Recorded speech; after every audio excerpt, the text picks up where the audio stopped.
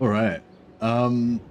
Yeah, so here we are, back in with our Chaos Dwarfs, back in Lustria, carving out a place for ourselves in the green jungle world. Stream stuff. So the invasion continues. Yeah, exactly.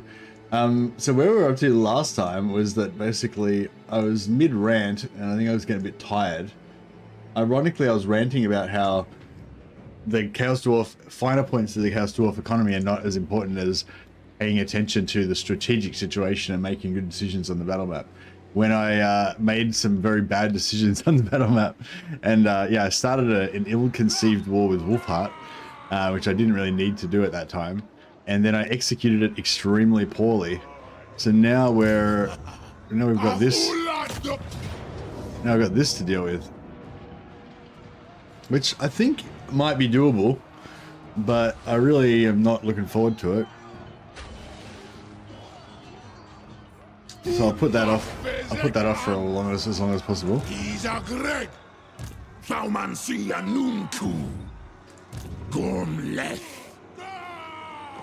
I think as long as we initiate the battle, like, hopefully it'll be alright. But what's the map look like? Right, I'll have a quick look at the map, then I'll just avoid it again.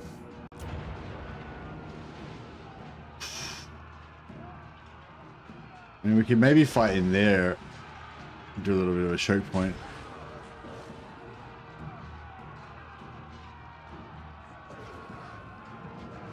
If this is the map I think it is, with that big hill down here, that might be alright.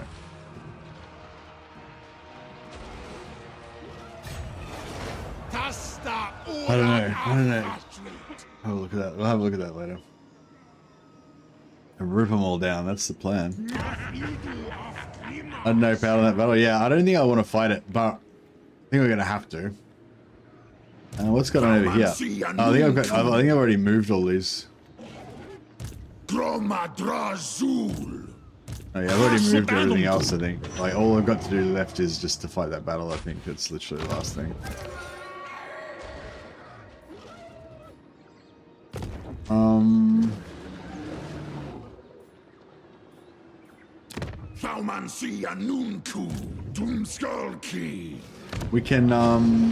We can rush these money buildings so that we get a tiny bit more money next turn. It's the wrong button.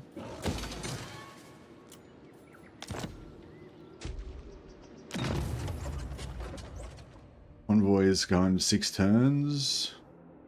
Get to the Silver Tower of Sorcerers. Hopefully that should be pretty safe, hopefully.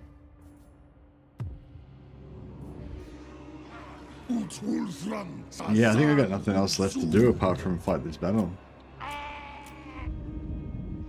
We got a Saxony over here. These guys are all farming up heaps of magic items for me. We'll probably use some of those to fight this battle now.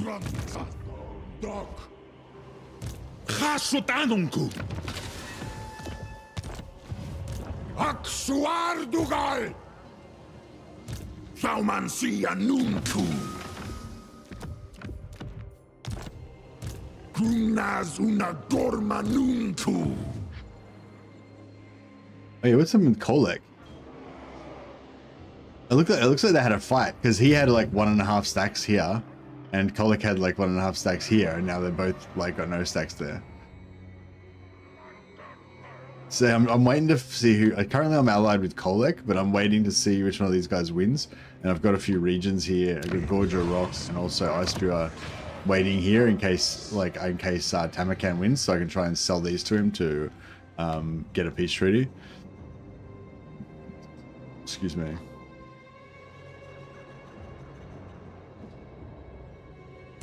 I will not. Buenas nadaru, da dokstogadugal.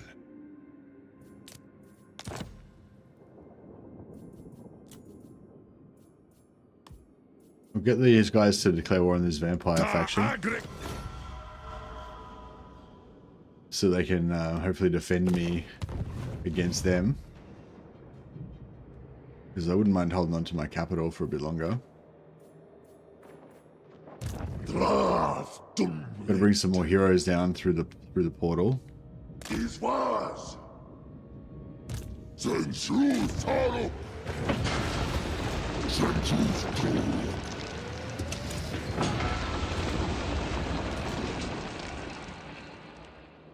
Vagador.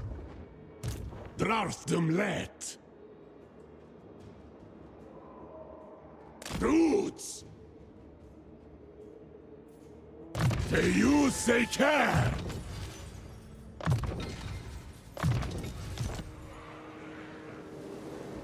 Vagador. There's Drungi. Yeah, we managed to farm up some pretty good traits on these demon smiths, which is nice. Got this manipulative, -4 enemy leadership in the local region. We got 2 of them already, I think. I'm just trying to farm more of them.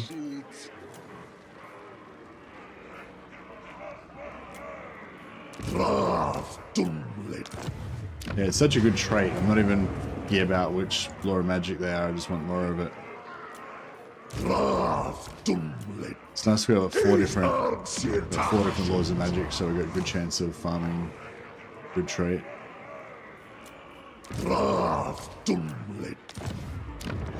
Hopefully we can get the rest of our heroes recruited before we lose the settlement.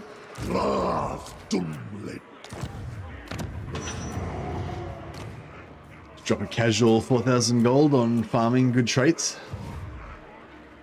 So Mercy, which lizard man lord will you turn into a pair of boots? I'm not sure. I'm just trying to survive the current situation I'm in right now first. Honestly.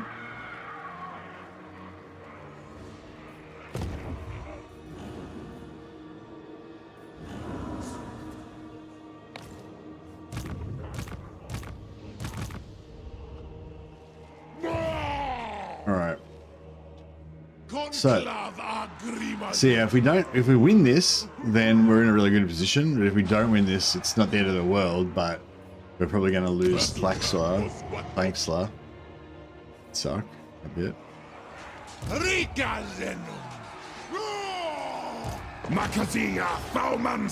Alright, so we got Wraith Red Path for starters. He's got a flying mount. We'll give him Mirror Shield. And we'll give him... We're gonna give him the best weapons. So they'll be my Space Marines. They aren't gonna have too much magic.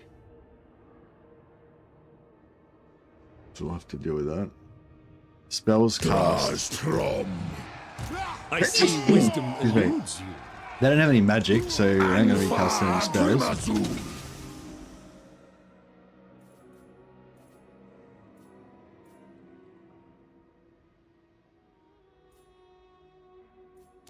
Physical resist. Gauntlets. None of these guys do magic damage, do they? Such ignorance pains me. Oh, she has magic shooting.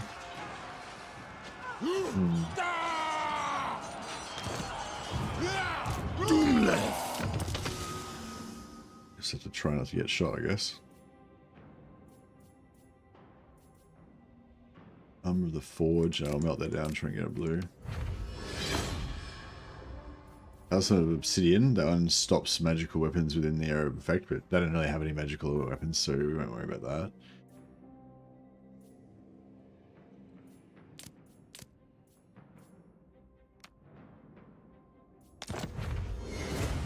With the Forge. Keep one Forbidden Rod. Bound Spell. Blast Hammer. Oh, Furnace Hammer. Oh, Hellhammer. That's pretty cool, I guess. Although it takes the place of a healing item. Kinda sucks.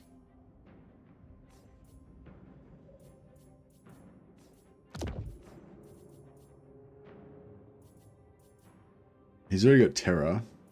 So we'll give him a Tormentor Sword.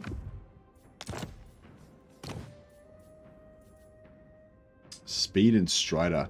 Is Strider good for flying mounts? Not sure. Maybe I should give that to my centaur hero. Bull centaur.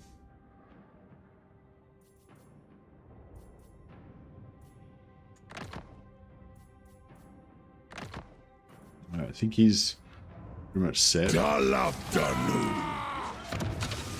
And this guy, we can give a helmet discord.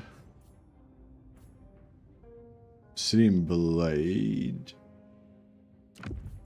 He causes fear already.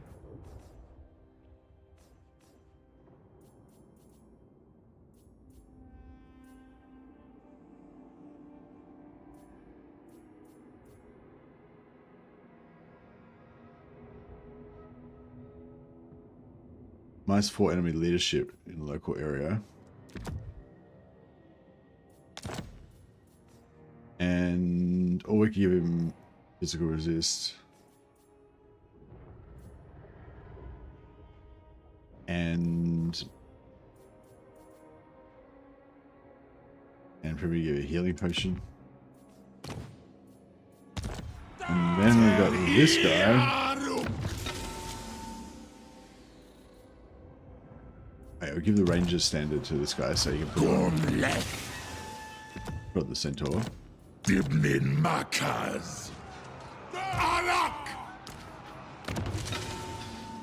And this guy can have them. Those. Yes. And he can get another helmet discord or gambler's armor. Another helmet discord. And he can have a terror sword.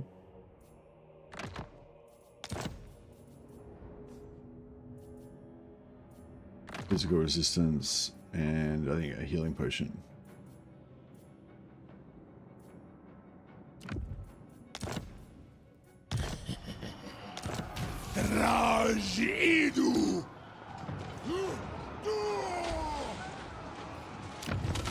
So this guy can have a healing potion, or he could have an extra spell. I think I'll take the extra spell. Get bound hellhammer. Alright. Okay, I'm gonna have to fight this battle.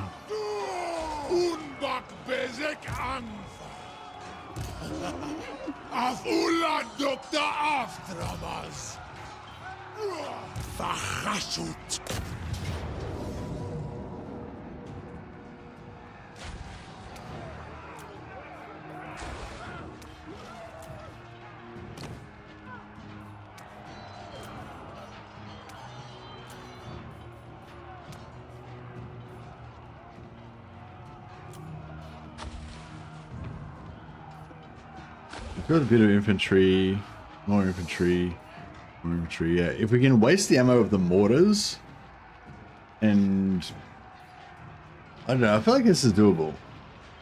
This looks a bit rough. It's going to come down to a bit of luck and skill, I think. Hopefully we can get this done. But yeah, which lizard? All of the lizard men that are on this island. I'm going to turn the entire continent of Lustria into a smoking, belching factory continent. That's the plan. So Teheno and Gorok are first on my list, and then Mazdamundi after that. But before we do that, we've got to deal with the Bretonia. Oh, it's different. It's not the one I thought it was. I thought it was that one with that really high mountain over here. I mean, it's still got this sort of thing going on here, which is kind of cool, I guess.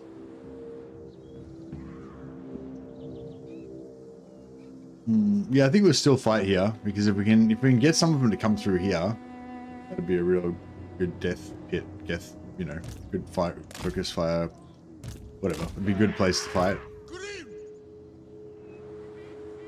We can't have reinforcements coming on here, so I don't have too much choice anyway. But yeah, we need to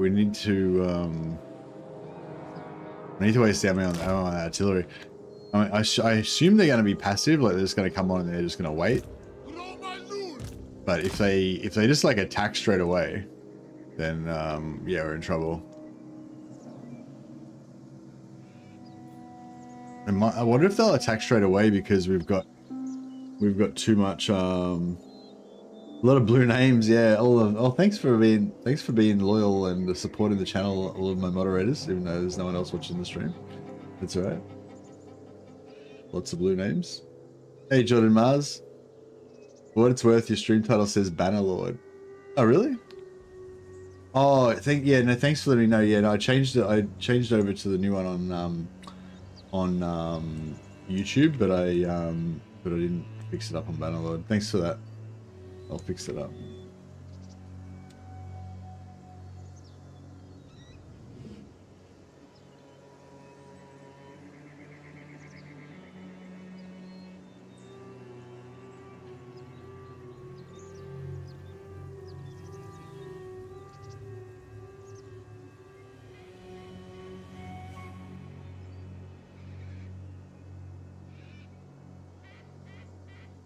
Yeah, I just had a thought that because we've only got a tiny force on the map at the moment, the AI might think like, oh, I'll just rush them.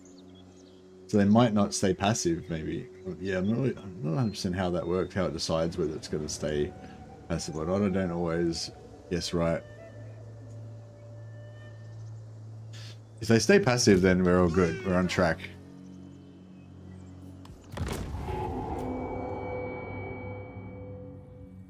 It looks pretty passive.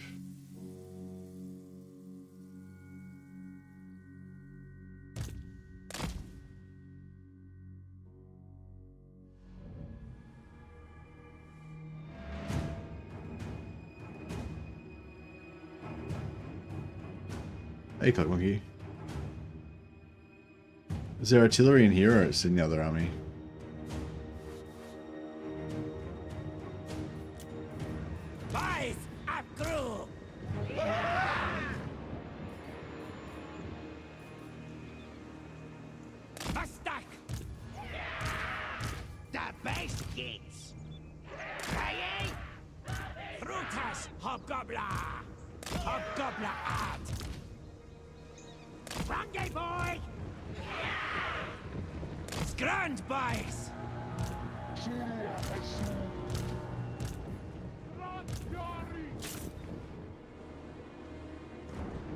So far so good, I think.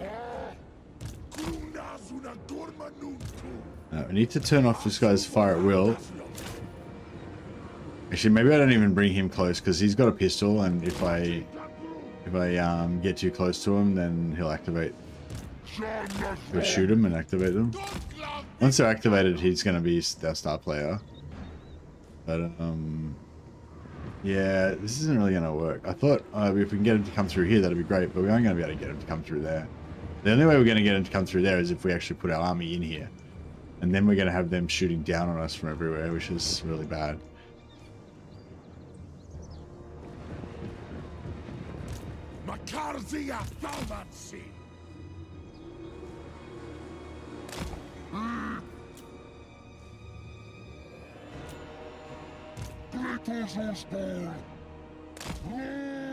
I mean, waste the artillery ammo, then we'll be right, but they've got Kalara who can shoot, and they've also got I should have put the mirror shield on this guy actually. Just realizing now. This is range. If I keep him out of range of them so he can't shoot. I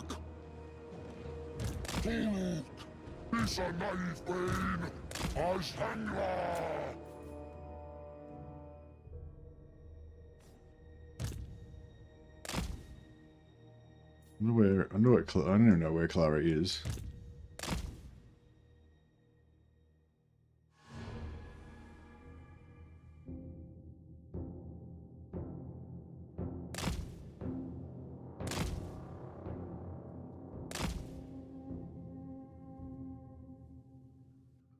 I'm gonna leave him out there as bait for Clara.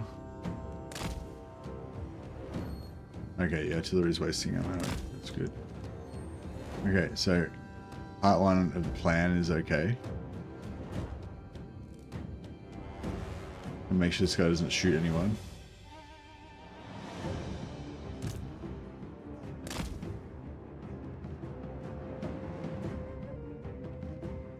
Alright, cool. Okay, mortars are... We got the mortars.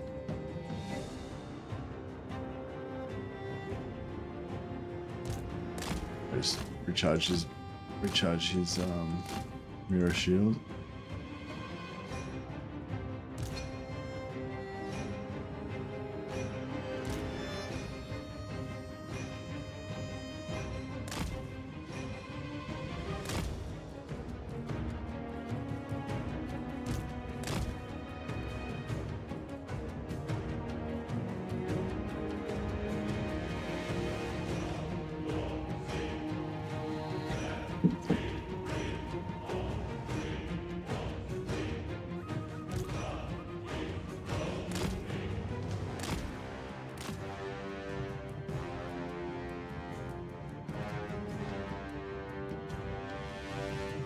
So some decent damage with mortars to ogre bulls the other day. I was really surprised.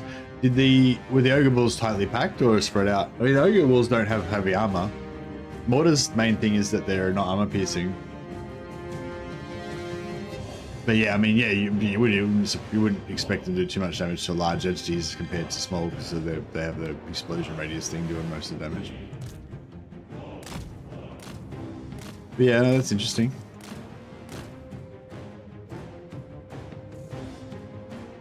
Okay, was it quite close range? So they were really accurate? They kept hitting them all the time. The deforestation plan. It's a bit rocky at the moment. We've got to fight this this battle to start with, which I don't know. It looked scary, but now I'm in it. I'm feeling like, I mean, it's still pretty bad because like these guys, yeah, it's still pretty bad.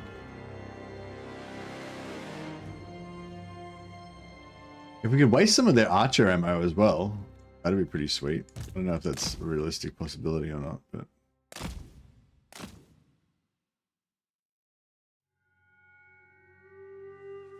It'd be really good to get Kalara to shoot at us too, wherever she is. I don't know where she is, but get Kalara to shoot at us and waste all of her ammo on his shields. That'd be pretty cool. Although I think like one shot from her shield, one shot from her arrows would probably take the shield out in one go. Oh, some of the mortars aren't firing.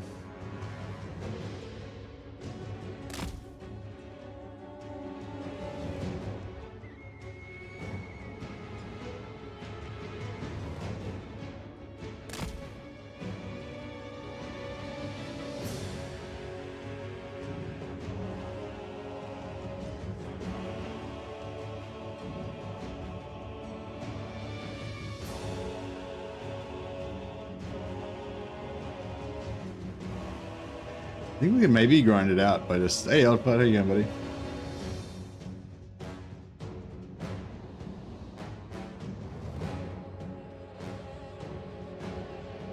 I don't know for sure about the passiveness of the AI, but it's weird. I think I've seen the AI always rush in the first few turns if you have missile superiority, but later on only if you're in range.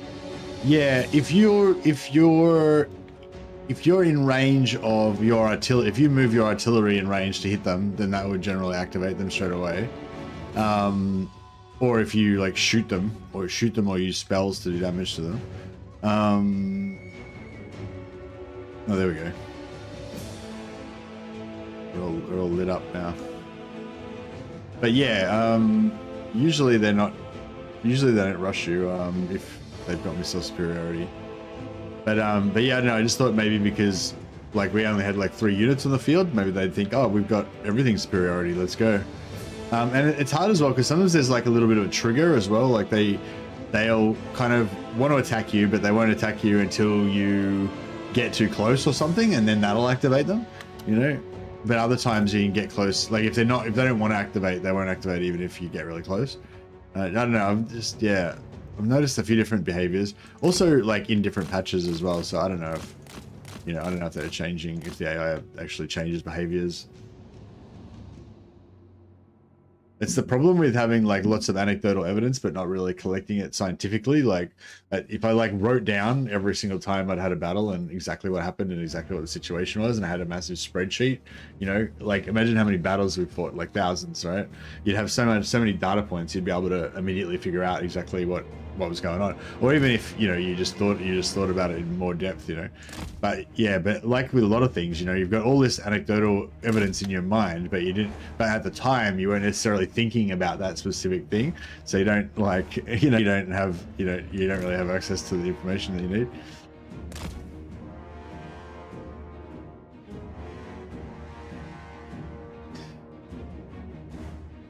So yeah, so I'm thinking even if I waste the mortar ammo, we're still really outnumbered, and they've got heaps of archers.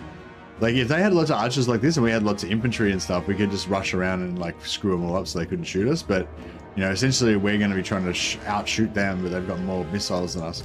I think we have more. I think we have like 10 longer range, but that doesn't really, you know, it's not really gonna help us that much.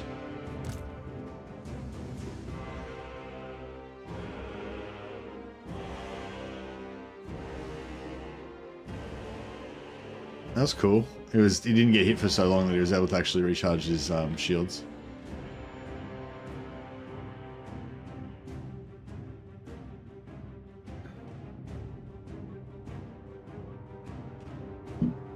So I'm gonna have to have him flying around, making them all move and stuff. But like this guy, Jorek's got a rifle, and so does, and Kalara's got a bow, and both of them can do pretty good single target damage. So if I forget him somewhere and he gets shot by like 3 archers and them, and you know, handgunners or something, he can get blasted out of the sky pretty quick.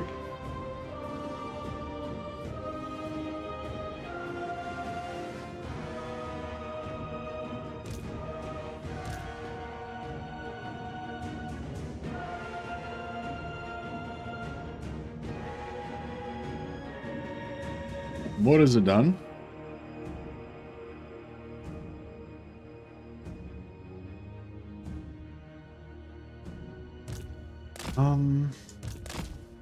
So I can try to like, waste some ammo on the archers maybe, but I feel like we're just gonna get shot by Kalara.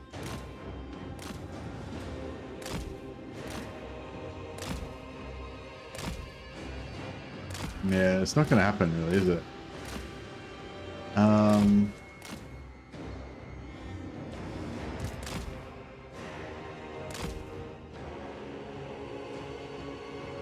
It kind of looks like we could pull them through here, right?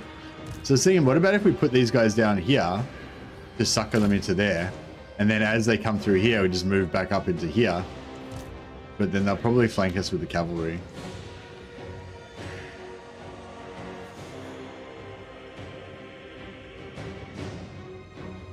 I'd get a little scientific about it if things didn't change all the time. Yeah, I was just thinking about that. Like with videos and stuff like that, it's like some of the, like a lot of my really successful videos like did really well, part because, or something that's sort of random sometimes, but whatever, but some of them did really well because I put like a lot of time and effort into them, like, you know, worked on them for like a month and stuff. But yeah, it's like if the game just is got, but some of those videos are outdated now, so it's like, it's not like I mean, it's still good, it's still worthwhile, but yeah. Sort of just thinking, like, if you do stuff that's like, I don't know, like a lot of people do stuff sort of like that's the news, like they just cover whatever the latest thing is all the time. So again, it doesn't really have any lasting value because it's just news, and then once it's not new anymore, it's not news. But at least it's quick and easy, you know, and it still is valuable to people at the time. And I mean, I do stuff like that too sometimes, but I don't know. Yeah, I don't know. Well, I don't think we're going to be able to waste any ammo. I was thinking we could try and melee these knights down, because I think that's their only real mobility unit. I mean, they've got these war wagons, but...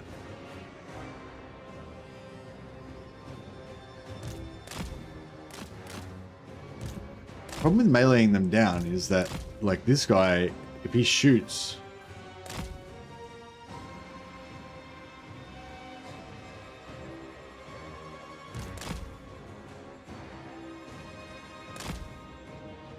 do some tier list videos. Yeah, tier list videos are cool. Exactly kind of what I was talking about. Like they're not like you can just do them and they're just current. They're just like what's currently the situation, you know, right now.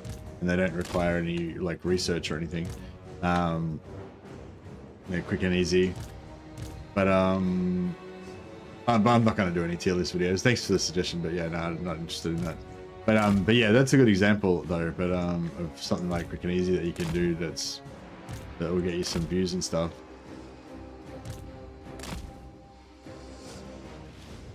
But yeah, not for me. I don't have the knowledge, and I don't think about the game in that way. It's not like when people ask me to review the game, I just go on some mad ramble about shit that makes no sense. That's pretty much what I would do if I did try to do a tier list video. Tier lists are evergreen content. Not really, because the tiers change. Tiers change all the time.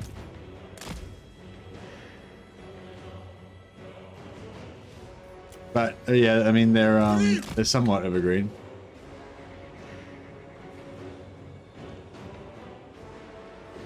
But yeah, but anyway, as I said, it's not an option for me. I don't have the ability to do it. So yeah. I was trying to pull out these knights, but I don't think I can. But yeah, that would be a good idea. But it's just yeah, I don't think it's something I'm not qualified to do it, unfortunately. Yeah, see, they try and face you, so the closer I get to these knights, the further they'll turn away until eventually I'll be behind them.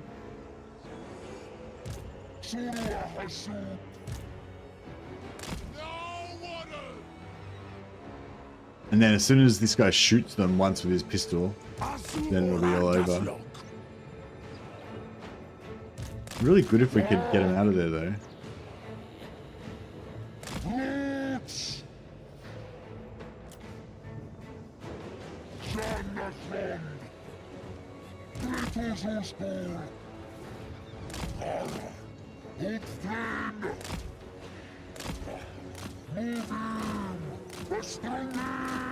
Yeah, so he's gonna take chip damage. Well, what we can do, as long as I don't click on anything, as soon as you issue, and like, if you have fire at will turned off. Wait, we see it. Yeah, if you have fire at will turned off, it's you can move around. But I think if I accidentally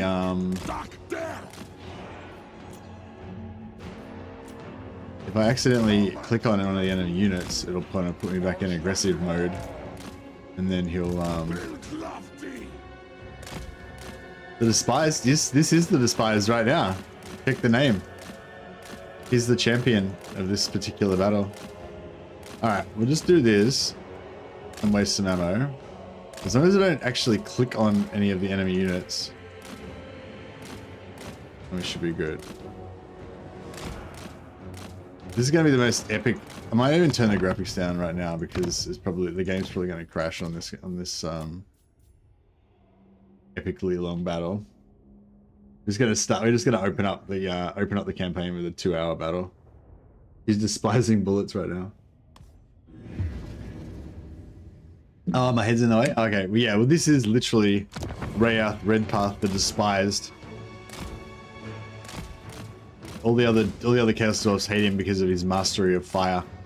He's one of Hashut's favored. Alright. Shields down. A little rest. Where are other dudes?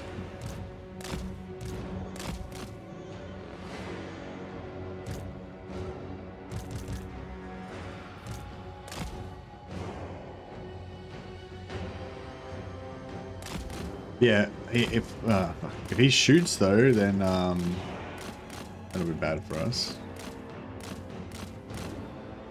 And by the time if I waste all their ammo, they might be close to breaking anyway, because a lot of their units are just you know, all of their strength is tied up in their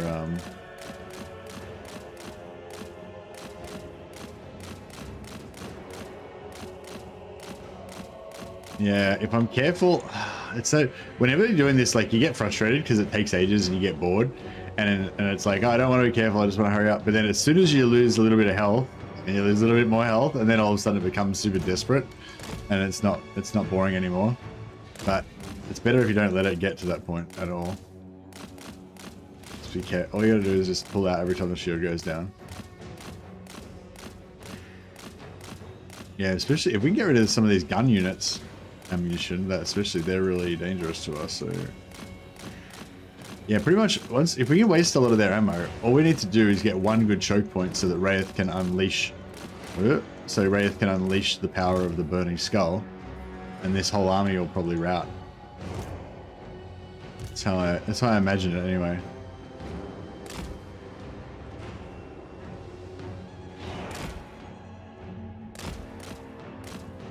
Oh, she just took a full volley to the face then.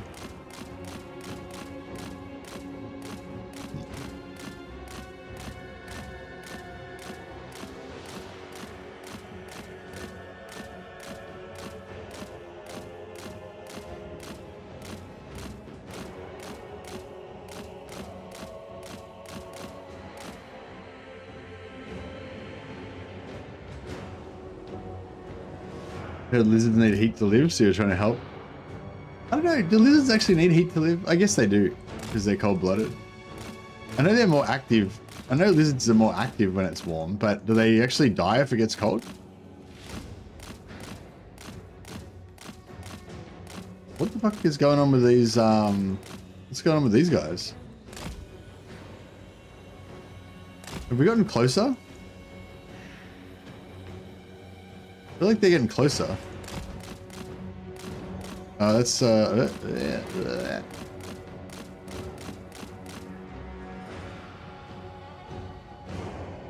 feel like they're definitely closer than they were before, right? Are they like edging forward every time? I don't know, at some point we need to pull them back up out of there and put them here.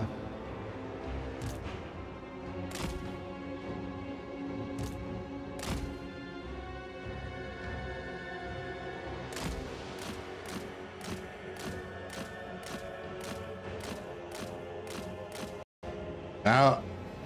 Crashed. I knew it was going to crash. Alright, I'll be back in a second. I might just restart my computer because we're going to need all of our processing power for this. And,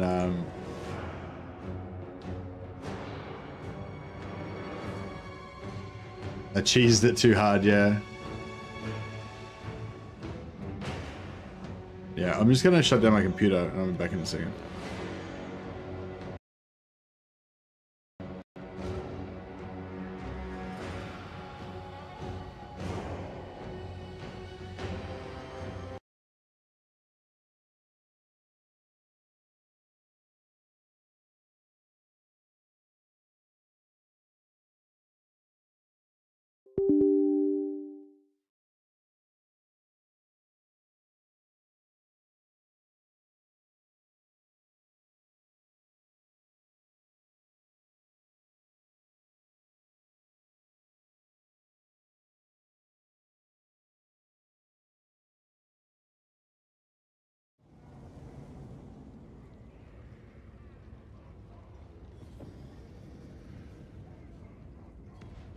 Get this stream stuff set up again.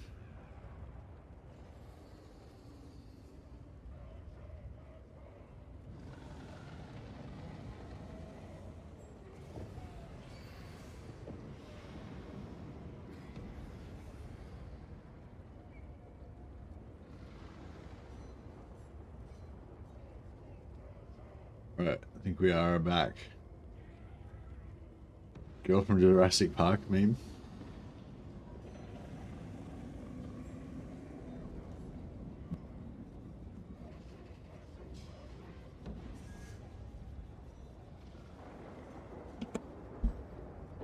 A really weird dream just before I woke up. But yeah, it was weird.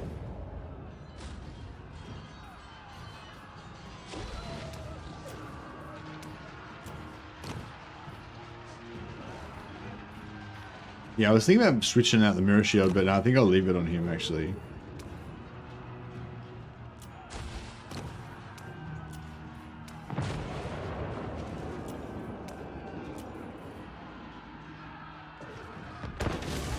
No, I don't remember what it was about, but like I don't know what you know, like when you're like a teenager or when you're younger. Well, I don't know if you guys did, but when I was younger anyway, there'd be quite a few situations where you'd have like large groups of you just like kind of hanging out in a lounge room. Like there'd be like 10 people, you know, it'd be like you and your 3 housemates, and then be your mate's mate, and then your other mate would come over with his girlfriend, and then 2 or 3 mates from school would come over, and it'd be like, you know, 11 people hanging out in your lounge room, you know.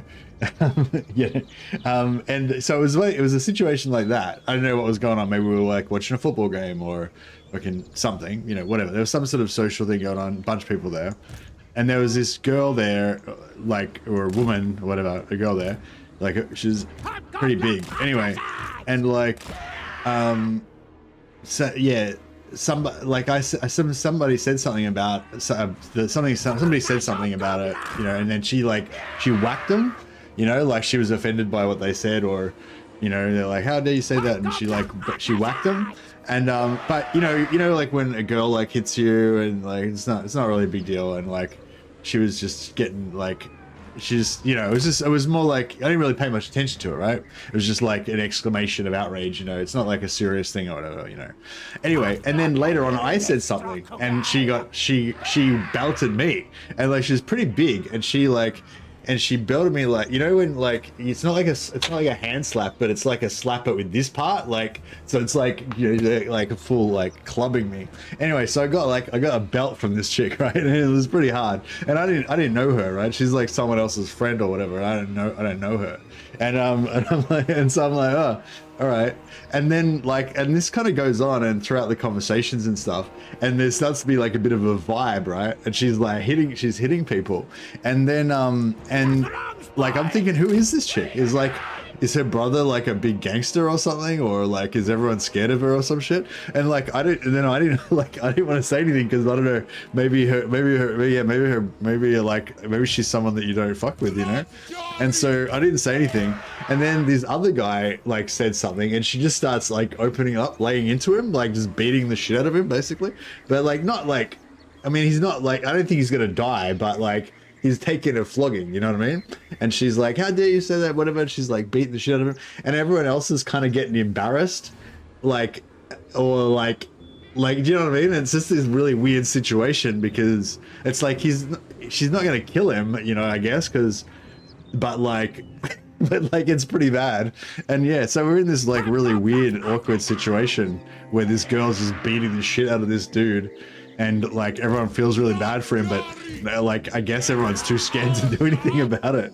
And it was weird. Yeah, really weird.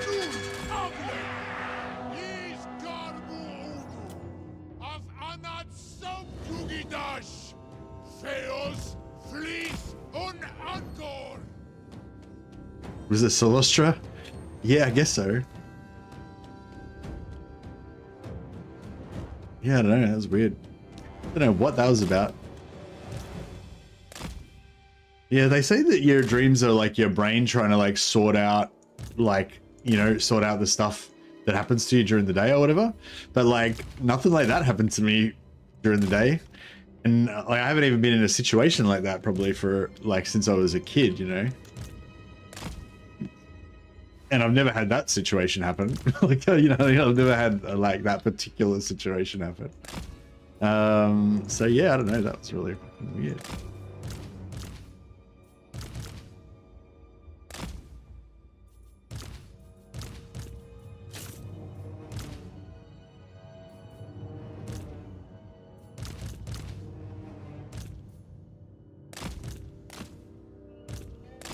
All right, let's start wasting some ammo. All right, we'll turn off fire at will. Turn down the graphic settings. I don't know if it's like memory leak or something, but yeah. I would have woken up and said, "What the fuck?" Yeah, yeah, pretty much did. That just happened like literally. And I just had a nap for a couple of hours before the stream, so I only got like 4 hours sleep after yesterday's stream, and yeah, so I literally just woke up. That was like the last memory I had before I sat down here. Was that happening? I feel like that's a lot of my, well, not a lot of my dreams, but like I don't really have nightmares that often, but yeah, whenever I do have like a nightmare kind of a dream, it's sort of like it's just like, what? It'll be to do with the cats. The cats picking on me. Yeah, probably. Okay, so they're about the same. They're about in the same location as where they were before.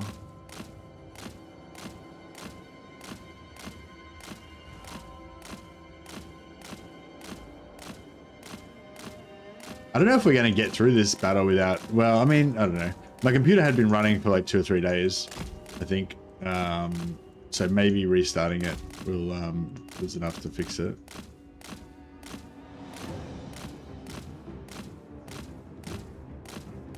I'm getting... Yeah, I don't know. I'm getting hopeful that we might be able to win this if I can waste all their ammo. But even when we waste all their ammo, it's still going to be kind of tough because... I don't know. It'll probably be fine. It'll probably be fine. As long as we can waste all their ammo, we can get them with a few good burning heads. But yeah, but like, even if I waste all their ammo, if I just say it didn't have any magic, or if this guy dies or something, like I don't think this army could beat them even if they don't have any ammo, you know? Maybe. They probably, I mean, they could, but they might not necessarily, you know, do so if it doesn't work out well. Like, like if it was a human player, like, yeah, I definitely would not be winning this game.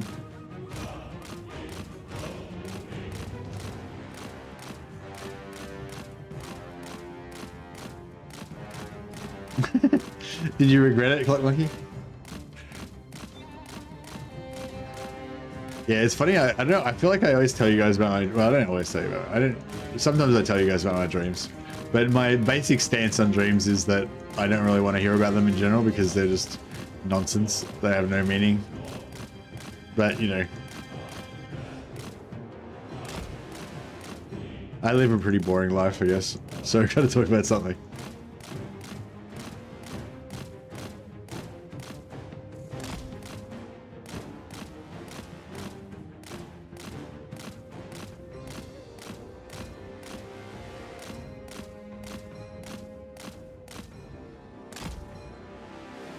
Yeah, I feel like I've done this before. Feeling deja vu. I suppose I could just go closer and waste ammo with the artillery at the same time.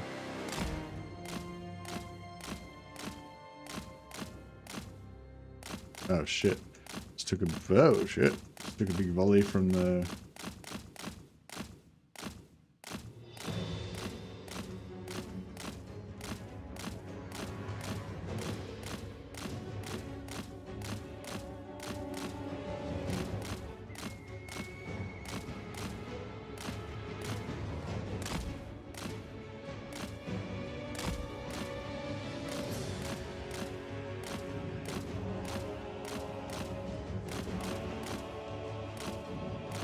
to hit health damage. We do have the hunger as well, so if we do take a bit of health damage, we can still potentially recharge it. But realistically, he's not that good in melee that he's going to be able to heal himself fighting, unless I spend time with him like chasing routers or something.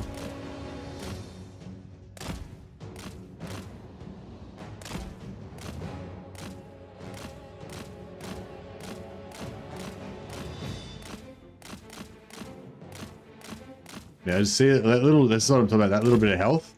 Doesn't look like much, but it's the start.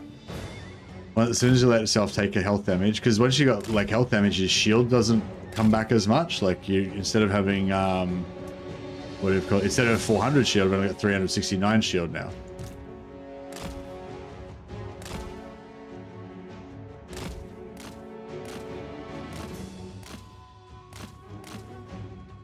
And yeah, again, like I said, it's because I got impatient.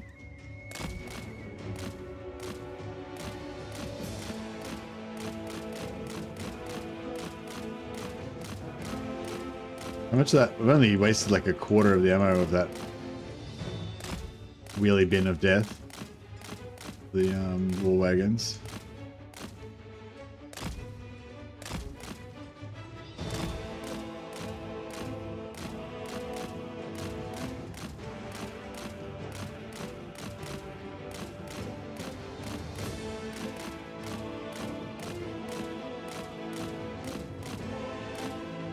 You had a dream that you got nuked. Like that dream might come true soon.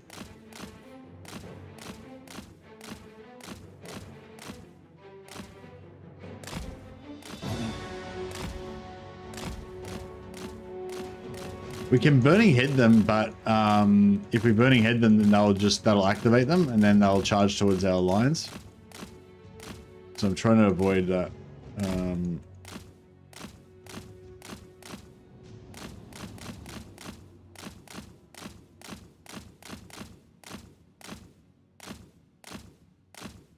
Trying to avoid that till I waste all their ammunition, because I won't be able to waste any more ammunition.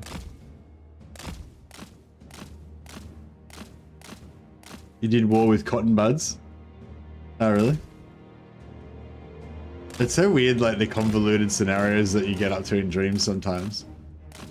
Like the brain tries to work out these like internal rule systems for it. Fuck, I just took a hit. Took some more hit point damage.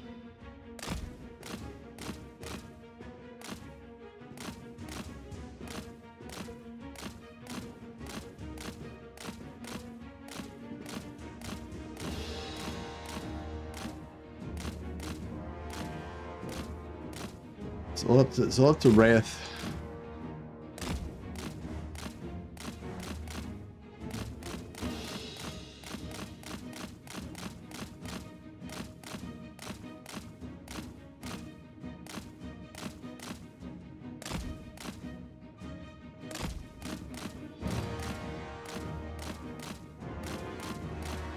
Yeah, somebody was talking about dreams where they fly, and like I think I go through like phases with dreams as well. Like I had whole phases where I used to dream I was flying all the time.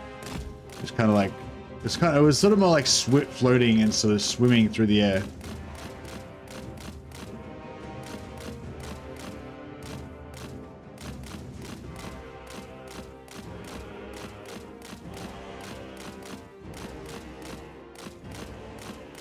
Or gliding.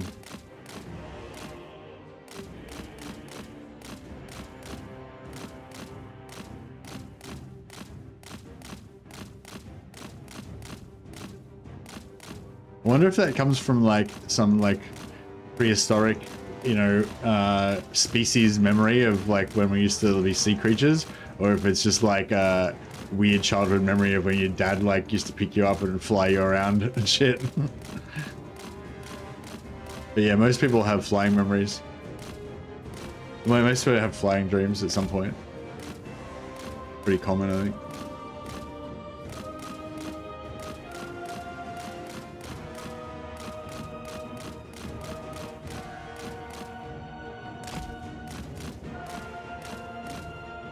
Googled it. It might be unresolved psychological stuff, probably to do with feeding the cats. Yeah, could be. I did feed them pretty late yesterday.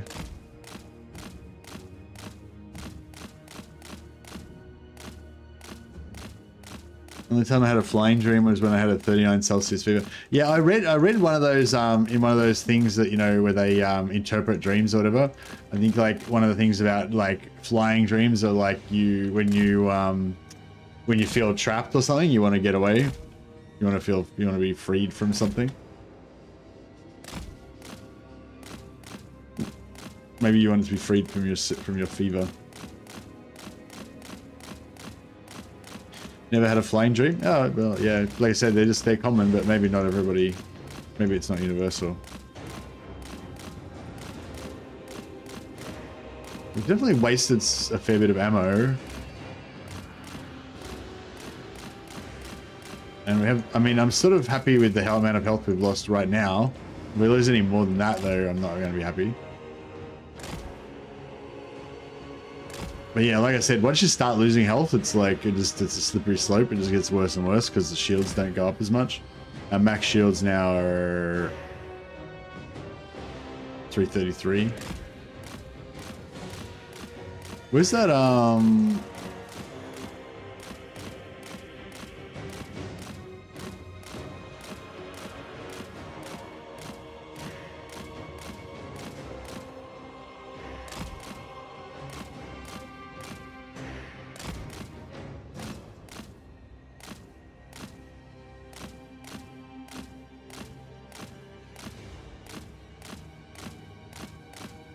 There's a war wagon over here. Whenever we go in range of that, we just lose all our health. Actually, I might go back and get fuck. Go out and get full before we get shot by the war wagon. Mortars are out, right? Yeah, mortars are out. Wish I could save it right now, so that if it crashes, we don't lose that progress.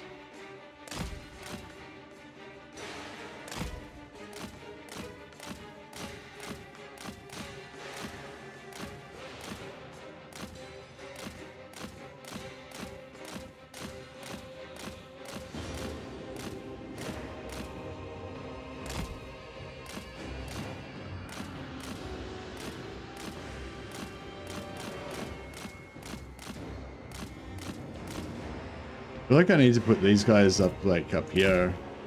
Make them visible so that they don't come around so far, maybe? I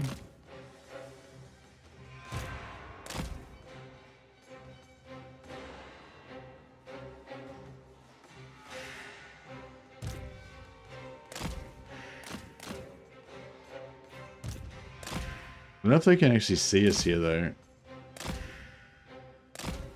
If we put them up here, that might work.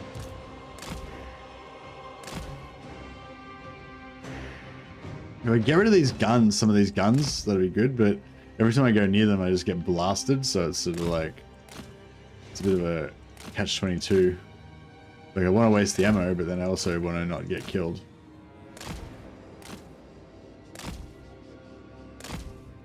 Oh, there he is. If I could fully waste the ammo on the wagons, that would make it a lot safer. Oh, fuck. They make it a lot safer going in there.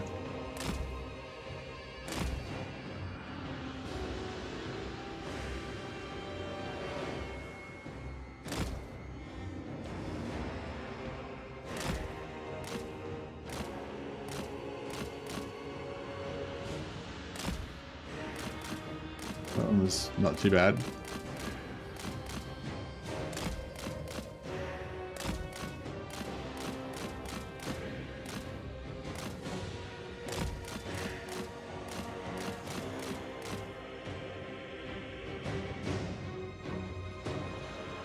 So this is looking good. If they come through here mostly and get a good burning head across the front of them.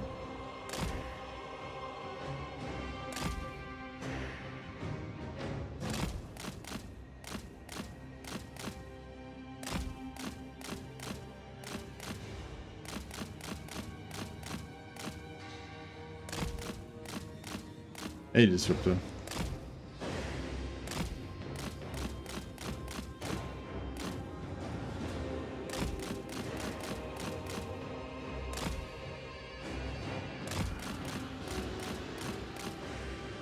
Yeah, well, this one's going to be over pretty quick once the battle starts.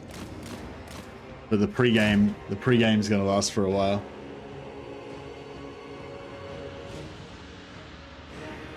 Oh, yeah, no, I mean, I wouldn't be using it anyway because I'm playing an Iron Man, so even if there was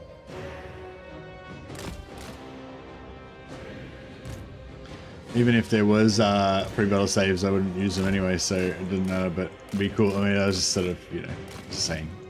But just saying. Alright, we got rid of the guns on the war wagons.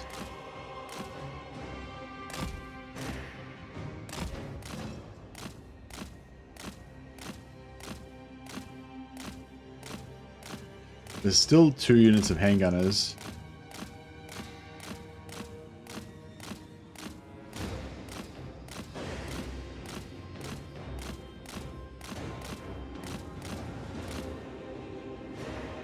Handgunners ammo is worth a lot in autos in the balance of power as well, I think. If we can waste their ammo. Like, if we waste all their ammo, it'll probably say, you know, the enemies you're about to win or something, you know, something like that. And then if we can just do a heap of damage with burning head. I'm not sure if I should do an early burning head on them.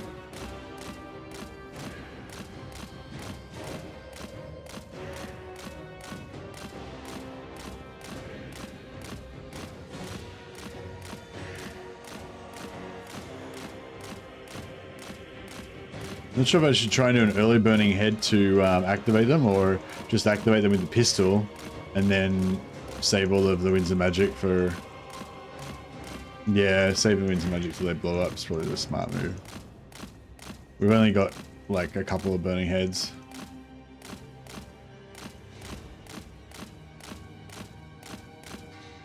Actually, how many can we do? So it's 8, but we want to probably overcast them for 13. 39.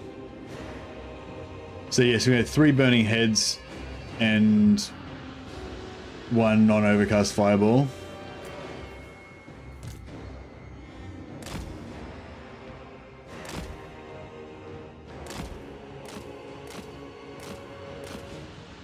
Yeah, if we can make our 3 overcast burning heads count, they probably just about get it done for us. Still got those knights, but I'm hoping that this guy can pin the knights and then we can just shoot them to death. And hopefully we can pull the knights out before the rest of the shit comes in.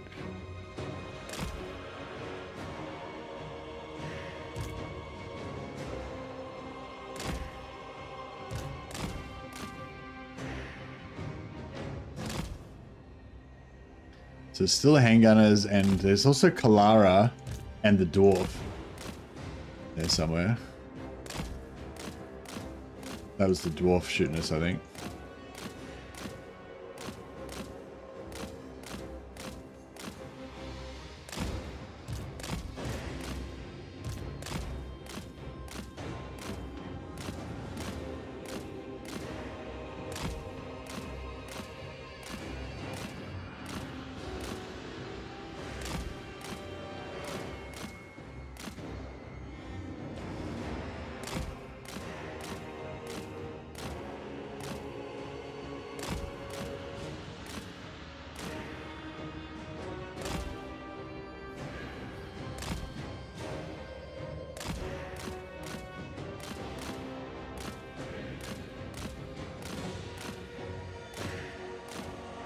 Oh yeah, we've also got the Hellhammer.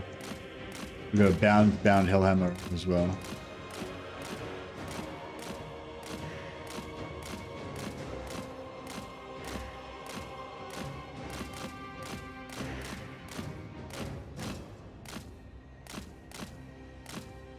Is there a dot? Is there a dot on one of those? Are you seeing dots coming up on me when I'm getting shot? Because I seem to be pulling out and still taking more damage after I'm pulling out. I don't know if I'm getting shot on the way out or if it's like...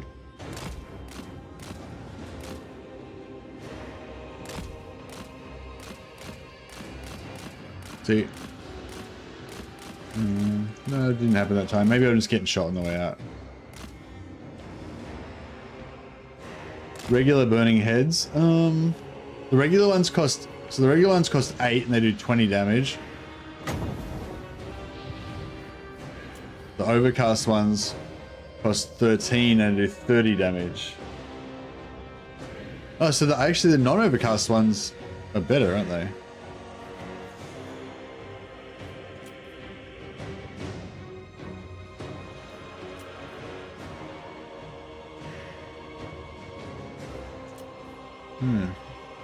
Okay, yeah, so then, yeah, the non-overcast ones are actually better by the looks of it. Although, I think they have the same cooldown, right?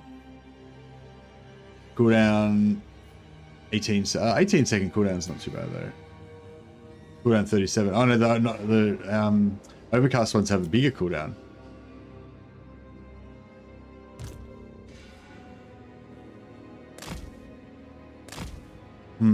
Okay. Yeah, maybe we should just do non-overcast ones.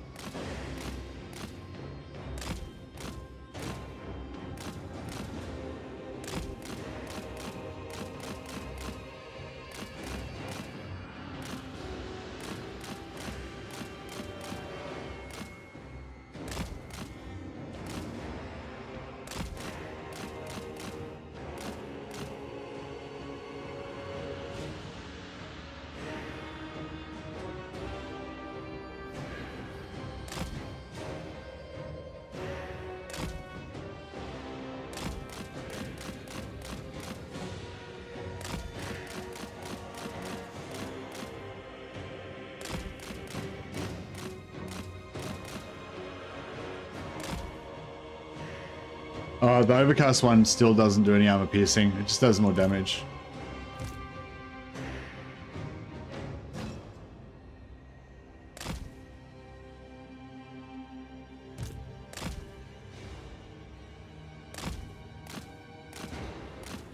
Wasn't very good.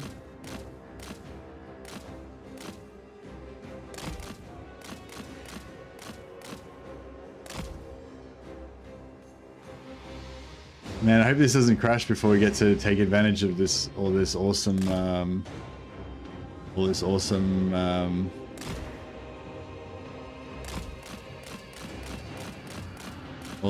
ammo wasting we did.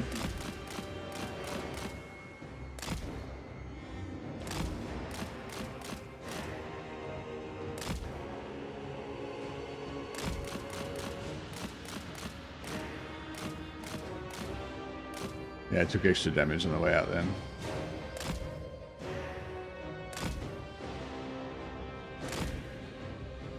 Don't jinx it. That was a good one. Didn't take too much damage at the time.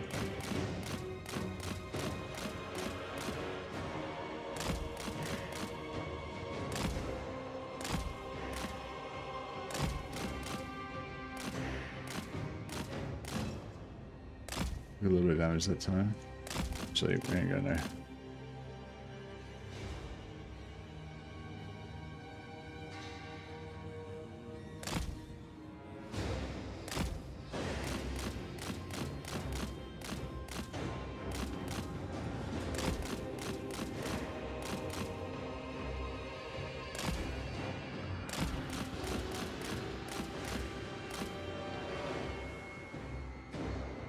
Max shield's up to 300 now.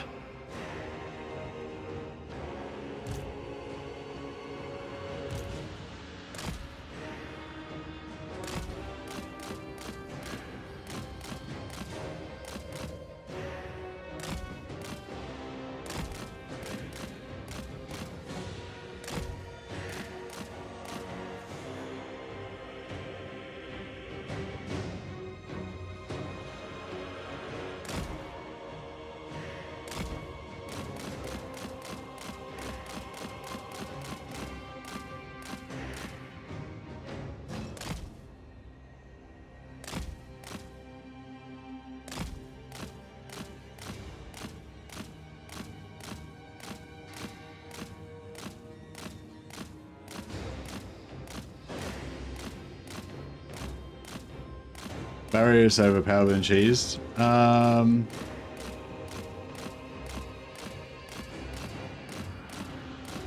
Yeah, barrier's good.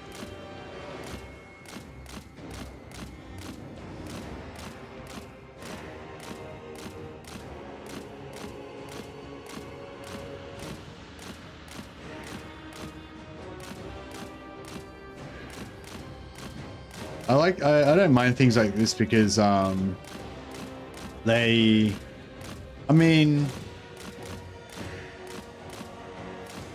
I don't know. I think like it's kind of cool with barrier because it's because you have to like work for it, right? You have to like be constantly making decisions and stuff. It's kind of, I don't know, it's kind of fun. That's basically, I guess that's basically my thing. If it's fun, then I'll do it. If it's not fun, then I won't do it.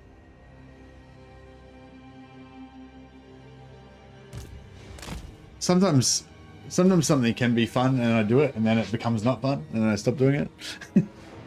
Hey Nomadic Reaper, how you going, buddy? Hey Georgia Prime, welcome. How do you feel about Chaos Dwarf Lords? Do you think like they're worth using over spellcasters? I use one for my main Sack City Lord because they have better post-battle loot trait. But the normal lords have better magic item drop chance. They're good for cheap hobgoblin armies because they have an extra ability that gives you upkeep reduction on hobgoblins, especially if you're kind of stacking upkeep reduction. So like with Zatan, he has a landmark that gives him extra cost reduction for hobgoblins. Plus you can put the hero, the hobgoblin hero that gives you upkeep reduction. Plus you can stack wine, I think it is. It gives you a reduction for hobgoblins. So you can get all this stuff. And then if you use if you use a normal Dwarf Lord hero, they also get upkeep reduction for hobgoblins. So you can have, you know, cheap armies. So, and because there's no supply lines with Chaos Dwarfs, there's no reason not to use, you know, 2, 3, or 4 lords in each one of your battle groups. So even though you might only have one army that's got units in it, you may as well have 2 or 3 other lords following them around. So you can have a Chaos Dwarf Lord, normal non-spellcaster Lord as your army lord, and then have a couple of these guys flying around being your spellcasters for that army if you don't have any heroes. Yeah, but the Dwarf Lords are a lot stronger in melee. They're a lot tankier. I'm not sure about their mounts though. I'm not sure. Do they get? They don't get the same mounts. I don't think.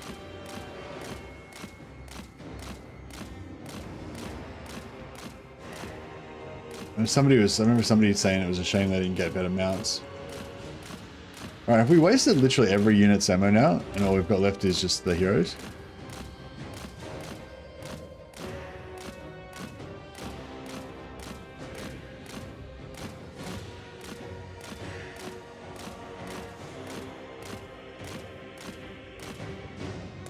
You might not be able to see it, but Jorek is shooting at me right now.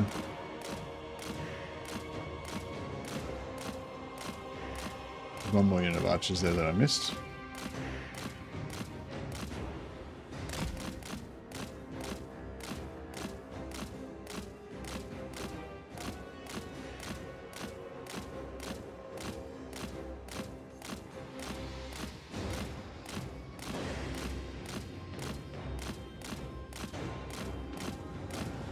Yeah, I usually just build lots of cheap hobgoblin armies, maybe put like 1 or 2 units of blunderbusses in each one, if you want to make them a bit more able to deal with higher tier threats.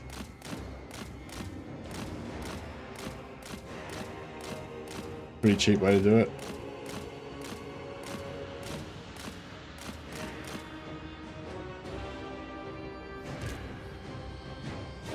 Okay. Kalara should be around somewhere.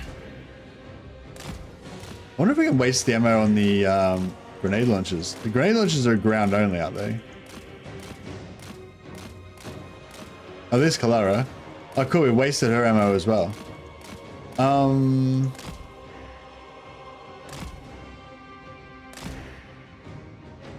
I could land.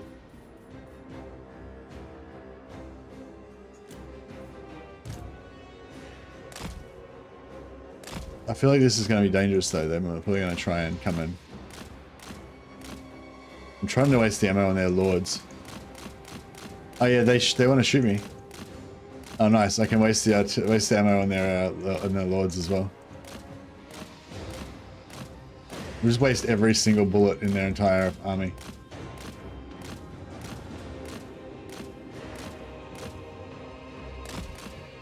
These are explosive shells, so on our infantry they do a bit of damage, but on this guy they won't do hardly anything.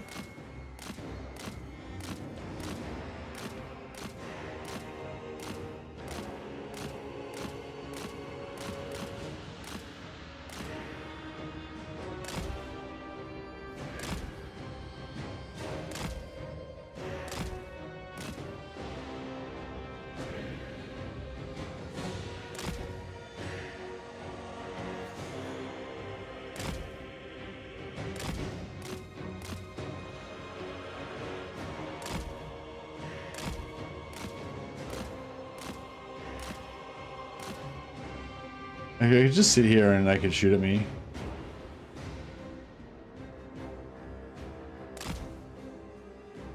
Oh, if they hit their own guys, with the grenades, that'll activate them. Just realized.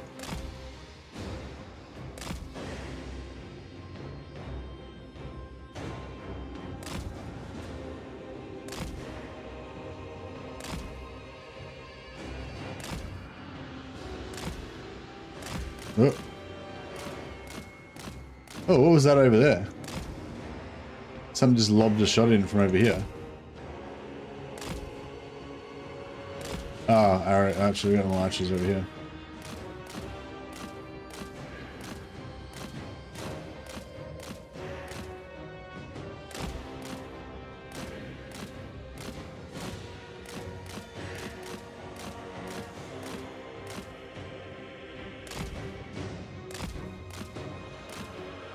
Yeah, we might be able to get him to we might be able to get him to do a good blob. And we'll just drop a big burning head on him right up here before they even get close.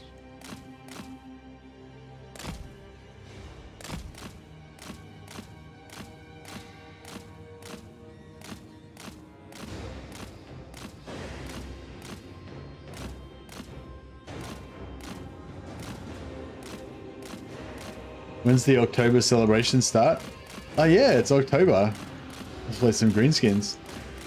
Man, I had such a good time playing Grom the Paunch the other day, and now I feel like I don't know, like I feel like I should have played the campaign longer, because I feel like any other greenskin campaign I feel like is just not going to be as much fun as Grom is.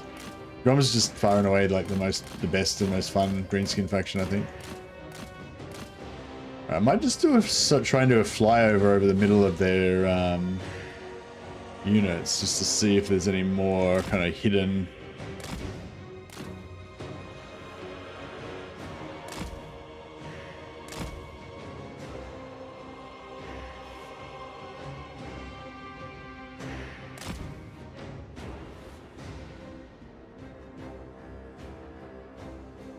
Oh yeah, there's an archer unit up here.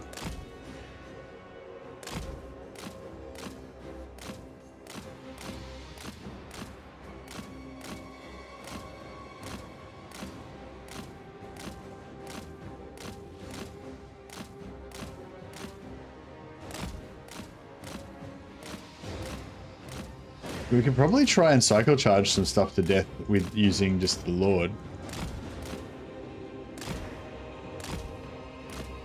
We might be able to get away with it without activating them. Kill a unit or two.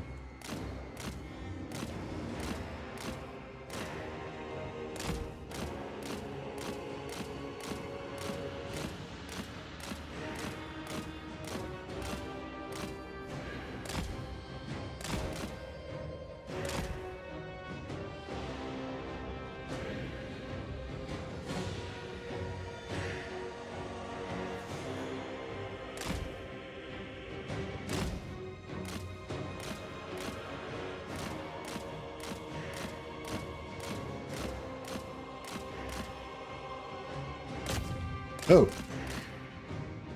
No, if I shoot with the pistol, then it'll activate him. I was still thinking we can maybe try coming here and just melee these dudes. He's doing pretty good damage, right? And just cruise away. I think they just activated, right? Did they activate? No, I don't think they did.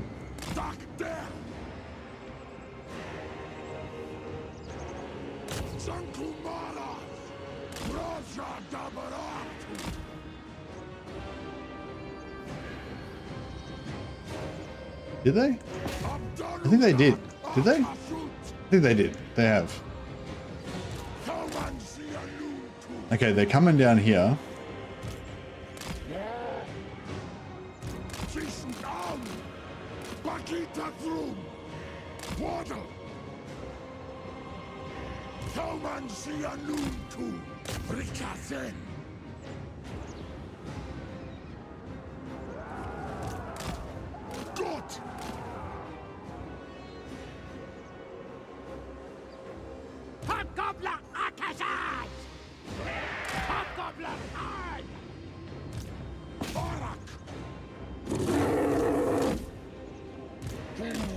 He's gonna guard that. This guy's gonna guard that side.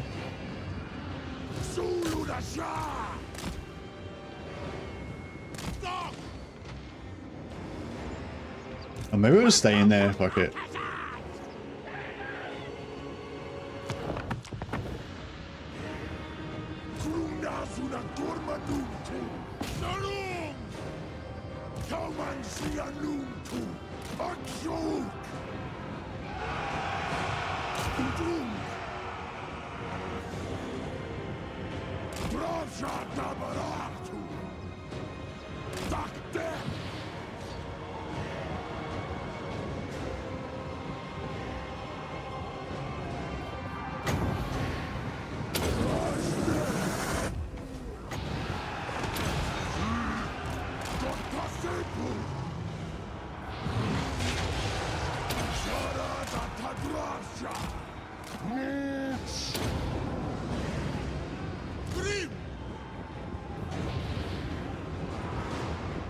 Yeah, this is done deal.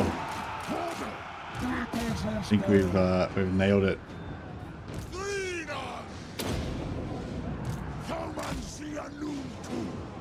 Oh shit.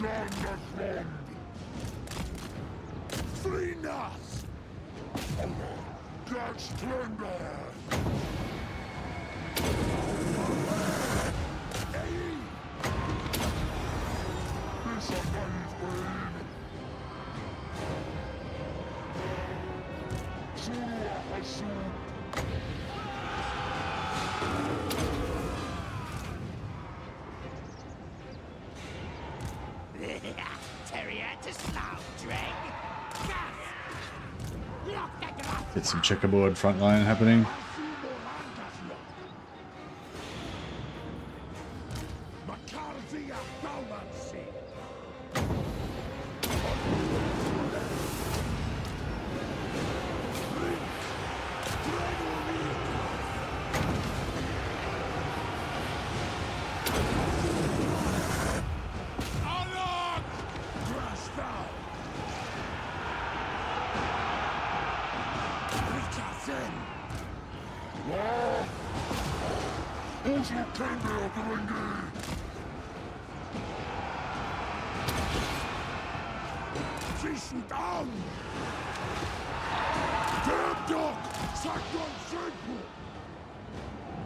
It's looking pretty good. Still got a couple burning heads left.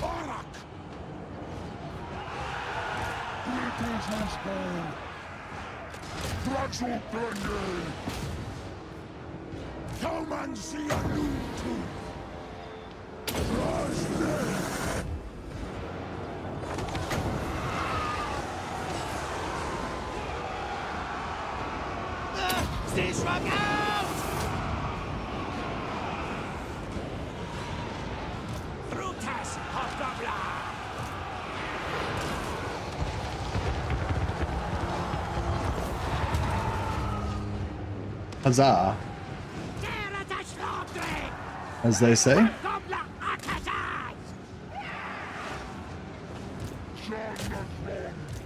Good Kalara.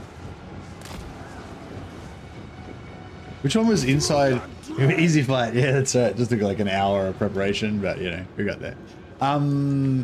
Which one was inside the? Which one was outside the settlement? Was Kalara and like were the heroes inside or outside?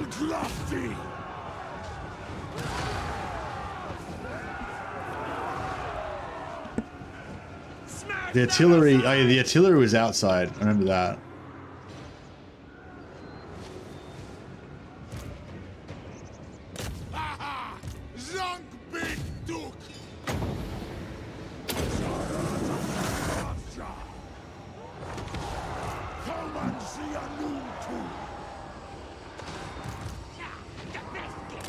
Try and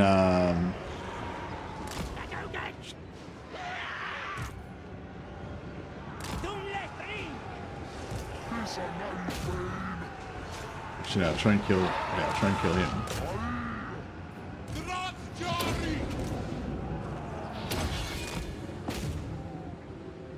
No more winds of magic.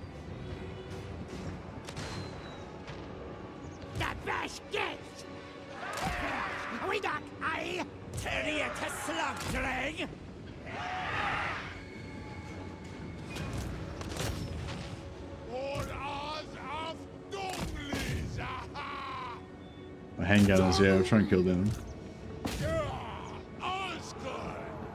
Nah, I don't think we're going to be able to stop too much more. Try and kill this guy.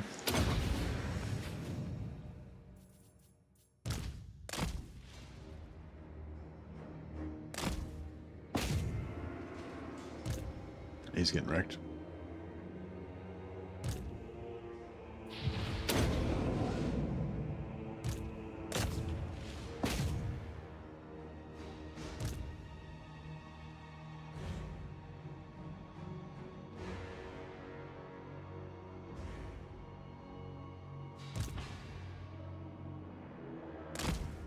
Cool. Killed the Yorick.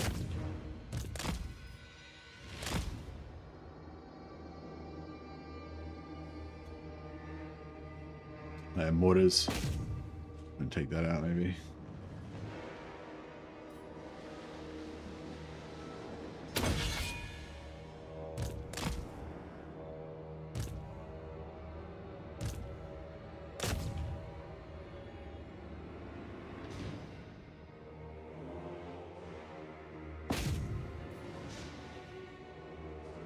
Very nice.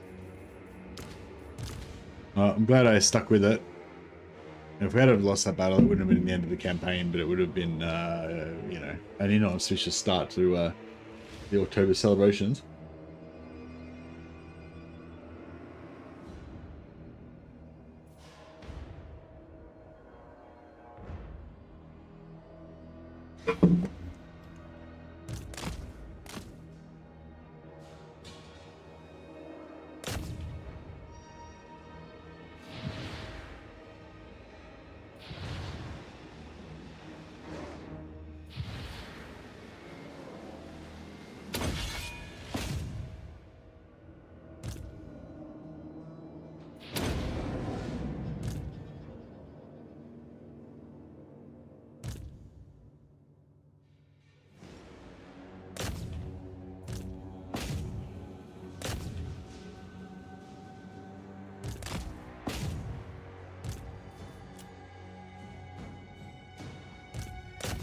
All right.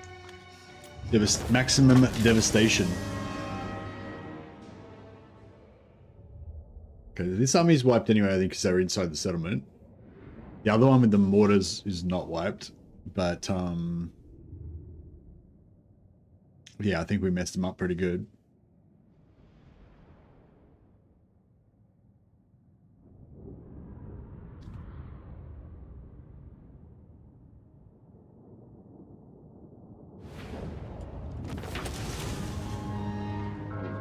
Appreciate your dedication, Halo. Trying to watch my stream on a tiny screen.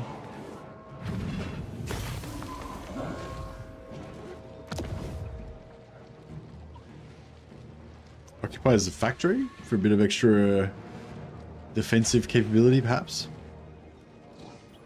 Yeah, I'll pass for now.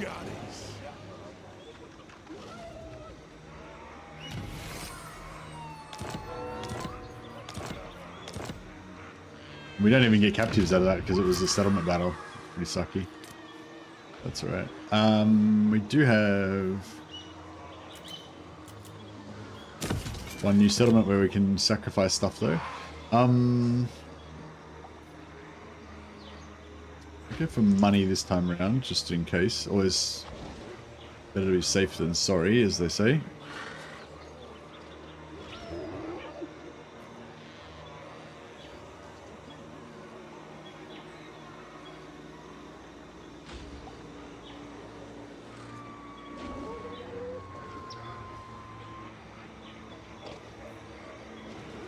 Might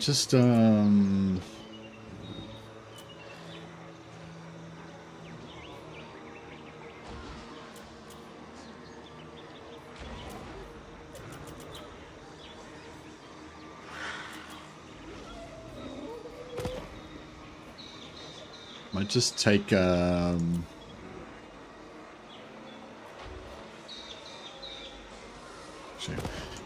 see if we want to build anything first. Yeah, so we'll just build money here.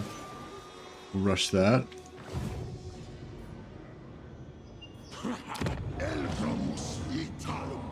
Oh, actually no, we'll build barracks. And rush that.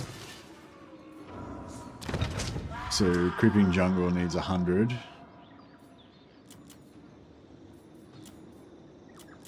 Put 300 in there.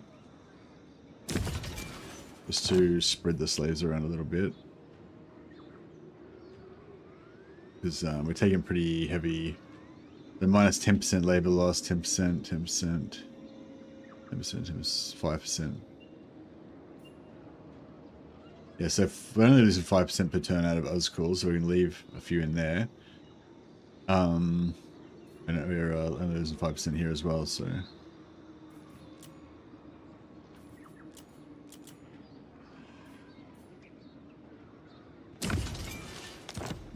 might shift them around to some places where they're a little bit more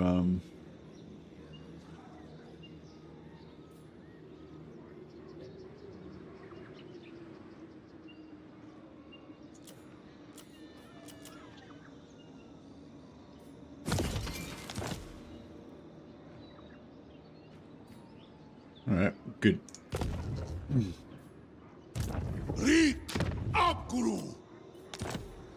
Aksho Ardugal. Dantalaz. I kind of want to put Redith in Force March, but Izarek. what are we looking like? We've got an army over here. Hasarak Afunbak. Military presence 10, so there's a 20 stack in there.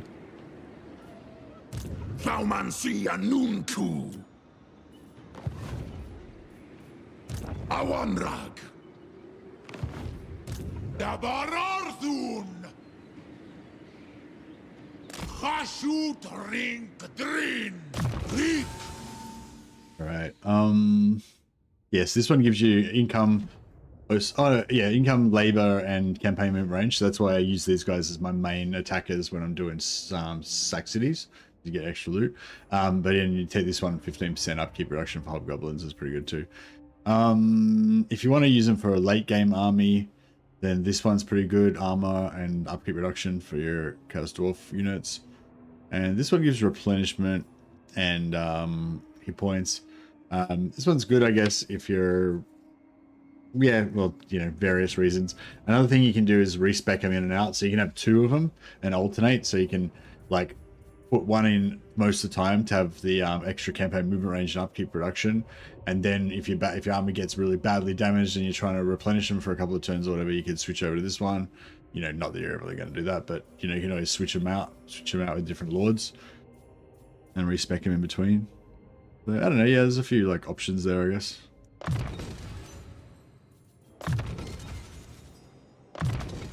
Dan Garas and Garashar.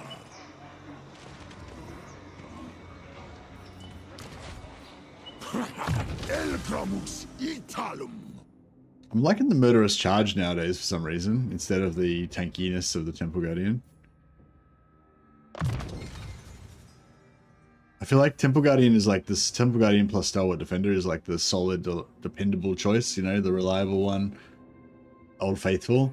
But then Murderous Charge is like the fun one. It's like buying that red sports car for yourself to make yourself feel happy or whatever. Doomlev.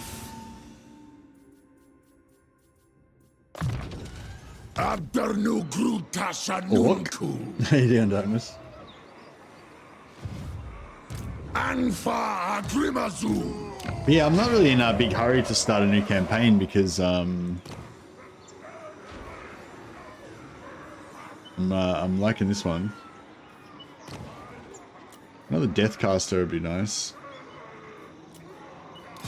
Just to get some death in there. And another Lord here just to do some recruiting, which would be good. Yeah, Thirstful. Yes, the thing is now we're recruiting new lords at level 4, so it's a bit whack, like.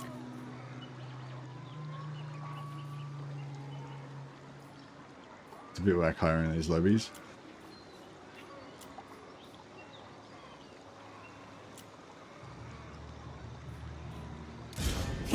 Yeah, Metal Caster in here just for some fun.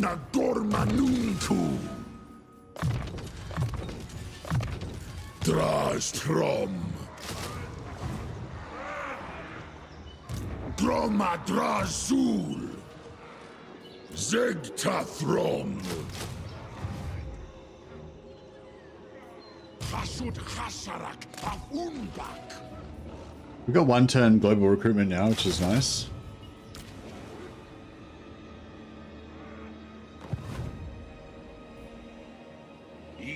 Just got to Lustria.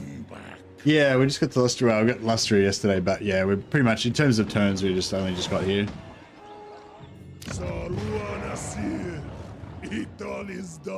I'm not sure if it's really worth putting these up. Maybe later. Racing stripes on your Turok. Yeah, exactly. You get it. Ooh, we've got commandment available. 60. I did want to put this up to tier 2 fairly soon, but I might just stick with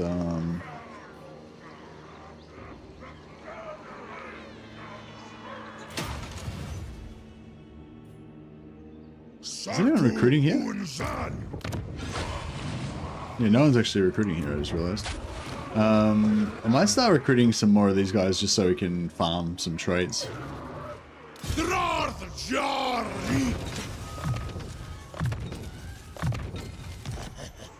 Hey, Willswell.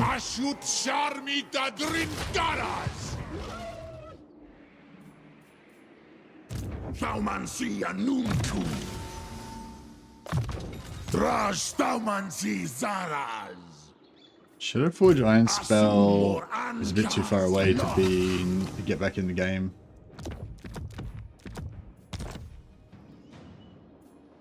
So I might just respec him out. And how fast can he force march? I can force march to there. That's pretty good, I guess. Alright, we'll respec him in next time.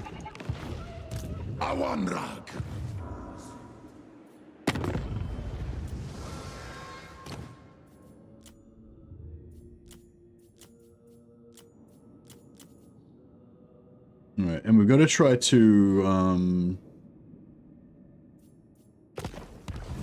oh, actually, yeah, we could recruit some Chaos Warrior mercenaries as well. Be our shieldy front line.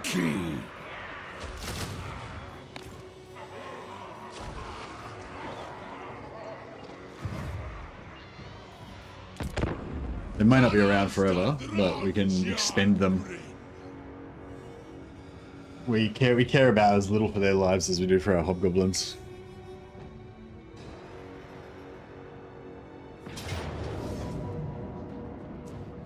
Where did he come from? Yeah, so I thought this might happen. It was probably ill-advised of me to declare war on them. Yeah, no. Sweet, sweet Lustria, the promised land. A vast untapped natural treasures.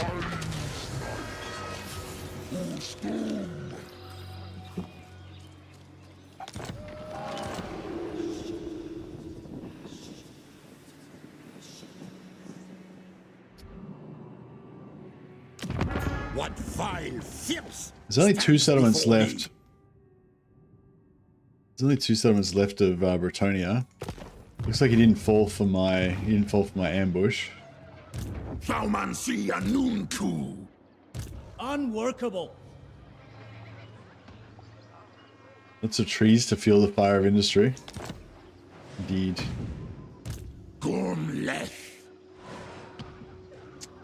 I was hoping that we could I was hoping we could get another field battle this turn so we could get some slaves. But it doesn't look like that is going to happen.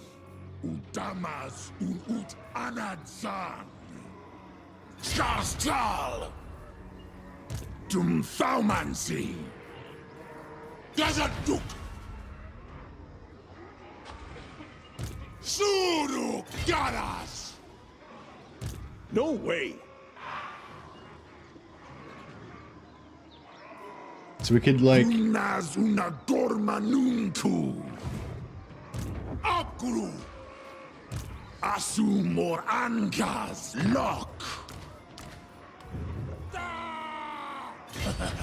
we could like ambush our way up here and then try and sucker him into coming back in. But I really want to get this underway and take Temple of Kara. I think what I might do is, because it looks like it's going to be really hard to hold, you know, like because we're surrounded by him, we're attacking in every direction. He's got settlements over here. He's got settlements through the middle of our territories. We've got other enemies over here. So I'm thinking what we do is we just don't even worry about our settlements at all. We just don't invest. Well, I wasn't investing in them anyway, really. But yeah, we don't invest in them at all. We just go full guerrilla horde style, and just try to smash Wolfheart.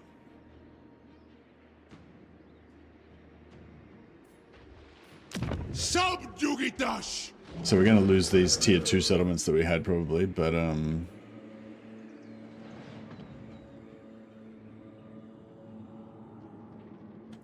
don't know if it's worth taking out the Bretonnians or if we should just, because they're kind of, their back's sort of broken. They're already destroyed basically.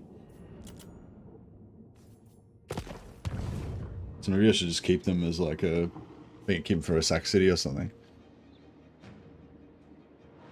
I want that iron though.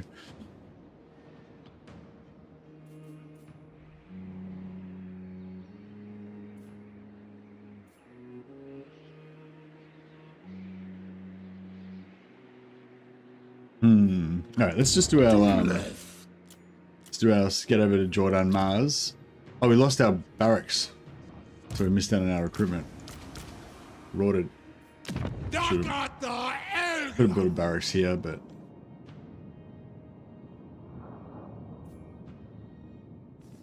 alright, get Jordan Mars.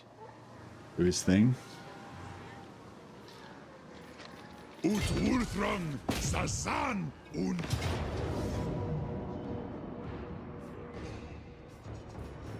Afanuskoi Afunga Karunga.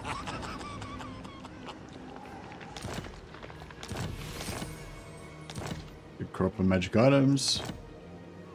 Alright, we'll get rid of this Regiment of Renown. Nadaru Tamuzhrum Khasutanunku Demnin Makas Thaumansia Nuntu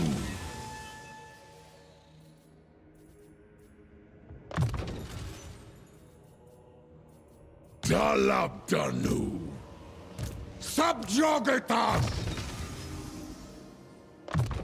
Akarazan Karazan Dakuas ta Elgram.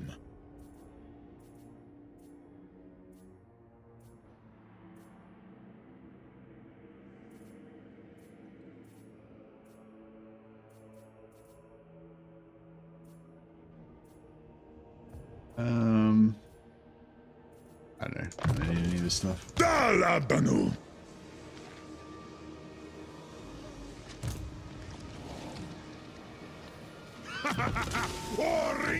Put these guys on foot so they don't waste as much money. Jar You know, just put them back on their big mounts if we need the extra firepower. What we got? Compulsive, yeah. Extravagant. Overconfident. Manipulative, that's what we're looking for. I'll keep farming. Oh, we're getting a bit broke, aren't we?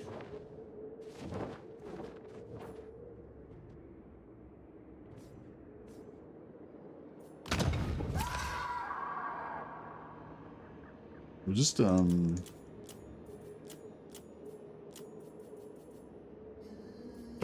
the cash reserves back up. Yeah, I might not farm anymore because unless we can get some good field battles, we might not. It's a bit expensive. We got 3 of these manipulative guys with the -4 leadership trait, so that's pretty good. Can't ask for more than that. We're just greedy. Kashut Vagador. Nikitash, Fatherlands. Draf Dumlit. Let's waddle. Agreg. Draf Dumlet. Drung M.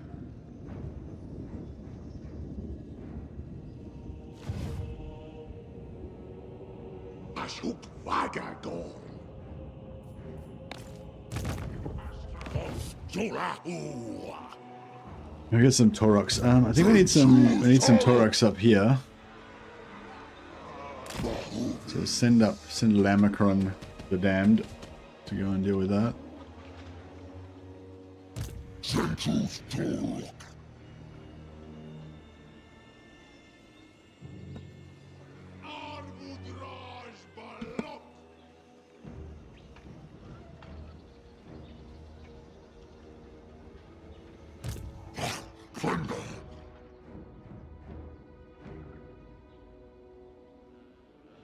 Ital dispa umbak.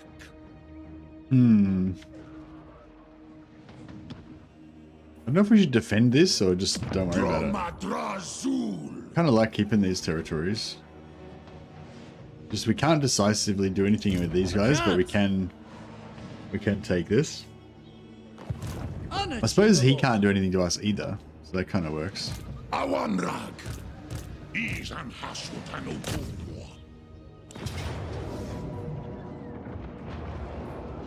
Domitasum. Grimas da barartu. Hasutanunku. Dis hasut ancor.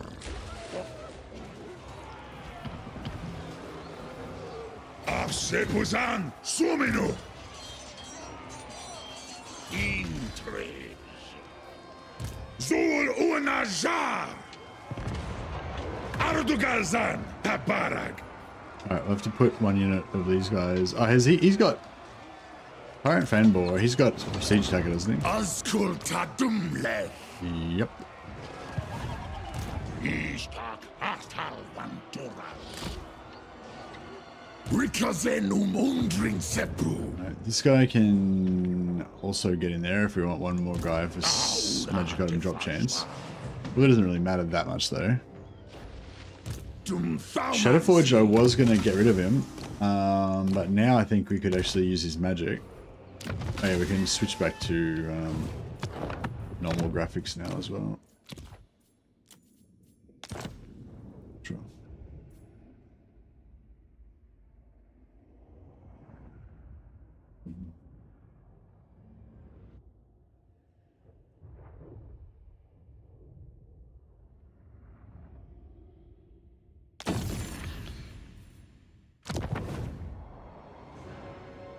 Urata handron bin erbetu. Makazia faumansi.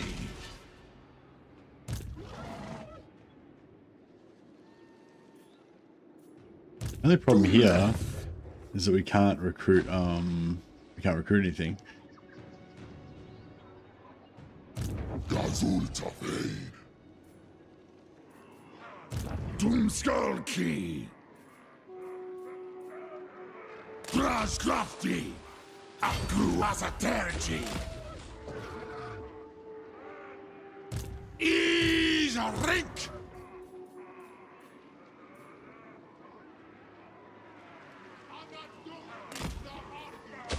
Dromadrazul.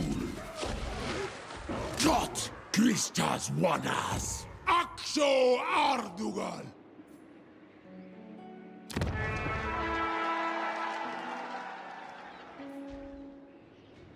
Crusader.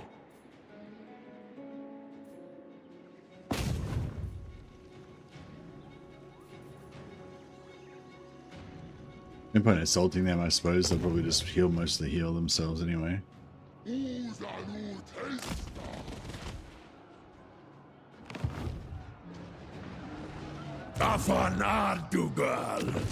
What's this guy's deal? Hubristic, level 2 death. Alright, we might just switch him out for someone a bit high level or something. Overconfident fire. Yeah, overconfident's not bad. Thirstful is good. At the moment, I think.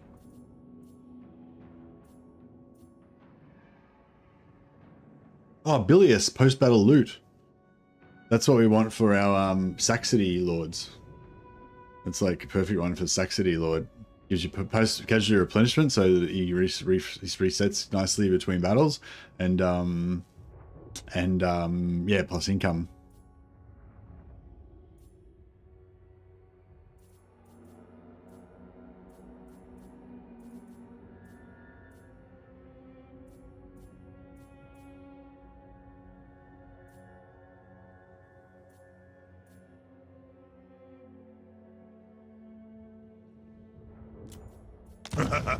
Afan Ardugal! Draj Damen Cisaras!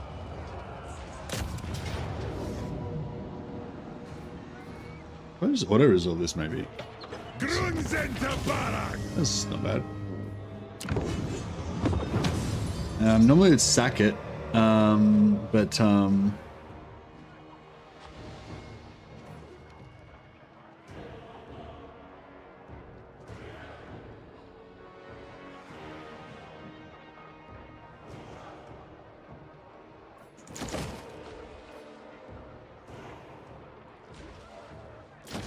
yeah, I won't invest in it too much at the moment.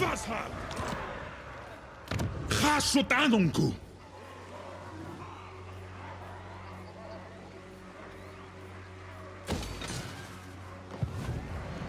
Draj da Barak! This is his last settlement here, so we could set up a sack city on that, is what I was thinking.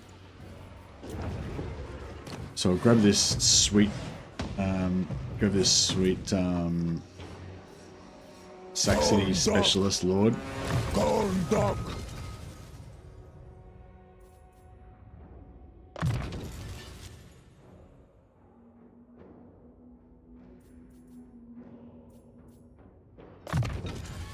Dagon Bezeki! Azodanunku. Indeed. Bailmanshir! And then let's see if we can. Groma Drazul! Tagrungron Apgru! Stroll! Huri! Chazkala Undi! Ardugal Tok! Oh, we got a new region, mosquito swamps. All right, cool.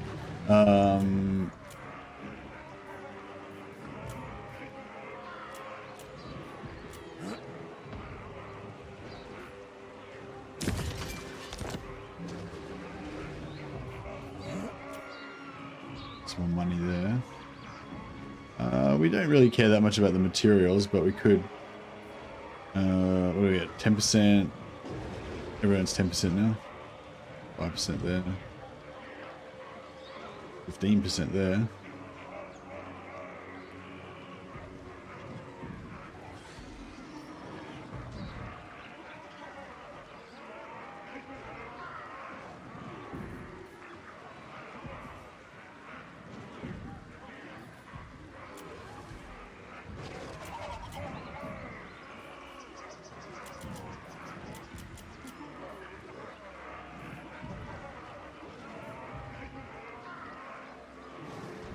$110 extra.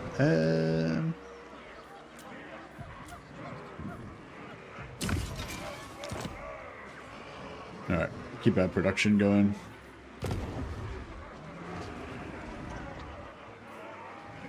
Oh, I forgot to. Fuck. Mosquito swamps needed another 100.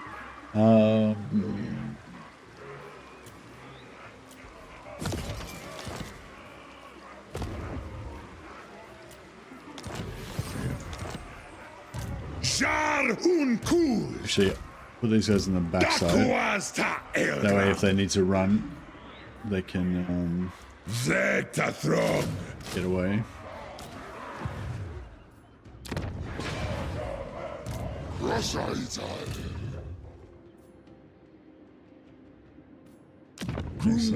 Tier 2. Yeah, it'd be nice to hold that. But I don't know if that's going to be possible.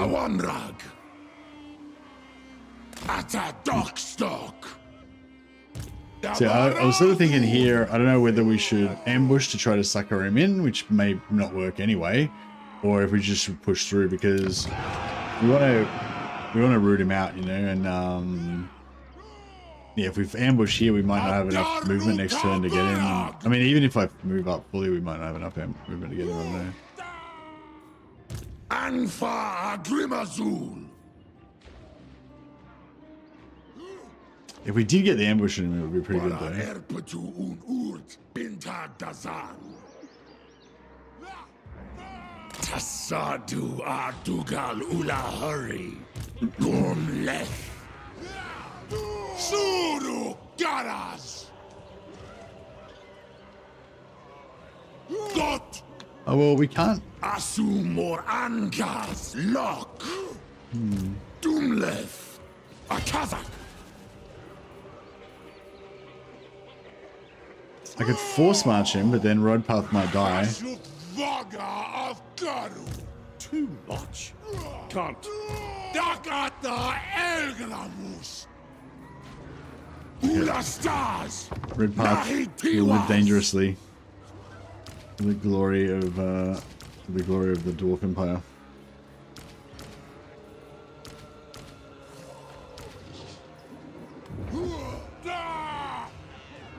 Da Elgram Oskal. Da Ital Griggs Duck.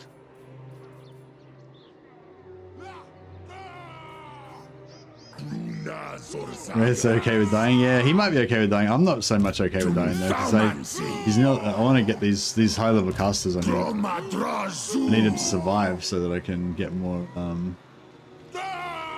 stuff.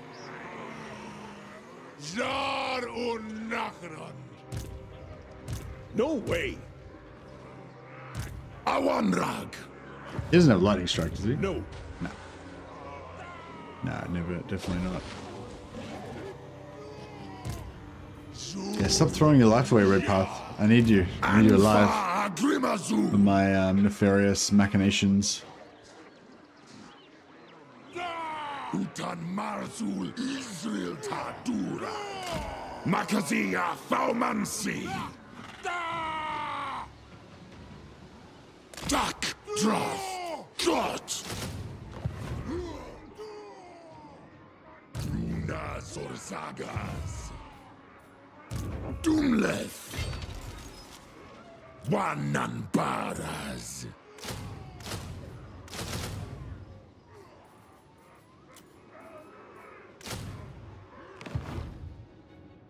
Why the cast was always angry? Yeah, it's pretty bit like that, isn't it? Habgruatsardu. Angva Grimazul. Bailmansir. Star. Blades Waddle. We need a big field battle.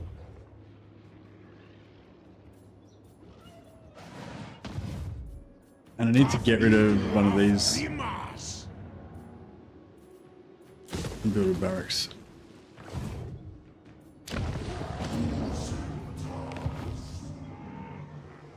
Getting pretty low on cash.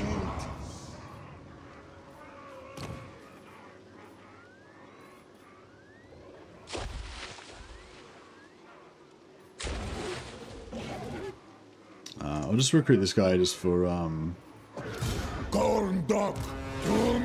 so we can replace him next turn.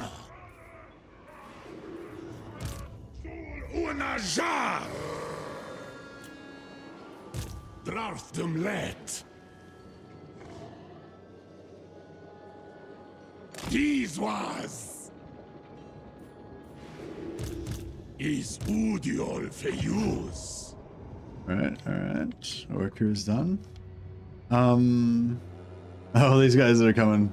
I declared war on them. Oh, fucking care not for their weakling rat races. I might have to start doing some more of this shenanigans here because we're getting pretty broke. I am bathed in lightning.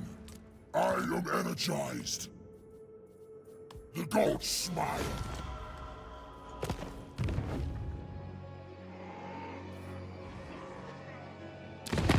I am bathed in lightning. I am energized.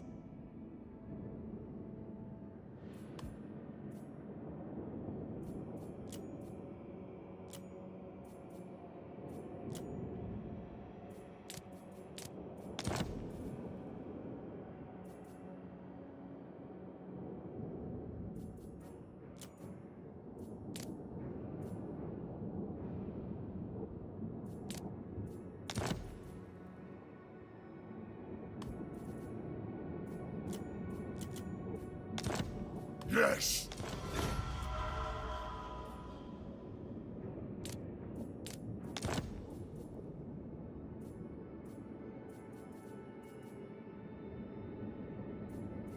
Yeah, that's fine. We'll leave that. Ethos, Asgard. Ethos.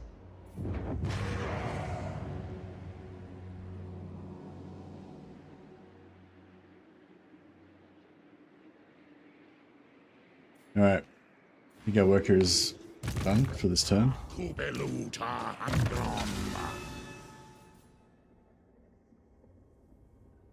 Allied recruitment costs reduction.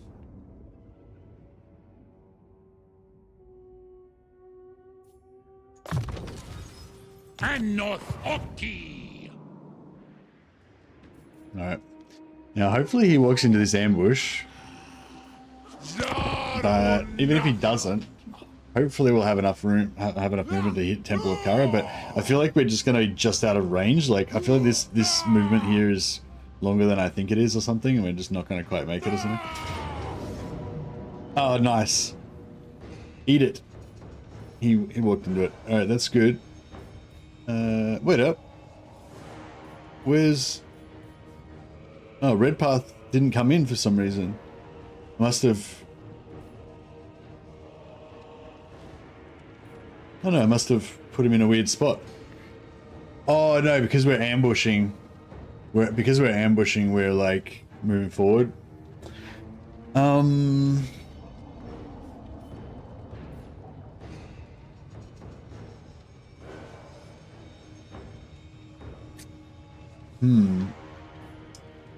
think this is going to be okay. But we've got no magic, so we just got to be aware of that. Should be a good little fight. But I'll take it because if we win this, we'll get a good amount of captives. Probably not like thousands, but you know, we'll probably get a few hundred captives out of it at least, a few hundred slaves, whatever. Which I don't mind at all.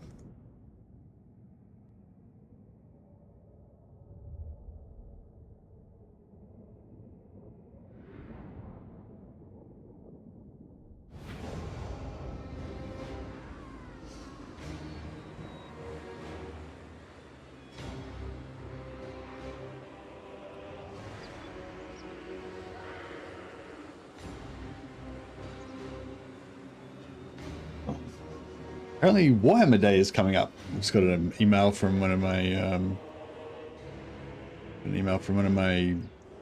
contacts, such as they are. So we're initiating, so they're going to be passive again. We got some pretty nice hill action going on here.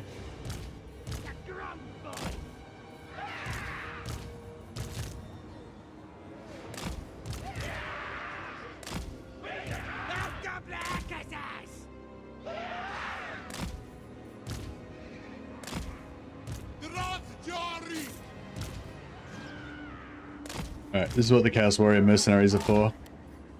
Tanking shots with their heavy armor and silver shields on the front line.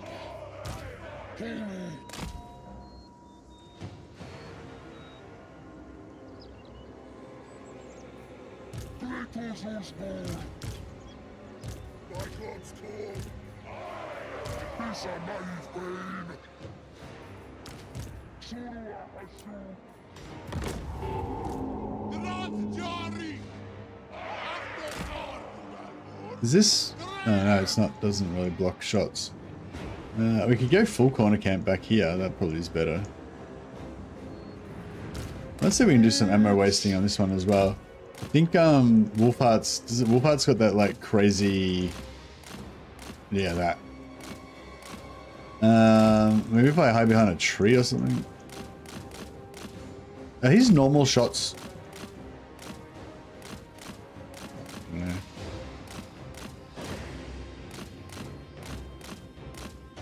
He's gonna nuke me every now and again with his brickhead.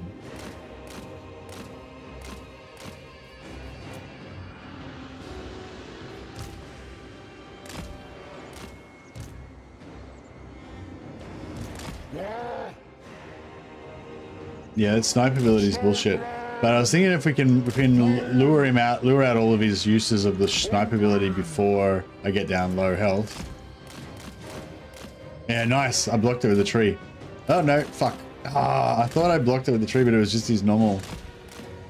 It's just his normal shot. That sucked. I didn't block it with the tree at all.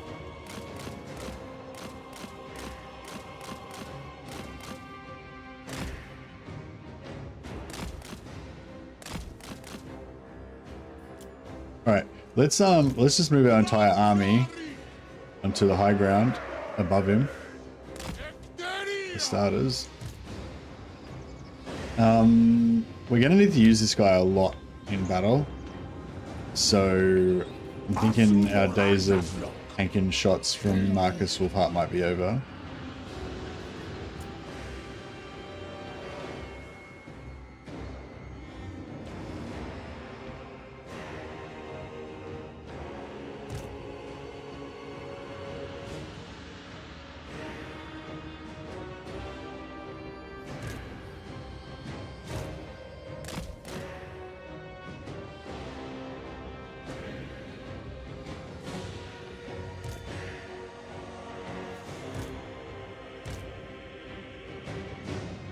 So yeah, if we sit up like here, basically right above him, that's pretty groovy.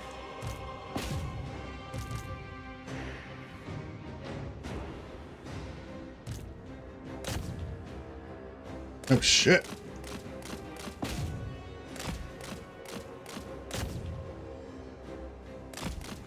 Ah, fuck, this is not working out at all.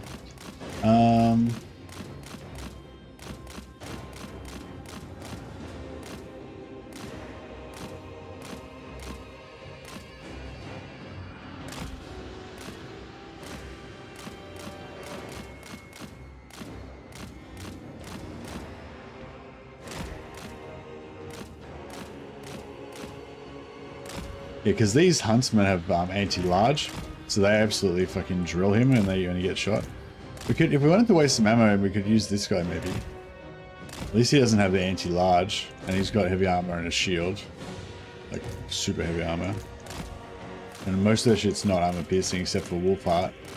But when Wolfheart nails him with that.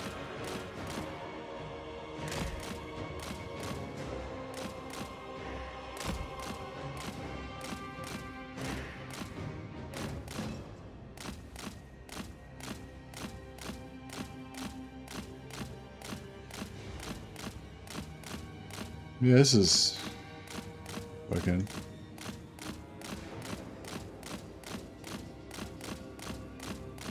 If we get him to like do one of those weird, you know, reforms where they like cross over each other and do like a massive blob, and then drop a hellhammer on him, that'd be pretty cool.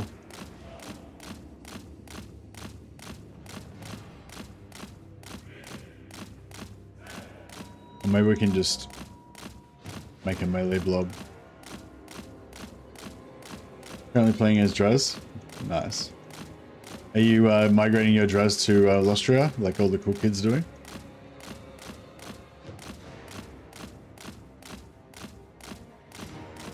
Just wasting all of Wolfheart's ammo.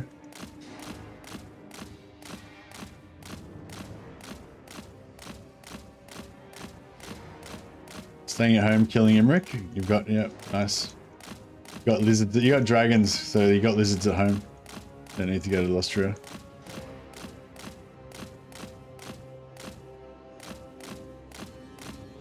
I don't know if we should bother wasting the ammo anymore.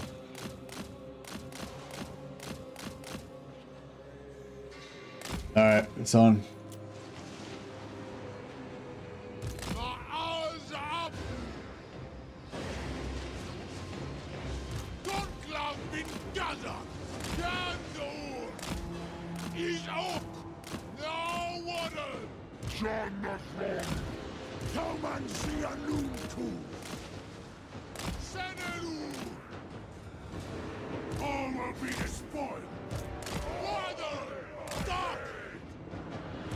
wishes many glories. Makarzia Baumansi, Rikazen.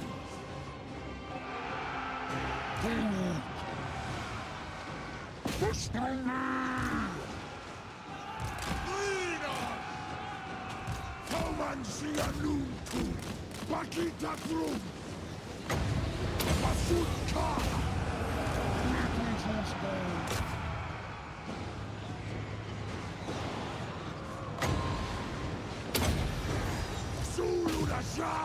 So far, so good.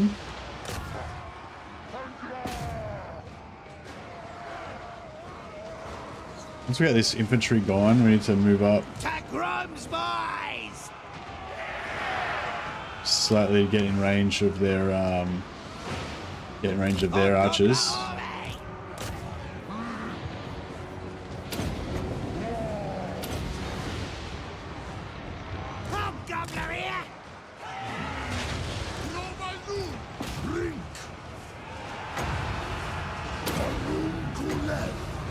Get some.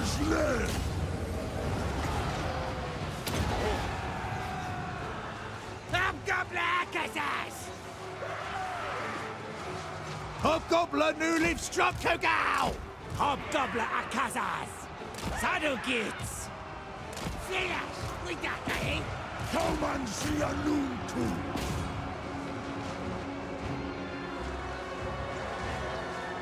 Kruna Suna Gormanuntu! Dömdok! Braja Dabaratu! Bilglafti! This a naive bane. Hobgoblin Akazas! Dumlet! Cleus Diswas! Yeah! Hobgobleria! Hobgoblin Akazas! Yeah! Felash Widak, aye? All fights down. We've got a few too many archers alive over here, but it's alright.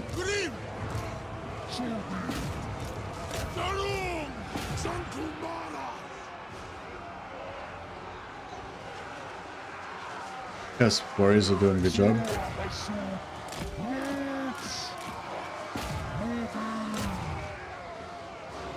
Hobgoblin Akazas! Terrier to slaughtering! Boys at groom! Fine.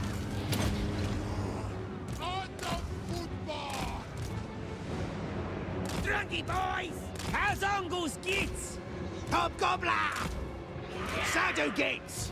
The base gits! Hobgoblin death!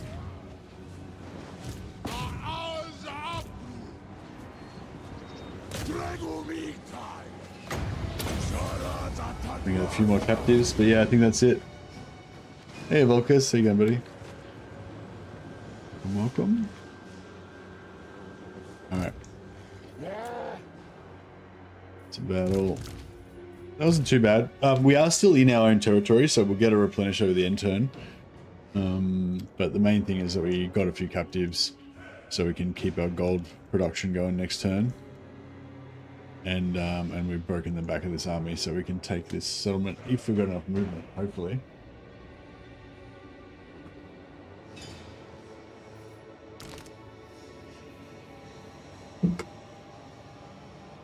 Each one of these captives is one more slave.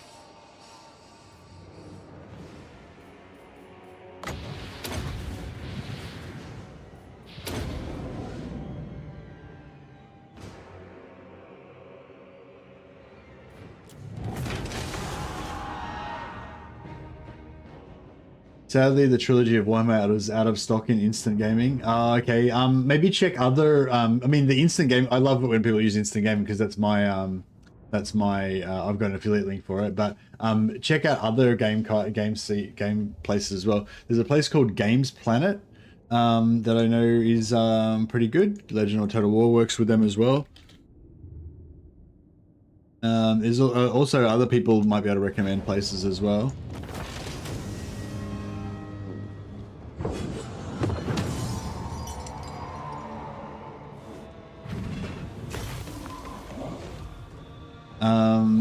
Yeah. So did you end up getting it from somewhere else, or getting it buy them separately through instant? Oh yeah, that's right. Yeah, if you buy it separately through instant gaming, it might still be cheaper. Just figure, just make sure that you go all the way to the end, to the actual checkout, and check what it's actually going to charge you, and then you can compare that price with what it would be if you got it on Steam or whatever. Oh yeah, if you want to use my thing, I'll get it for you. Excuse me.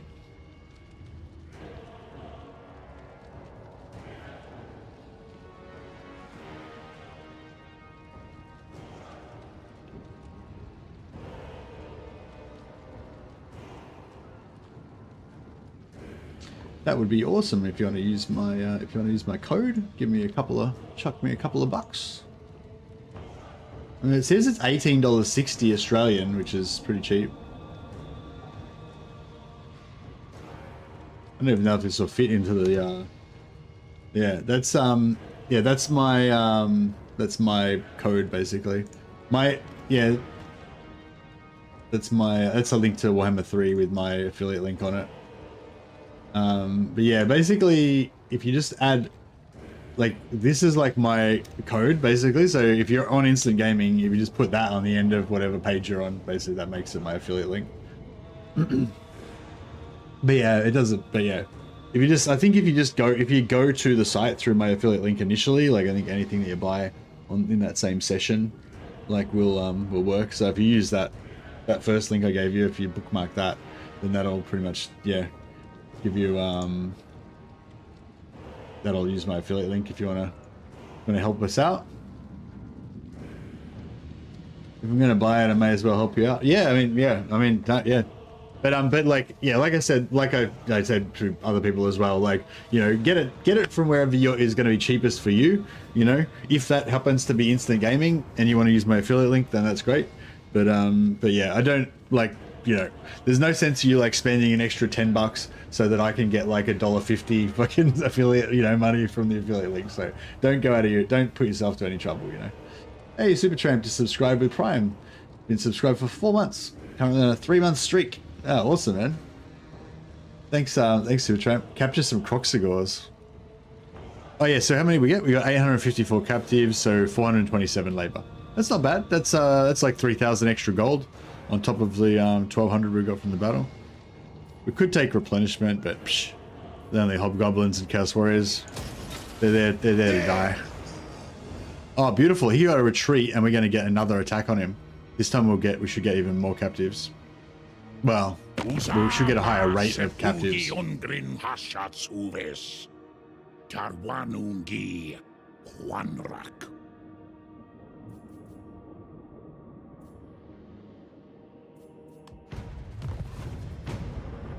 Yeah, no worries, man. I'll appreciate it. Thanks, Lucas, and thanks, Supertramp. I'll put you on the roll of glory. What's your chaos dwarf name?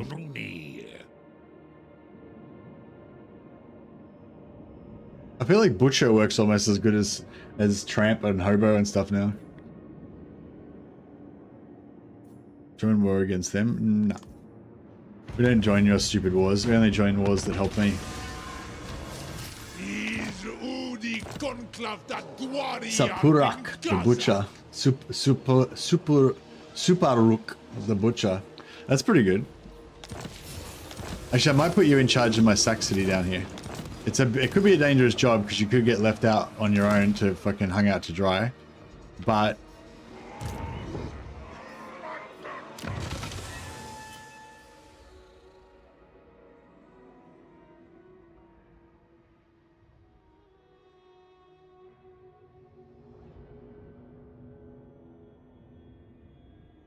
then put some extra K's in there. Suparuk. The Torok known for his brutality. Oh, we might have a brutality. We might have a Torok for you. Ninja June. Oh no, I think all the Toroks are taken. Sorry, buddy. Yeah, no, they're already all named up. Oh, wait, there's 4 of them. Where's another one somewhere? Is there a spare one? Batarak. Tyrant Fanbore. Lambacron, Ninja. No, they're all done. Anything goes? Alright, I reckon we should make you in charge of this Sac City. He's a Sac City specialist. He's got like the good trait that gives you extra loots.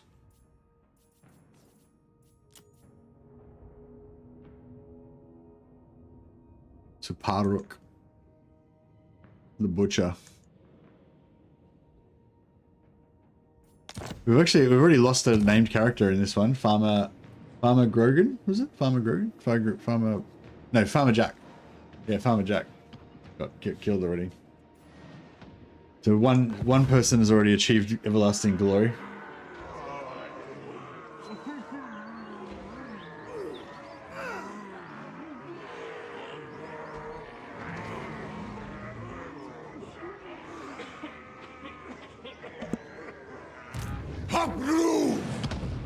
So your job is to go and Sac City this down here.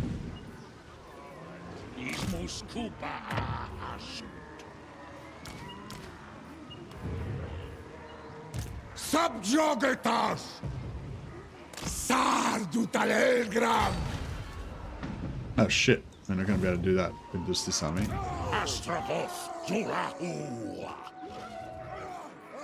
Tashodemas! See, he's going to retreat too far away and then we won't be able to catch him. That's bullshit. I might try and send a sneaky... I'll try and send a sneaky ambusher up here. If we lose him, if this guy dies, I'm not really too bothered. And if he can get a successful zone lock on those guys, that would be pretty sweet.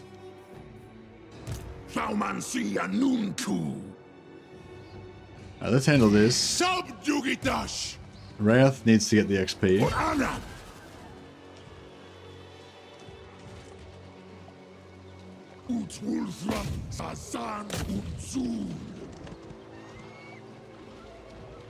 Grimas da Barartu!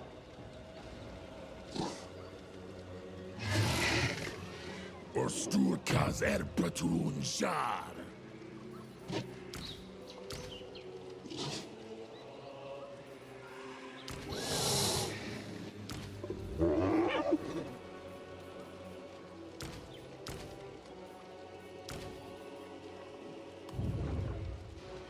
Faumansia Nunku. Oh, he's in. Faumansia Nunku. Up. I think I need to quickly go to the bathroom. Anfa Grimazu. Sorry, guys. Is a rink.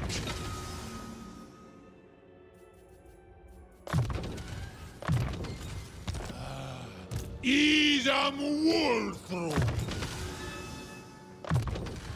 To get a healing potion, I might just give him a healing potion.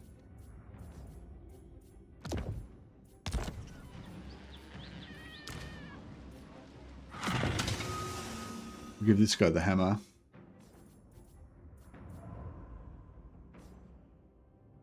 I started listening to videos with the lore from Warhammer. Started with the Skaven lore, stuff about the clans. Clanation is kind of badass. Oh, nice! I highly recommend Oh, there's heaps of really good Warhammer novels that I really enjoyed, but I highly recommend the Gotrek and Felix novels. There's one called Skaven Slayer where they fight against the Skaven, which is pretty cool. So you get to see like from the human point of view. It's a little bit like Vermintide actually, same kind of thing of a city being overrun by Skaven and stuff. But yeah, a little bit of comedy as well. But yeah, you can get the audiobooks as well. Good for like, you know, listen to when you go to sleep and stuff.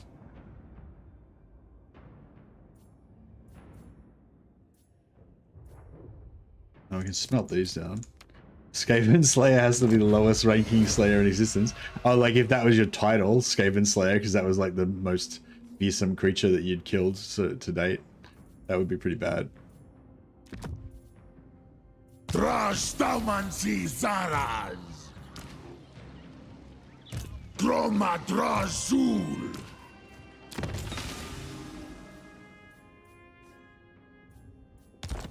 All right, I'm gonna quickly go to the bathroom Skull Key.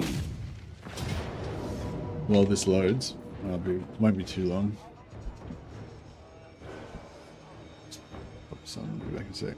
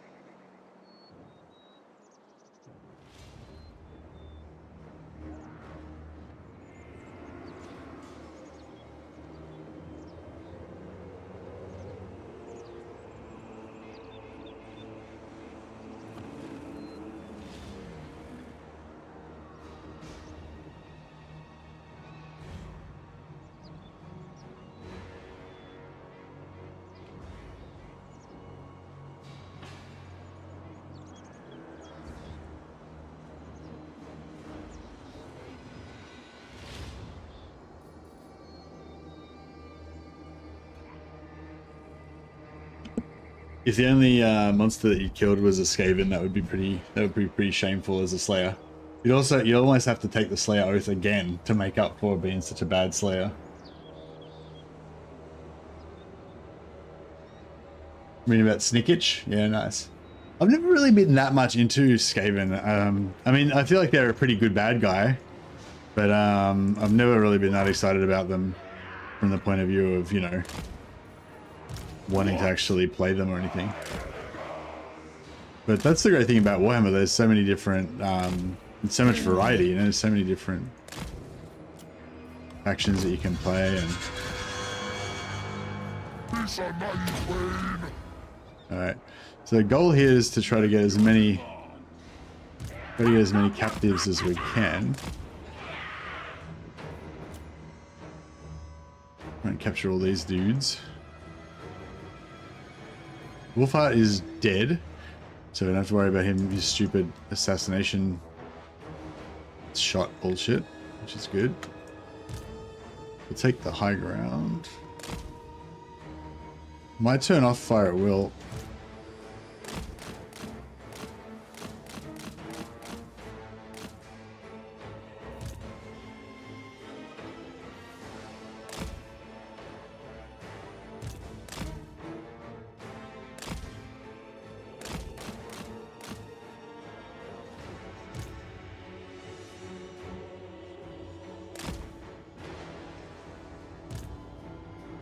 Oh.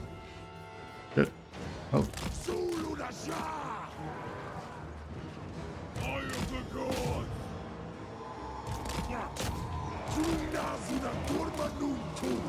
Action! Gottasepu! Asumorantaslok! Ja! Hobgoblin-attack! Drakjari! Hobgoblin-attack!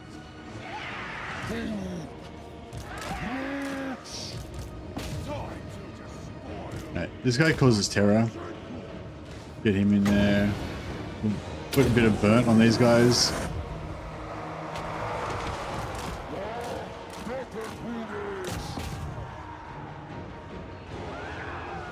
Hobgoblin nearly stuck again! Strike-void! A great close!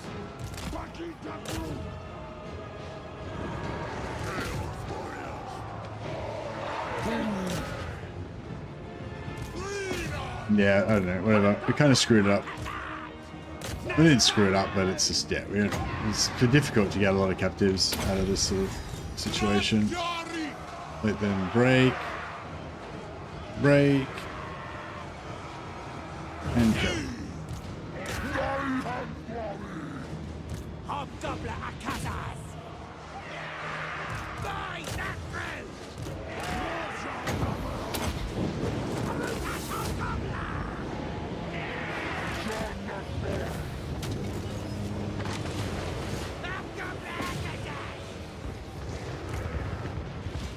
Yeah!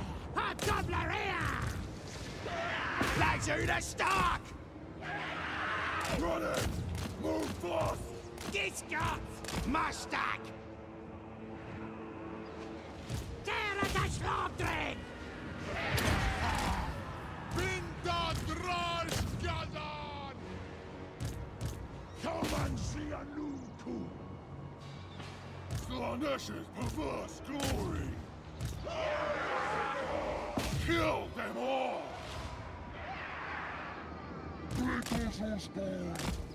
Gromalul! Bill Crafty!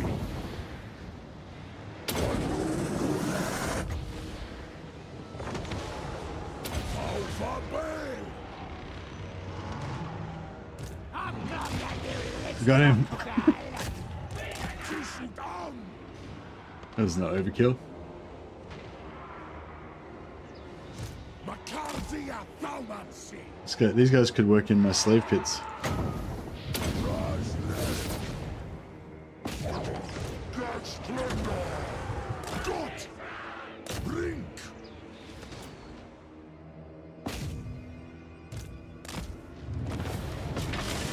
Yeah, I didn't. I thought there would be more opportunity to get more captives out of that, but yeah. Another, get another couple hundred hopefully.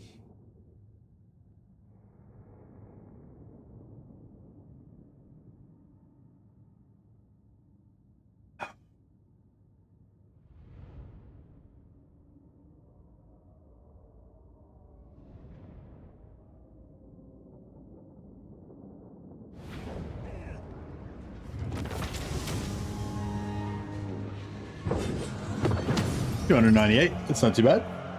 Another, 2,200 gold.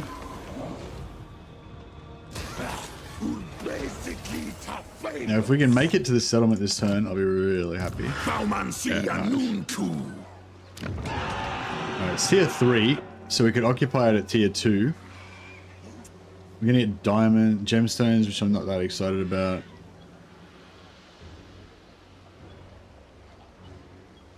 Yeah, I think same as usual. I'll just occupy it as an outpost for now, and we'll worry about we'll worry about rejigging it into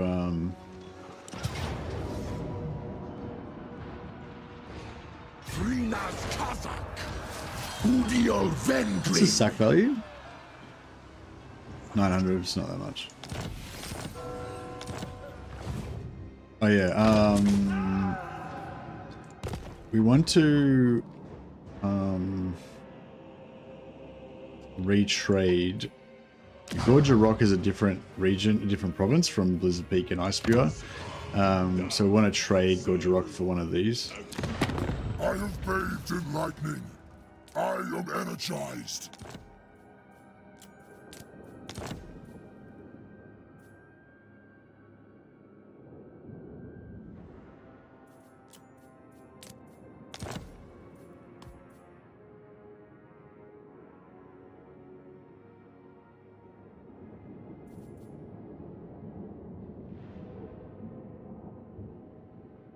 Yes, good.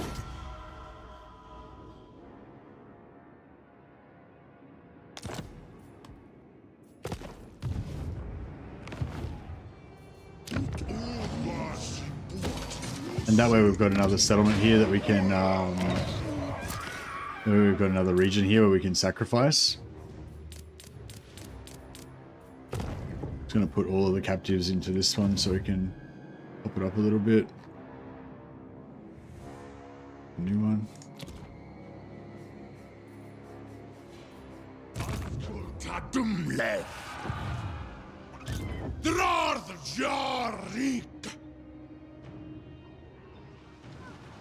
Let's get these guys in here for the drop chance. Probably should be trying to be a bit more hyper aggressive than I am being, but I don't know. I feel like we're being aggressive enough.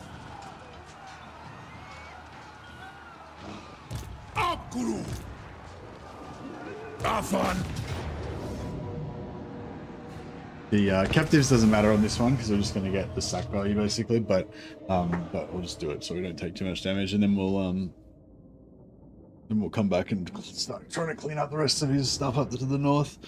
And then yeah, once we break Wolfheart's back, we can start getting into a position where we can farm Yuan Bo. And yeah, farming Yuan Bo will be really nice. I try and do it with like every single one of our caster lords.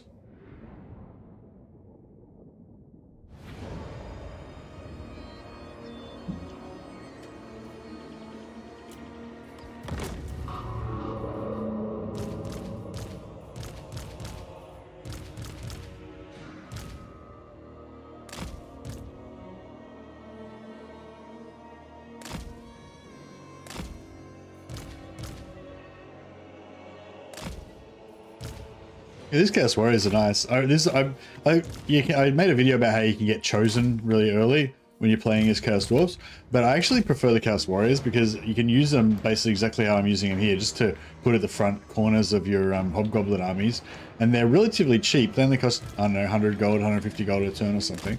And but yeah, they got that super heavy armor, 100 armor, and silver shields, 55% missile block chance. So they're just like the perfect kind of ablative armor. And if you wanted to do the same sort of thing with Chaos Dwarfs, you have to use Chaos Dwarf Warriors. And Chaos Dwarf Warriors require you to unlock unit capacity by spending armaments and stuff like that. You know, where you could spend those armaments on blunderbusses instead. So basically, by having a Chaos Warrior ally and using a Chaos Warrior front line, then basically that frees you up to put all of your resources into having blunderbusses across your front line. You know. So I don't know. I think I've been using them a fair bit in my Chaos Dwarf campaigns recently, and I feel like they're cool. They're also thematic because Chaos Warriors trade with the Chaos Dwarfs. That's where they get all their like demon forged armor and their like hell cannons and stuff. So it kind of thematically it kind of works, and yeah, it's just good stuff.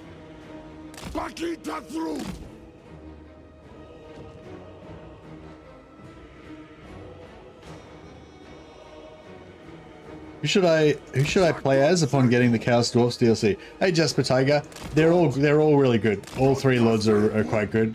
My favorite in order is Astrogoth's my favorite, Drazoth's my second favorite, and Zatan's my least favorite, but I actually like all of them a lot. It's probably more, so play whichever one you want. It's more a question of what should you do depending on which one you play, I'd say. So if you're playing as Astrogoth, then I'd say you should rush Grimgor. If you're playing as Drazoth, I don't know, with Drazoth I never really can decide. If you're playing with Zatan, then I reckon you should do what I did in my last Zatan campaign, which is vassalize both the Chaos Warriors to your east. Oh, we'll get an alliance with them. Get an alliance with the Chaos Warriors to your east, and get an alliance with Kolek to your west. Then you have like pretty cool allies.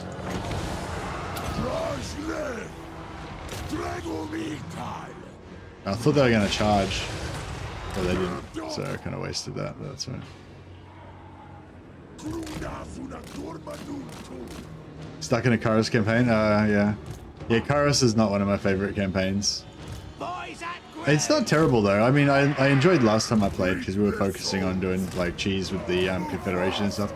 Oh wait, did you follow my Confederation guide for your Kairos campaign to get Sartorial, or you didn't worry about it?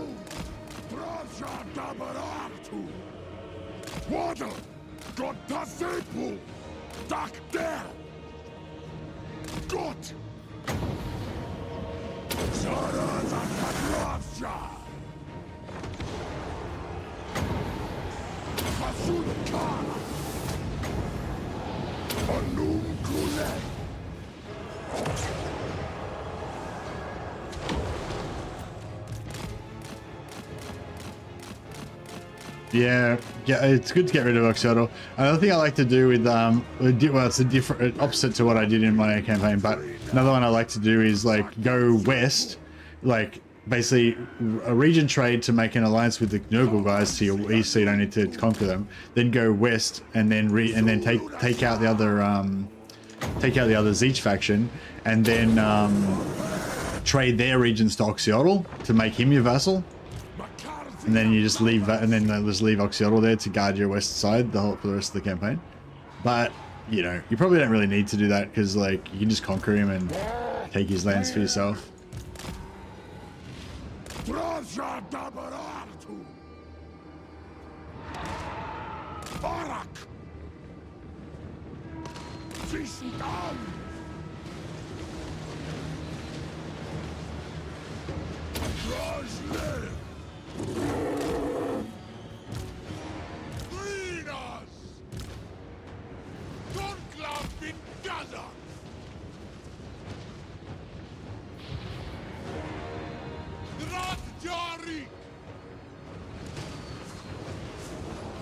I split them into seven. Yeah.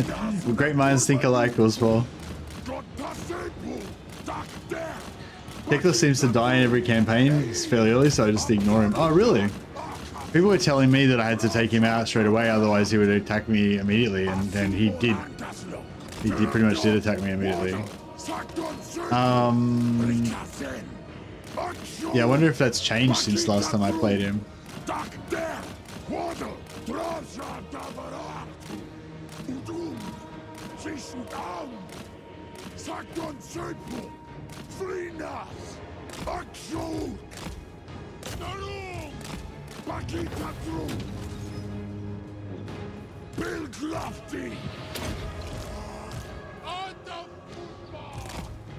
Oh, this guy's got the hunger, hasn't he? So we could top up his health a little bit if we wanted to. Although we don't really need to. We're going to get replenishment over the intern anyway.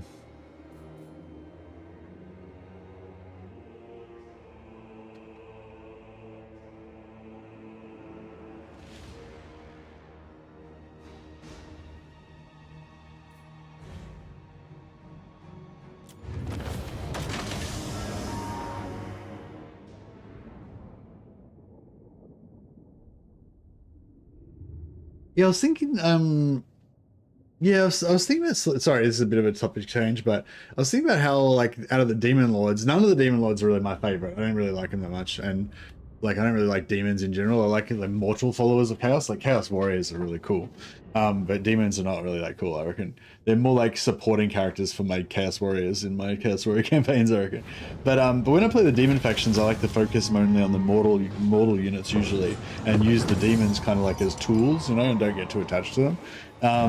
But yeah, I was thinking about how Slaanesh seems to be the least favored, you know, like occupy as an outpost. Maybe I'll occupy as an outpost. We've got all these tier 2 settlements we can keep around here, so it's kind of cool.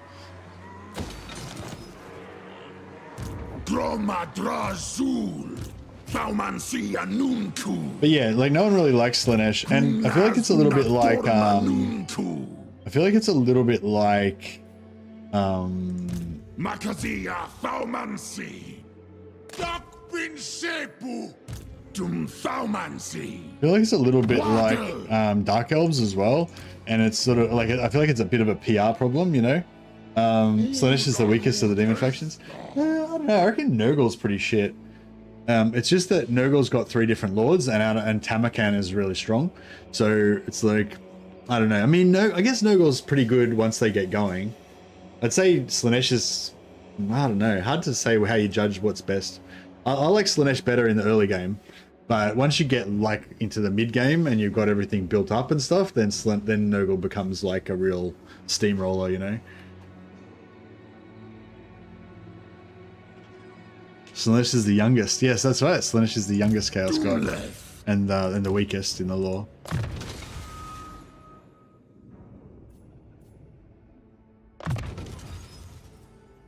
But but yeah, but I sort of think I don't know, maybe I'm wrong. So you guys are all talking about how effective they are. Slaanesh is not the youngest nor the weakest in fantasy. That's a 40k thing. Oh, okay, interesting. Thanks, Ava. I didn't realize it was different in fantasy. But yeah, in 40k, the I think the Slaanesh kind of came into being when he destroyed the Eldar civilizations basically, and they were all decadent and stuff. But yeah, it's different in fantasy.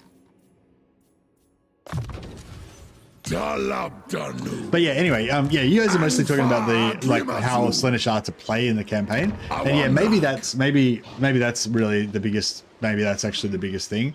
But yeah, I feel like there's also like a bit of a PR thing with Slaanesh. Like I think a lot of people they know a little bit about Slaanesh, and what they know about Slaanesh is that Slaanesh is all like, you know, sexual and perverted and like whatever, you know, like and just gross kind of or whatever, you know, like just like not cool, not, you know, like it's yeah, basically people don't have good associations with Slaanesh like as a faction. Like I mean, a lot of people like Slaanesh and think they were cool, obviously, but yeah, I think a lot of people who are not fans of Slaanesh just think of them as, you know, a gross shit faction that you wouldn't want to be, kind of thing. But I think it's sort of like, it depends. It's like, I don't know, it just depends how you see them and stuff, I guess. Like with, and I think Dark Elves are a bit like that too. Like a lot of people see Dark Elves as like a comical, edgy sort of faction, edgelord faction or whatever. But like, and you can see them that way and like not like them. But if you want to like them, you can also see them as this like, just really cruel, vicious, like, I don't know, I won't get into it, but like there's definitely a really cool side to Dark Elves, you know? And I feel like there's also a really cool horror side to Slaanesh. Like that whole like comic, like, I don't know, it's like every faction, basically every faction in Warhammer has like a comical side where you're like giving shit to that faction and making jokes about them. And they also have like the like cool version of them where if you read the army books, it like explains all the like badass stories about the faction and stuff like that, you know. And I feel like, yeah, Slaanesh and Druchii are both one of those ones where most, like the majority of people think of Slaanesh and Druchii in terms of the jokes about them, you know what I mean, and about the, like, you know, the talking them down kind of side, whereas yeah, if you're into the other side of them, if you're into them being cool, then they're actually pretty cool as well. I don't know if that made any sense at all, but...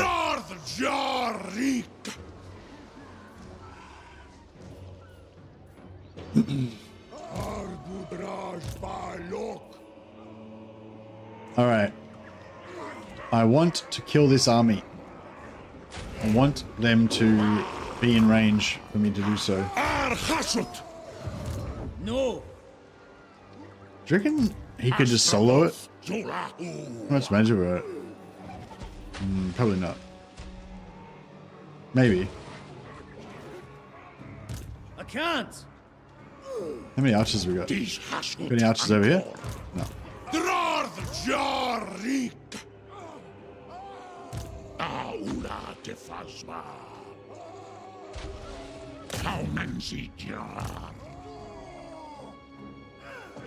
Thaumansia nunku.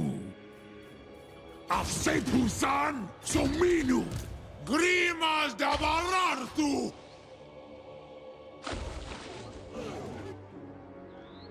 Utan marzu Israel adoras.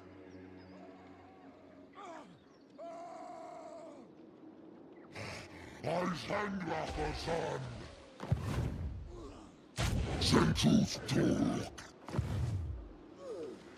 Crusader. Krongam. Sardu da Elgram. Suru Garas. Chalitranga. Dakpada. Sufereu. Dot. Alright, you reckon this... We can kill this? Unachievable. I feel like we could. And then that way, this guy would be free to go this way. Which would be pretty cool. Gorn dog. Dog. Skarstai. My lady will not allow it. Hasutanunku. Ardugal dog. Zisorim. Dakuasta Elgram.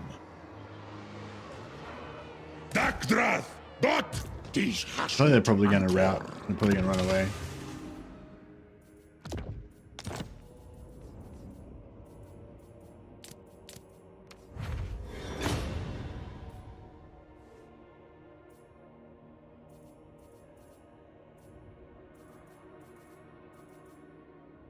Some obsidians are good. Shrieking blade, 2 shrieking blades now. Oh, look at these whites. These are some of the best whites you can get.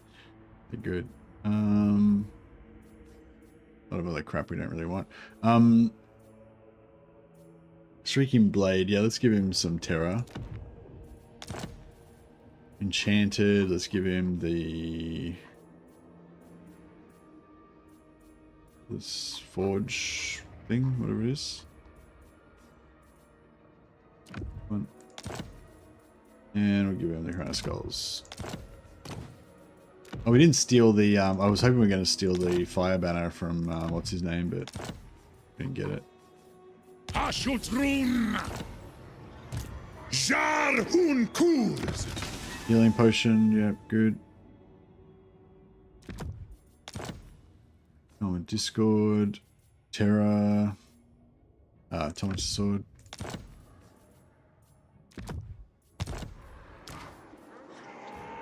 This guy, fire. Oh yeah, fire's good.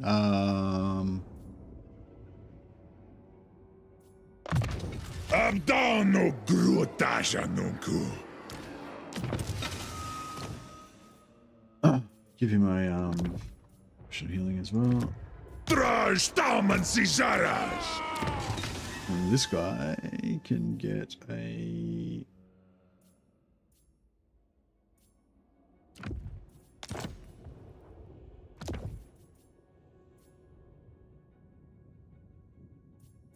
more terror. Another helmet Discord.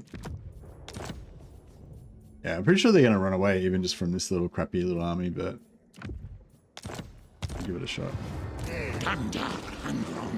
Oh, what's this guy rocking? Potion of toughness. I don't really like these armors of the forge. We'll smelt them.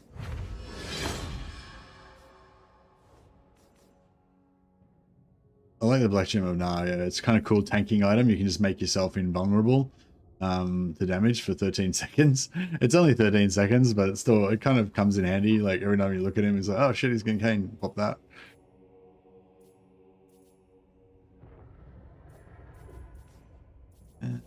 Intimate, so we Warrior Bane, just reduce incoming damage, gives him decent armor. Right. Yeah, I feel like they're just gonna run away, but we shall see. Yeah, fuck. And he runs so far, like, what the fuck?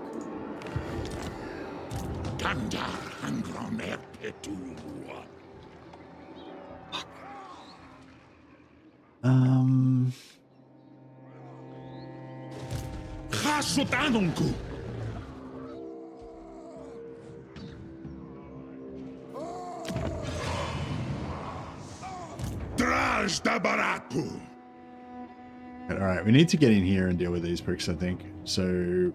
I'm going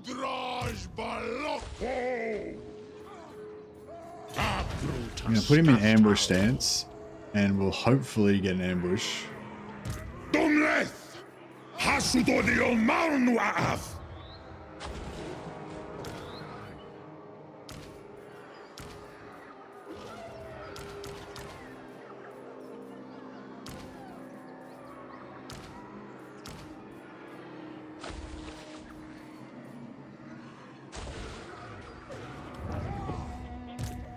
Thaumancy.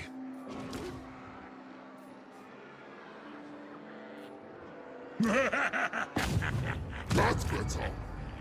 Zul unajar. Is rink. Dakata elglamus. Oh, he might come around and gank this guy.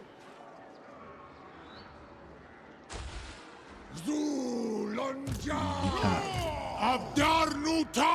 can't right reach.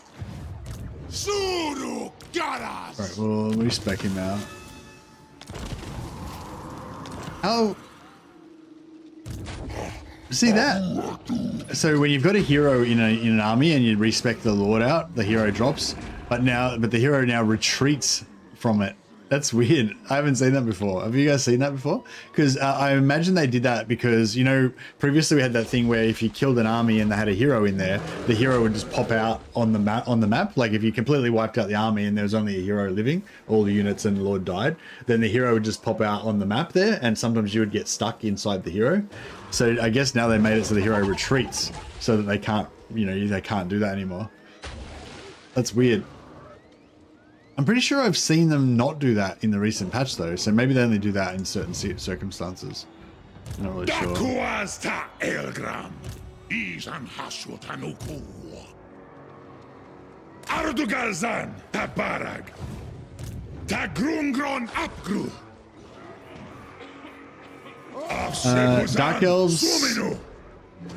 Dark Elves, Pirate Coast, and Skaven all have loyalty mechanics.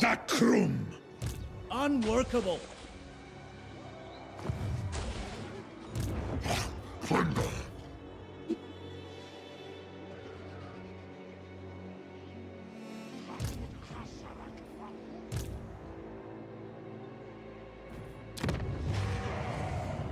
Doomskull-Key.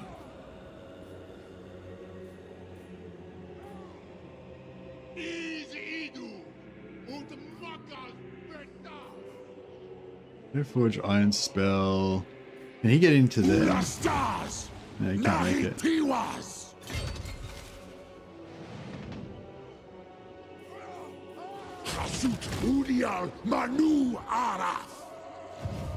Ah, this is wasted sending him down there actually.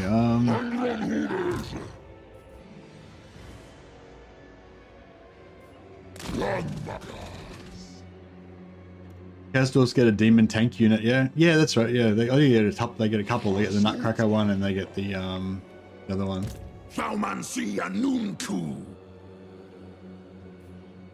Grimas da Barartu Dum Thaumancy. I refuse. Gromadrazu.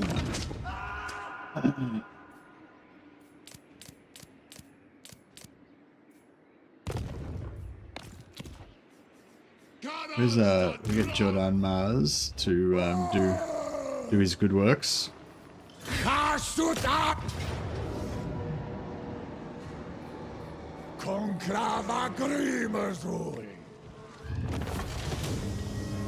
What are the factions with the biggest, most powerful single entity units, like big demons, dragons, war machines, etc.? I think all of them have them. I think every single faction has big, large monsters, except for Empire. But Empire has steam tanks, which are like big mechanical things.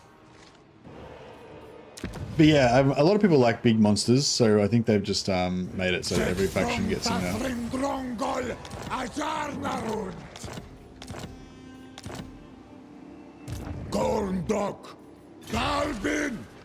But in terms of ones that you would actually want to use in combat, the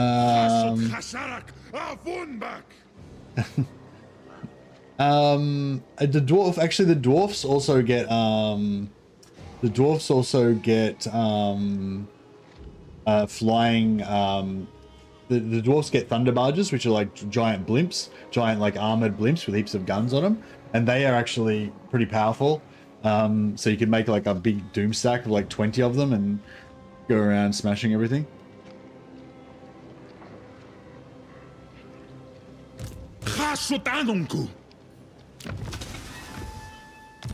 But yeah, pretty much every faction. What you can do? Did you buy the game yet, Volkus? If you just if you're in the game, you just right click on one of your units. Oh, I can't right click on my units.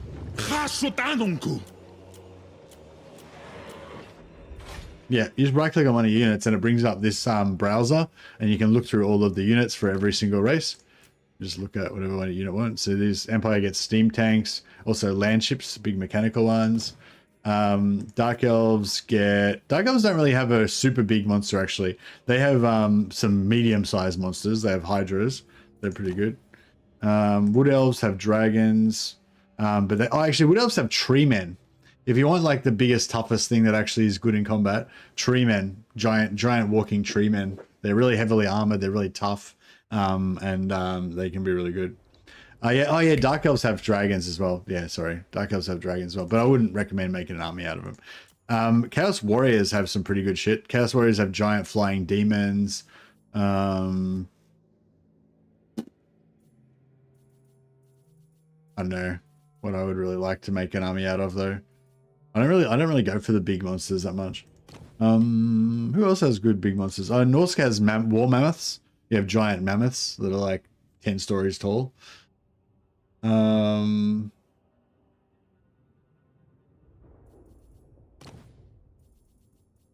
Vampire counts have Terrorgeist, which are like necro dragons. But yeah, I don't really like them that much. They're okay though. They're pretty good. I mean, they're decent. Cathay has lords that turn into dragons. And they have giant terracotta statues.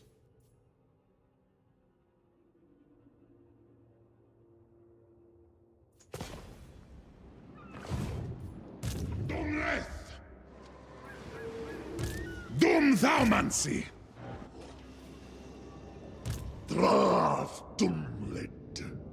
Keep toddling our heroes down here. They're eventually going to get into the game. I don't think I'm going to hire any more heroes from. I don't think I'm going to hire any more heroes from up here because it takes too long for them to get into the game. I've got another manipulative. Nah, I'm gonna just. I wouldn't mind getting him. But is it worth disbanding one of my other ones that's nearly caught up to us? Maybe not. Yeah, next turn we might be able to get one of them through.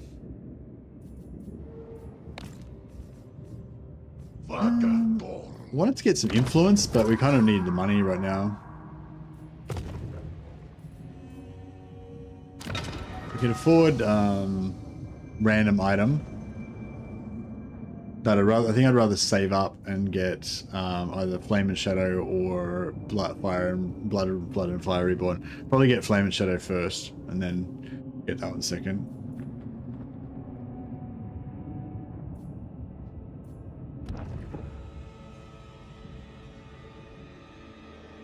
Chaos has Mutalith, Vortex Beasts, yeah, they're new. Or newish. 4 turns till we get our follower. I don't think we're going to fight any more battles this turn.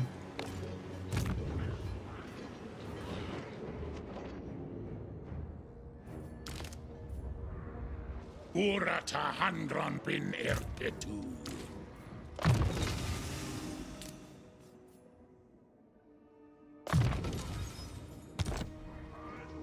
Rakubeluta handran. We could probably split Gordas out of Astragal's army soon. I might start making some I can't. Jar un kuz. Grutash I might start making some Doomleth. make some armament soon as well.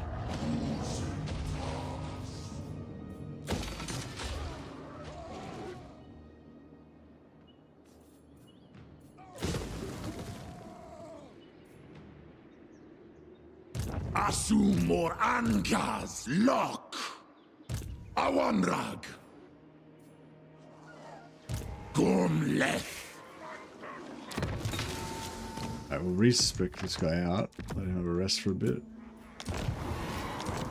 Makazia Faumansi. Isrik. I'm not sure if we need this many troops up here, so I might not go so ham on the Anfa Grimazul. global recruitment, because it's a bit expensive. Ooze on first dog. Dromadrazul. Hapruatsardu.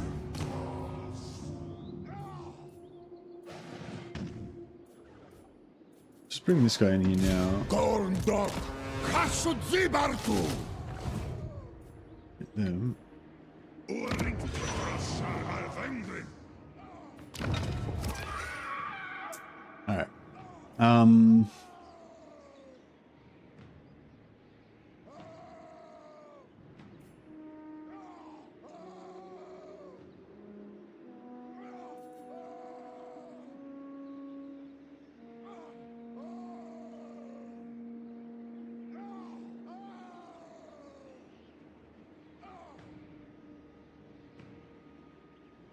Alrighty, so let's put 200 in each one. So we can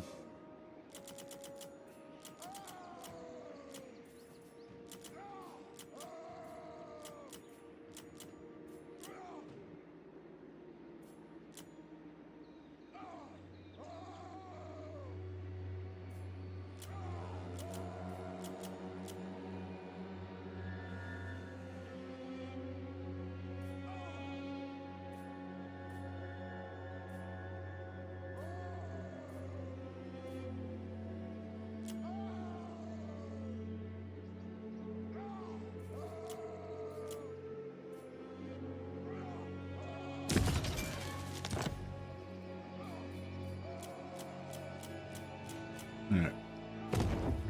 Get all that money up.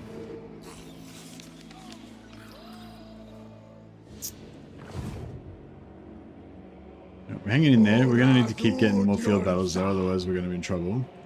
Doomleth.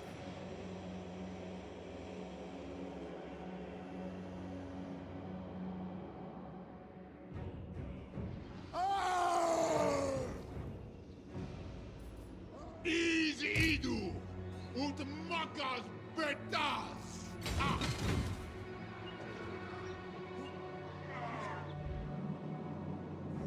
How much? 6. So 12. No, 6. They only got 6 in there. Okay, fuck. Let's fuck all. Alright, let's Awanrag. take a risk with this guy. Duck. Dwarf. God. Attention. Be still. The dragon. We want to start farming him soon. Grumnaz una gormanuntu. Might just respec him out because There's no point in putting him in force march if we don't need to.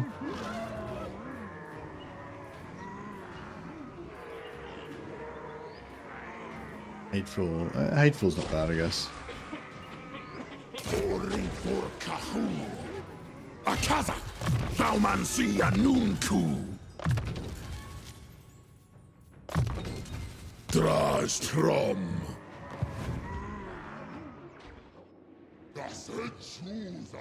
Alright, I think we're kinda good. There's a chance, slight chance that Sephiroth might die. But I don't think so. I think he'll be able to retreat and he'll be fine. Plan to ally with somebody? Kairos, Skaven? Maybe. I'm already allied with Kolek, so we can get Chaos Warrior frontline troops. Oh, we got the ambush. Okay, this is good. Excuse me.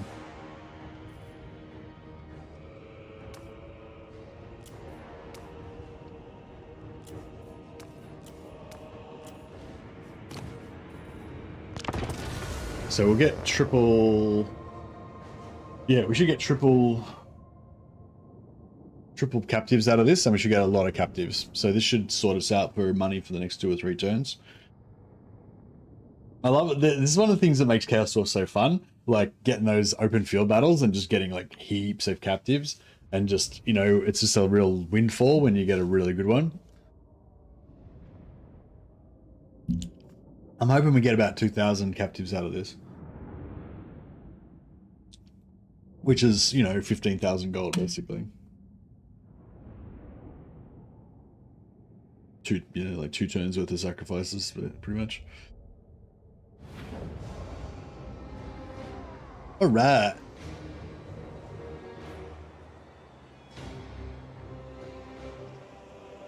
All right, so we'll send in the bull centaurs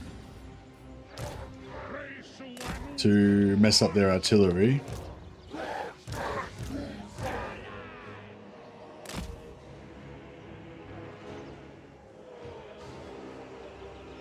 I was going to set up over here, but I feel like we should just get straight into it. Just kill them straight off. But they might run away too much. I'm torn. I don't want them to, like, all run away.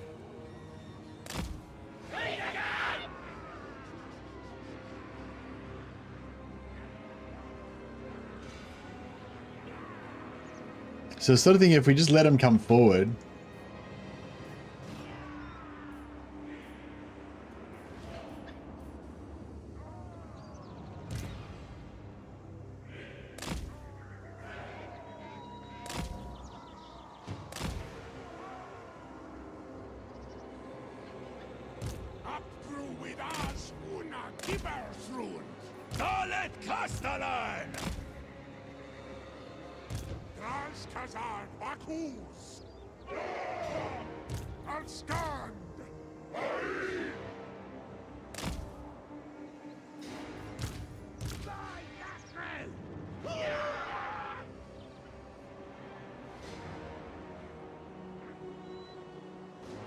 Dark Gods edition, I think you get Warhammer 1 or whatever it is, plus you get like Chaos Warriors or something.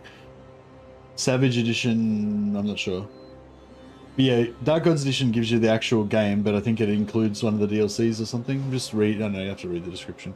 I think maybe, do you get Norska? Dark Gods, you get Norska with them or something? I mean, I'm not sure.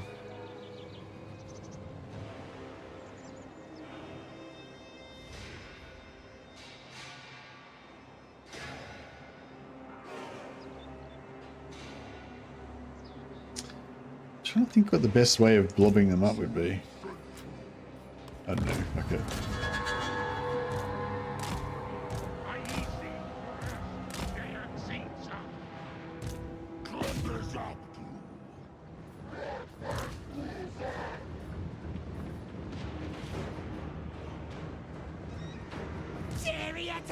Don't really have any good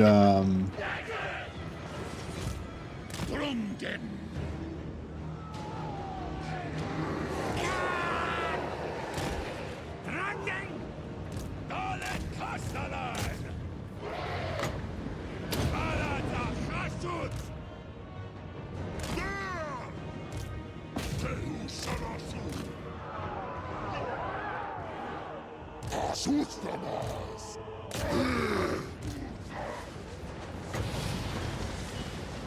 How much damage does it do? 48. Okay, it won't. It shouldn't kill him outright.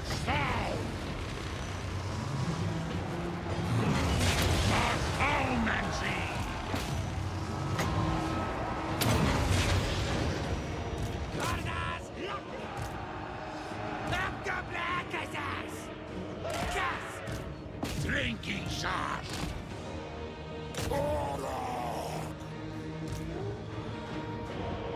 Takrat solo caos. Anfa agribazur. Ashkala duras. Lasciala stop. Ankabletta. Chatsal dangi. Sulu manser. Enslave them all!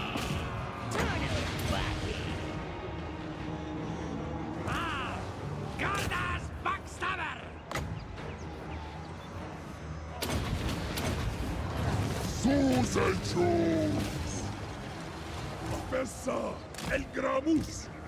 Urbes Ula El Gramus. Boring. That was pretty comprehensive, I gotta say. Pretty comprehensive. Who's ready?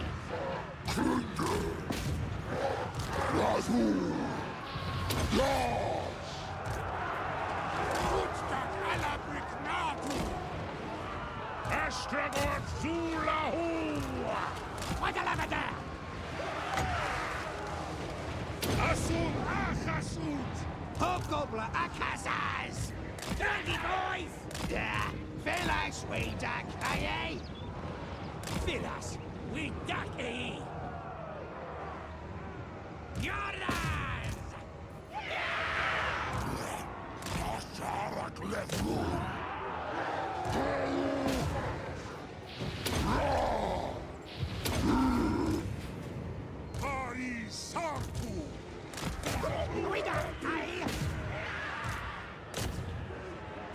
Keep moving.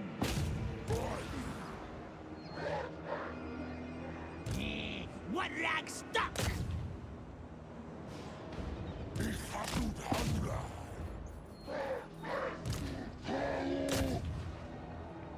Where is he? Oh, go after these guys.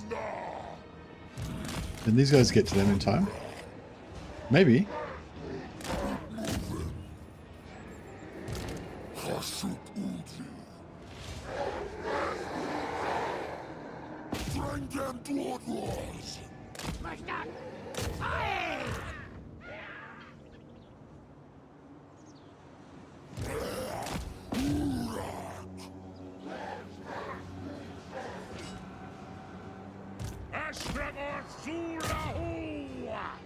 Hobgoblin Akasas!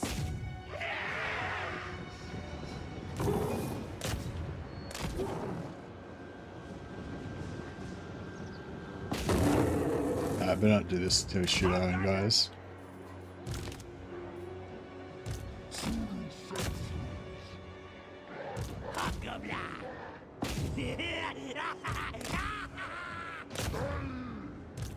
Kill them! Let none survive! That was a very good cast off voice.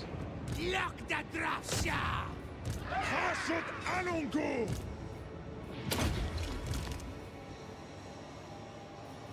These Astragon! Mahaumancy!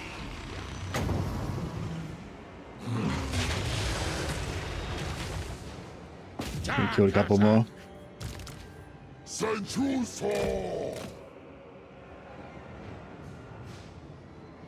Move him! Freeze! Ice hunger! Quick, stop them! Will they touch the edge? Go. Uzal Kendall Jangi!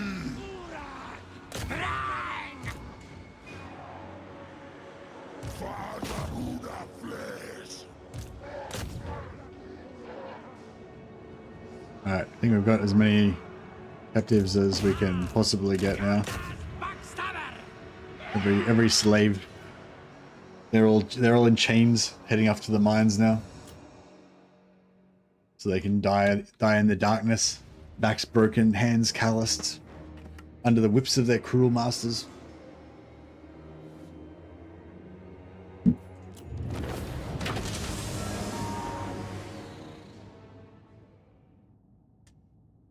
Yeah, they're additions. They're both additions to Warhammer 1, are they? Yeah, but you get like you get a free DLC with them or something, don't you? Isn't that why they're got the special name?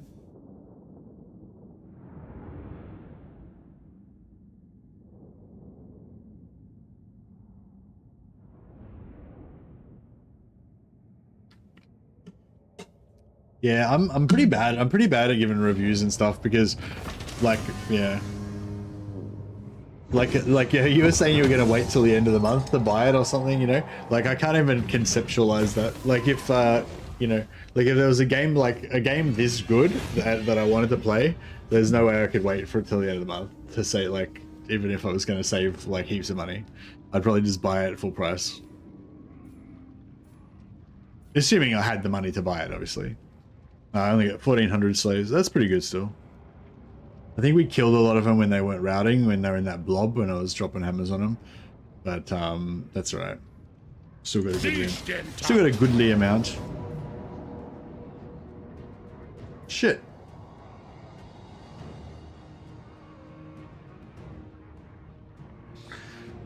Which army is this? This is the army... Oh, this is the army that's up near...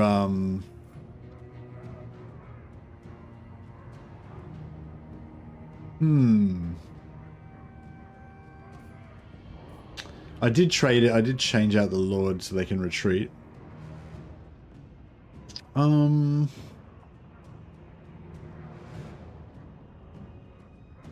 Might be good if we could get this army wiped out before the end of the turn so I don't have to pay their upkeep. Because I've kind of got a bit too much. Like, this is all he's got here. And I've got this plus another more than a full stack as well, all devoted to killing this guy. So it kind of almost might be good if this guy gets wiped out. No, he didn't wipe me out. Hopefully he stays out of position though and we can get him. Okay, this is the Bretonia army. We've ambushed them. I wonder if I oh yeah, does the ambush thing still work? Like where they'll lose the battle and like retreat?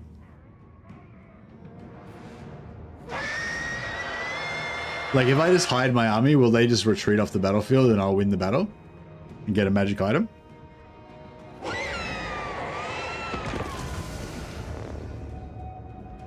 I'm not sure.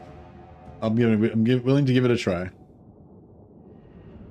I'm not sure if it's changed. I haven't done this for ages, but I remember how it used to be was basically if you just hid your army so they couldn't see you, they'd just happily just march all the way off the edge of the map and then you'd win.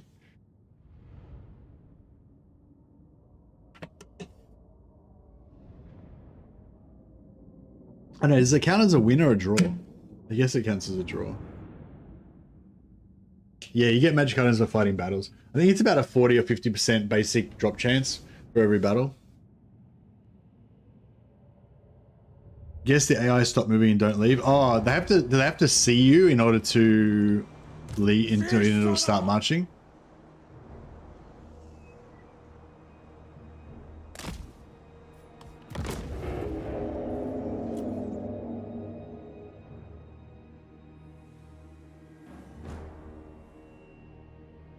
Started your first campaign 2 days ago? Oh man, I'm so jealous of you, JGBD.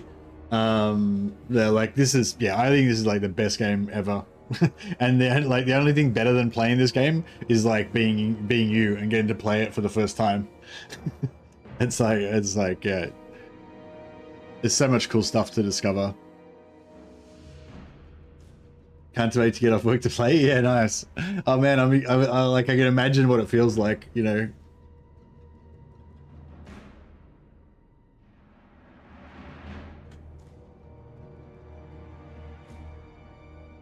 Yeah, you get agents that increase the drop rate and technologies and skill points. Sometimes skill tree can give you an increasing thing. Also, every lord that's in a battle has their own separate chance to get magic items. So if you bring 4 different armies, each of those 4 armies will get the 40 or 50% chance to get magic items, or more if they've got stuff increasing it. So yeah, so basically fight a battle and fight battles with more lords. Have like 4 lords instead of 1 lord in your battle. You get more magic items.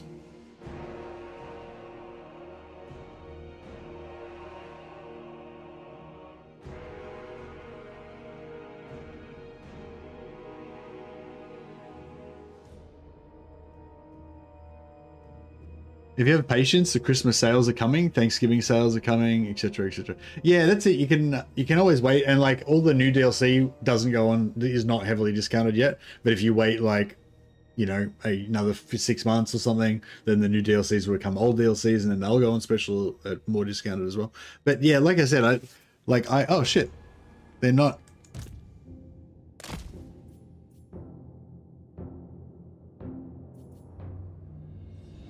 Did they stop? Oh man. I think they stopped. You're right. They stopped just before they left the battlefield, and then they turned around and fucking went for me. I wonder if I had been visible. Maybe if I had been visible on the map, they would have done it.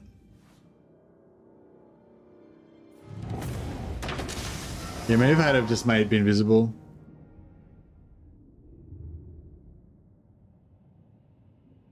The AI doesn't knows we are. I don't think they. Well, I mean, it depends what you mean by knows. It's like obviously the computer knows where I am, but the AI doesn't really know anything. It just acts according to its programming. And when it doesn't have vision on you, its programming is to send out search parties. But they don't go like they don't beeline directly towards your units. They do their own little search pattern. That's how I understood it anyway. Maybe I'm wrong. But that's what I've observed. They don't tend to go like directly towards you. Sometimes coincidentally they seem to be going directly towards you and you're like, God damn it. But quite often they'll like go somewhere else and miss you and not see you, and you can just stay there and hide.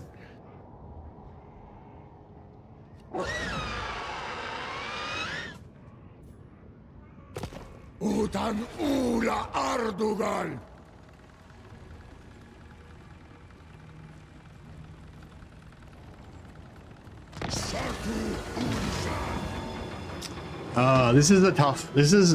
This can be a tough battle. In my last Chaos Dwarf campaign, I fought this battle like straight away. It was like my first battle, like on turn 2 or turn 6 or whatever, my first caravan battle.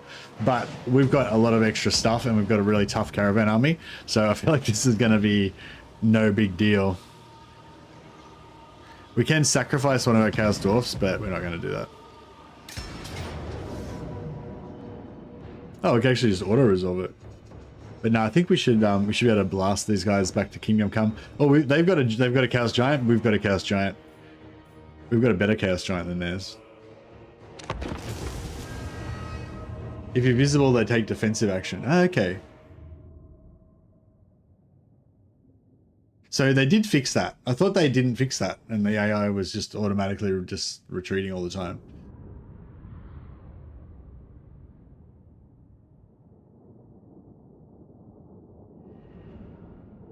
Black Friday will have even better discounts. Maybe, yeah.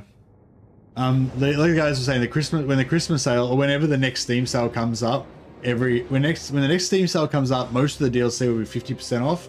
Warhammer 3 will be probably like 50% off. Warhammer 2 will probably be 66% off, and Warhammer 1 will be 75% off on Steam. But I think it's already like discounted as much or more than that on Instant Gaming, like all the time, even without a sale. But yeah, Instant Gaming I don't think will change much. They're just always heavily discounted all the time. But yeah, but they aren't always in stock. Yeah. Although it might be cheap if you wait for the sale and then get the trilogy pack on Steam or from somewhere else that has it in stock. That might be cheaper than. Is there a list of all you need to buy somewhere? Oh yeah, if you just Google Warhammer 3 Steam, you'll see the full list of all the DLC on there, and then you just need Warhammer 1 and 2 as well. It's basically Warhammer 3, every single DLC, and Warhammer 1 and 2. If you want to have everything. But like I said, I just recommend you buy the trilogy pack and then just buy DLCs for the factions you actually want to play, or that you like the best, or whatever.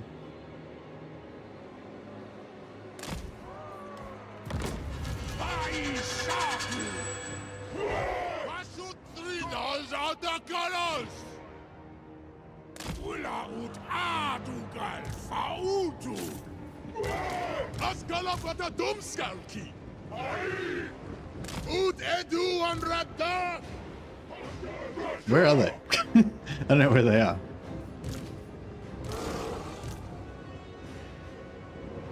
No, actually, the ogre's pretty slow. The giant's pretty slow, isn't he?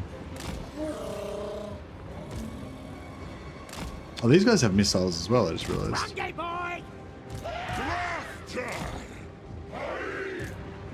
Find a mill.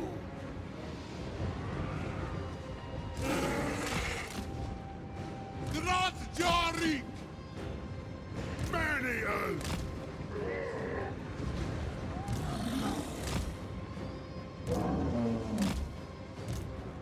Grad Drek.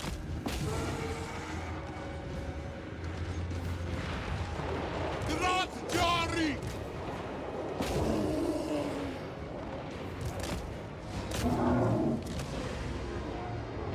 Shoot Sarasko.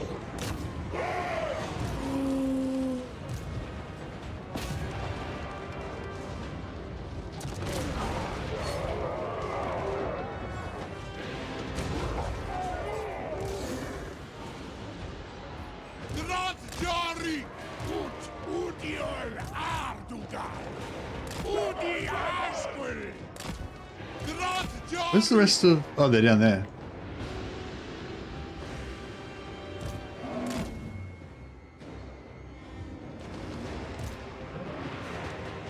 Off we go! Trinas var Jana Grun! Mahitu Demak! We can rip them limb from Askalafata Dumskalki! Ja! Unasan! Askul Ulawaku! Innas Adel!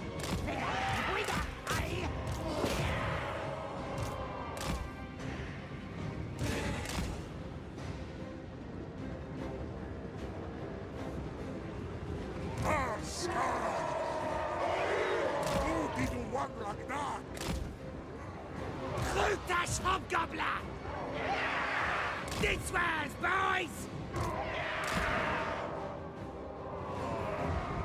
Now, bro, stop.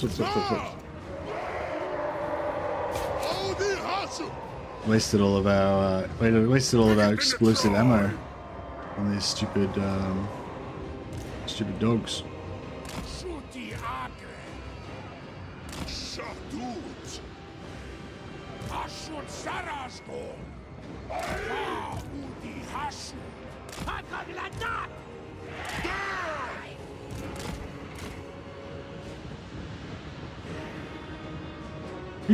Who was that shooting? Oh, these guys. I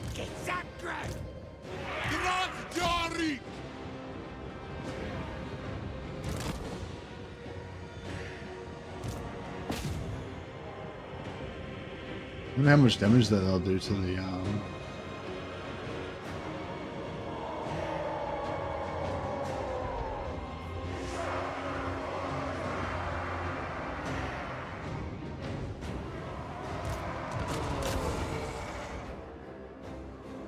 I want these guys to come up here. They were supposed to come out of the corner and get wrecked, but I screwed up by...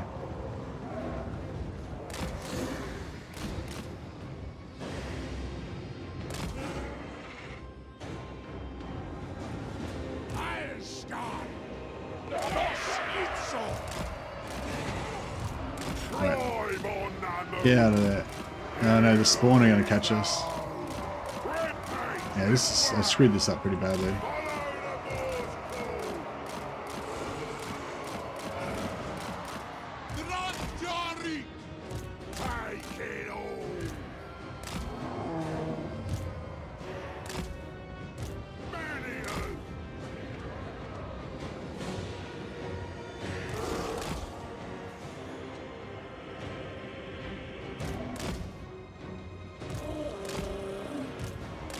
Well, they're doing okay there.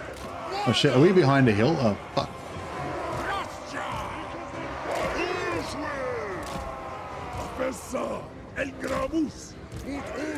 Yeah, you gotta get down right down and see the gotta get right down and see where the line of sight is on these hills sometimes.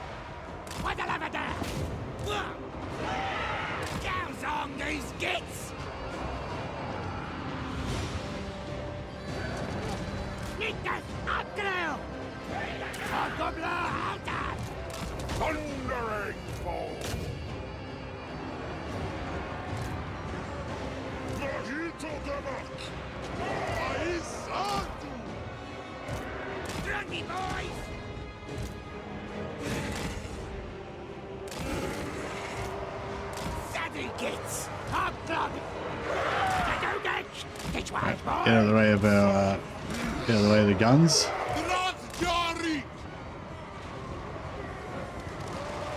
Don't worry about those hobgobs. Shoot into them. Friendly fire. Kill them.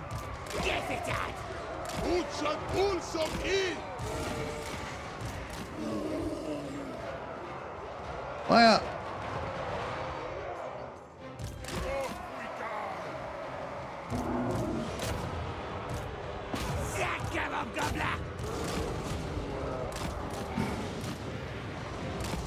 I need to get some terror in here, actually. Let's get this guy in.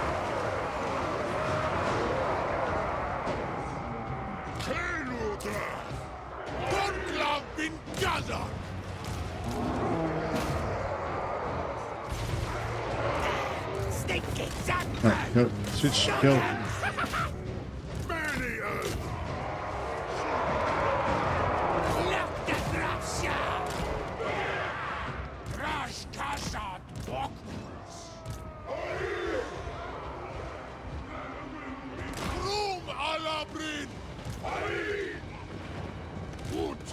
Fire!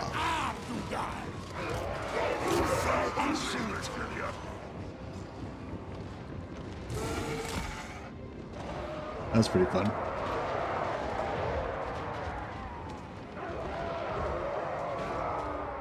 Every time you say orders out loud, I imagine you being there, dwarf sized, with a big hat, shouting. Nice. So do dwarfs understand Chaos Dwarf language? Yeah, I know. Is it just, are they actually speaking a language, or are they just talking like nonsense? Just talking baby talk.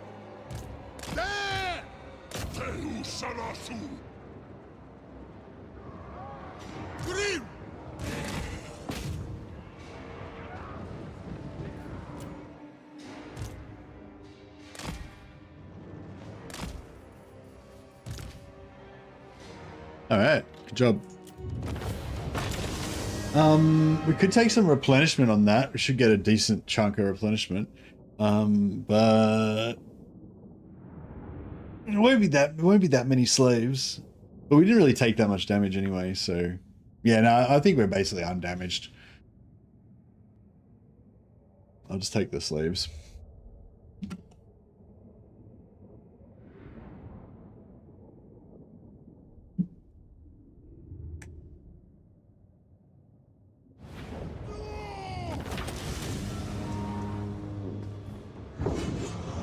Yeah, so we got 116 labor, we get another 116, that's like 700, 120, that's like 800 gold. 800 gold worth of labor, which we could probably use since we're rocking minus 9k deficit right now. Ooh, actually the gold's pretty similar to the labor. Might just take the gold.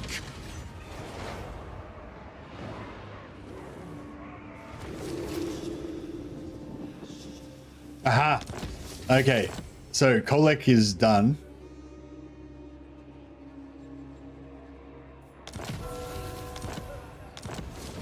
Kolic lost his capital.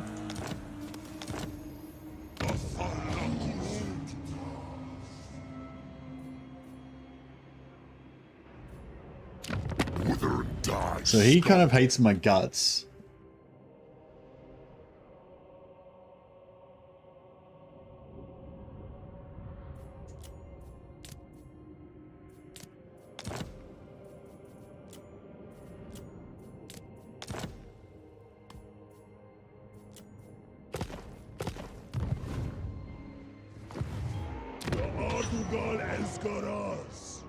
Oh, he doesn't want Blizzard Peak. That's weird. Why doesn't he want Blizzard Peak? What a weirdo. I am bathed in lightning. I am energized.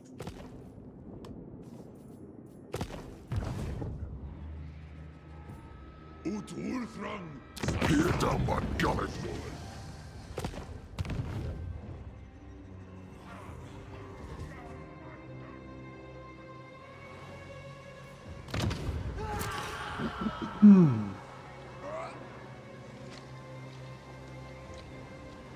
Yeah, we're gonna have to keep sacrificing for money for the moment until we get our finances sorted out.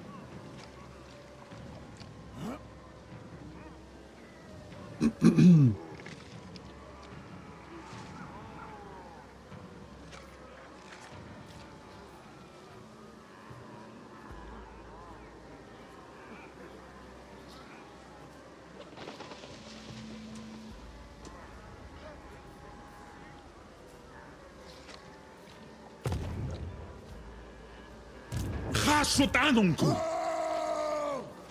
Hasuta!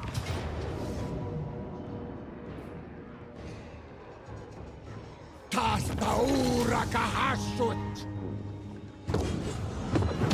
That's our whole mate!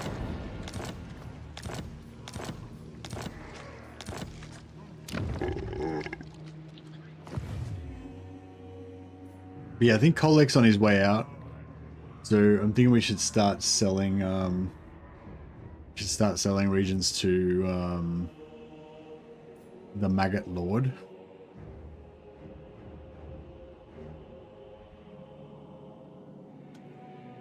We'll wait for him to take Blizzard. We wait for him to take Blizzard Peak. He might just declare war straight out on me, like immediately after that.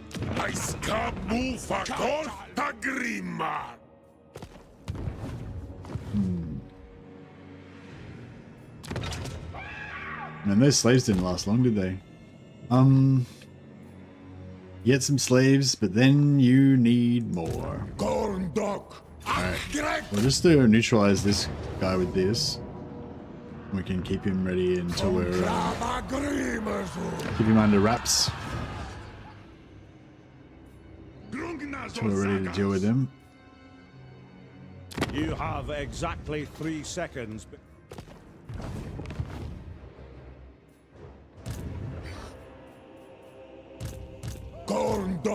Might have to do the same thing here. What's Shakla? That's part of... Thanks.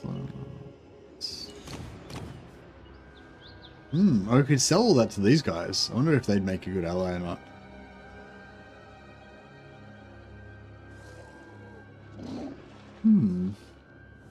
Maybe. Oh, wait up. They've got wood here. No, we want to keep that. Double wood. We'll probably have to kill them as well so we can get the province. Wow, 2 wood in 1 province. That's pretty good, isn't it? 150 more materials. I mean, 150 armaments. Wow, it's like a mad factory place. Where's Vasily? I need him to analyze this situation and tell me what to do. I mean, right now we're not going to worry too much about it, but yeah. Unworkable.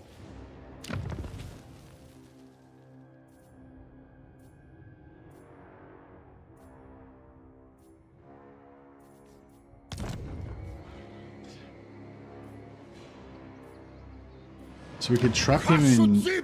We could trap him in here. Which might be the go. Has this guy got enough? Fuck. The movement in here is fucking ridiculous.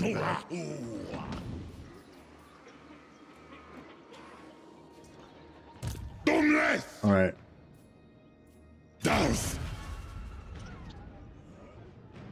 I think we can almost get there, maybe.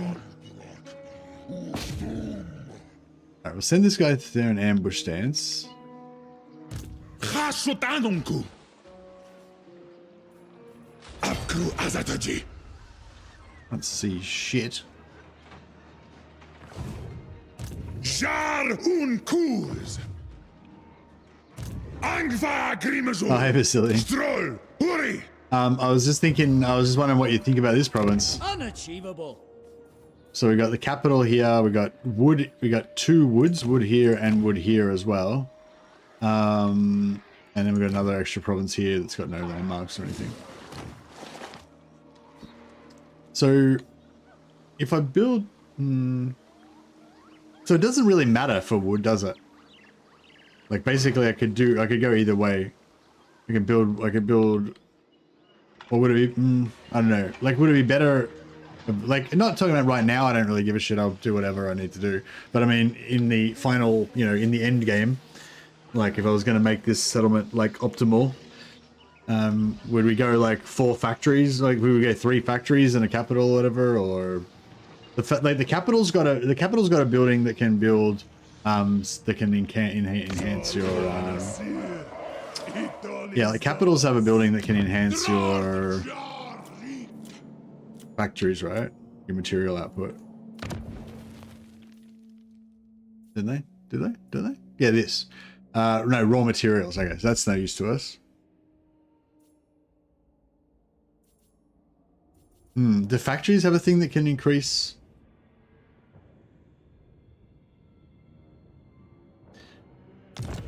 So, oh yeah, do factories have a thing that can increase the percentage?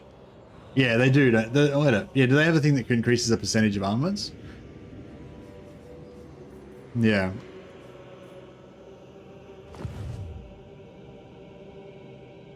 Because, yeah, I might take...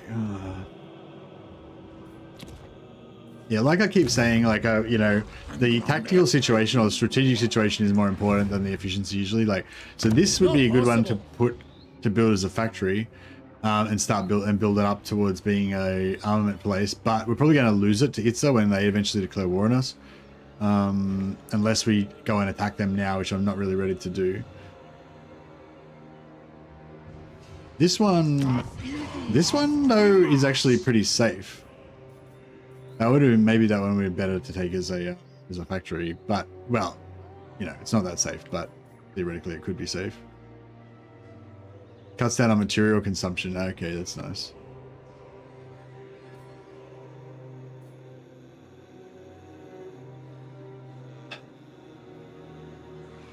Awanrag.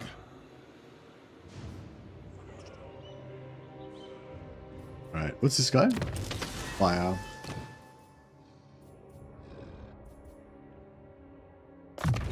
Draj Tauman Sijaras. Dakuaz ta Elgram. Zul Unajar.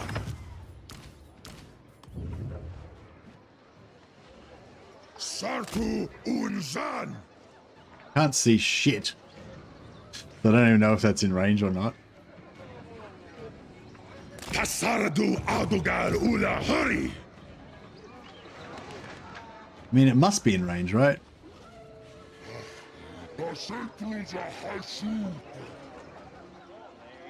Yes. Okay, we can see that's in range. Cool.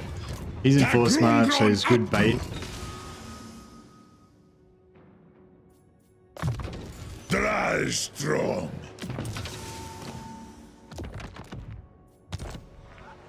Jar un Kuz. These guys, one of these guys probably is up for a rename if we get any more later on, once they level up a bit. Istak Aftal Vanturas. Stastal. Crazy. Gorndok. Faumansia Nunku. Grunaz una Gorma Nunku.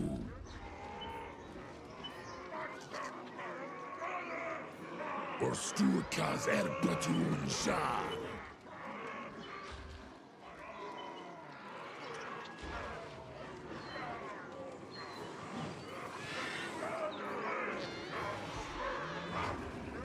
Orakrek.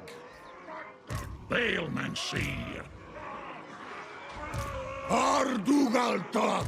Hapru. Sardutalelgram. Tumlet. Tandork. Zishorm. Nawadel. Rik. Subjugatas. Sabarantun. All right.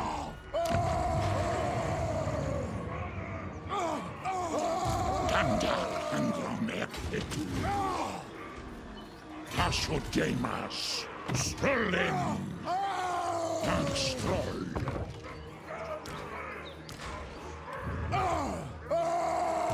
Rakubeluta Andron.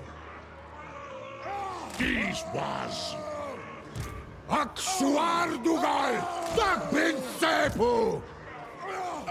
Alright, cool. So if he attacks Astrogoth or the settlement, which both should be pretty desirable to him, then he gets fucked by our ambush army. Which works for me. Yeah, I'll give this field. Balmancy, yeah.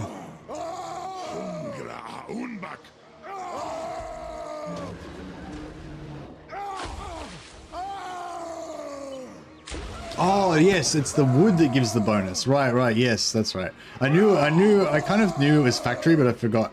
No. So yeah, so the actual wood thing gives you oh no, once you get the technology, it gives you 15% extra armaments to the local province, which we don't have that technology yet, but eventually later on we'll get it. And it stacks. So once we get 2 of them, we have plus 30% total armaments production from both the armaments from these things and the armaments from the factories that were built. So we'll have like wood, factory. What do you put in the 3rd slot?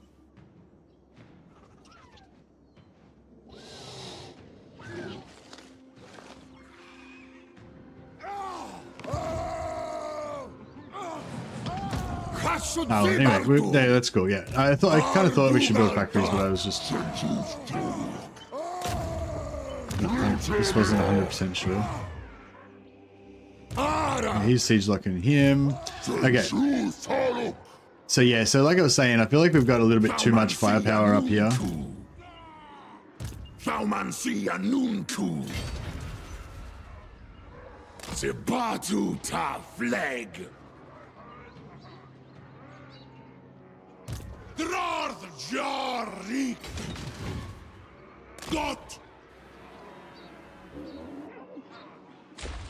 Gromadrazul, Grimas da Barartu, Utdak is a rink. Dumskulki, Got Christas Wanas. Dakata Elgramus. Suru Garas. You reckon this guy can make it to there? Yeah, he can make it there, 100%. Alright, we don't have any siege attacker though, do we? Kind of inconvenient. I feel like these guys could pretty much lock him down and take it out, but having no siege attacker is pretty lame. Oh, but then look who appears. Mr. Siege Attacker. Hopefully they'll come for an ambush. We'll get some slaves out of it. This guy can actually almost make it here in 1 turn. You reckon that would be in range? Oh no, we'd have no siege attacker again though.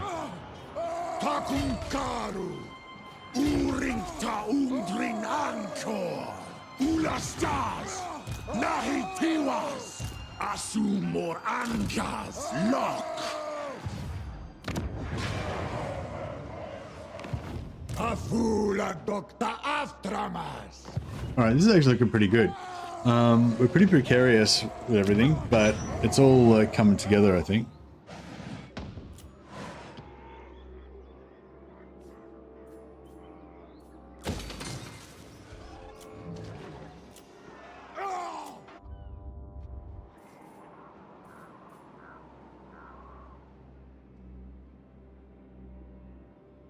Castellan Capital Walls. Yeah, Castellan Cap. Good call.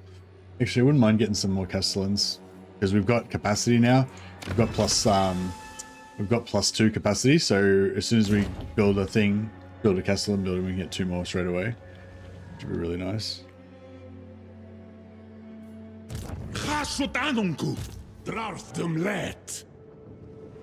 So can we make it? Oh yes, we can make it in this time. They use they care. Check this stack out. They're pretty good. I think that means the AI has gone into passive mode, right?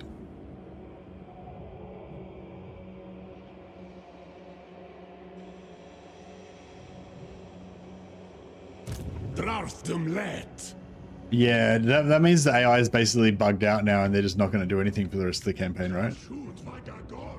Move him. Groti Gorl. Don't do this because the AI, like, if you let the end turn happen, they won't go through the portal. Like after I've done, if I end next turn, if I end turn, he'll move after I've moved all my stuff, and then it won't go in. So you just cancel your movement so you don't waste it.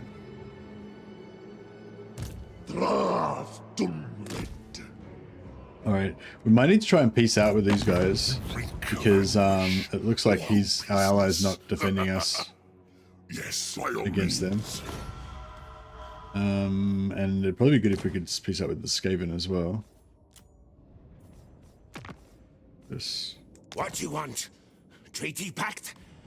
Yeah, no, we're not paying 10,000 gold for it. Not that keen. Not gonna get down on my knees like some kind of cunt. Excuse my French. I don't know. That was a reference to a movie, but I'd probably realize no one would have gotten it. So,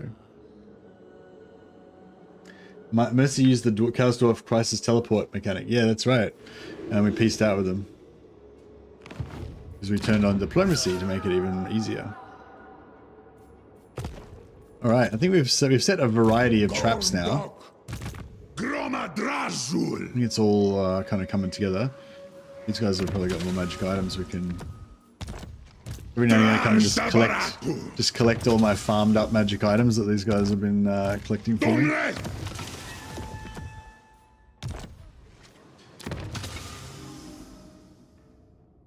There are quite a few modifiers for a full factory province, but next to none for a full outpost province. Ah, yeah. Yeah, no, I would never do a full outpost province because, well, no, that's not true. I constantly do full outpost provinces just because but the great thing about outpost provinces, which is why I do them so much, is if you don't want to invest, like if you want to conquer a region and not invest anything in it and get something back, the best thing to do is just put it as an outpost. You can just build a level 1 gold building, only costs like 1,000 gold or 700 gold or something, and then you can get return on investment straight away. And then if you lose it, you don't need to prioritize defending it, because if you lose it, you don't care, you didn't spend any money on it, right? But you're talking about late game, like once you're trying to optimize your core provinces that are secure, then yeah. But yeah, I take your point. But yeah, the advantage of the full outpost provinces is not the bonuses, but the cheapness, the lack. You don't have to invest any materials into them. You have to invest almost no gold into them. They just basically are free money. Whereas trying to develop your sort of later game stuff is a substantial investment, which you then have to defend.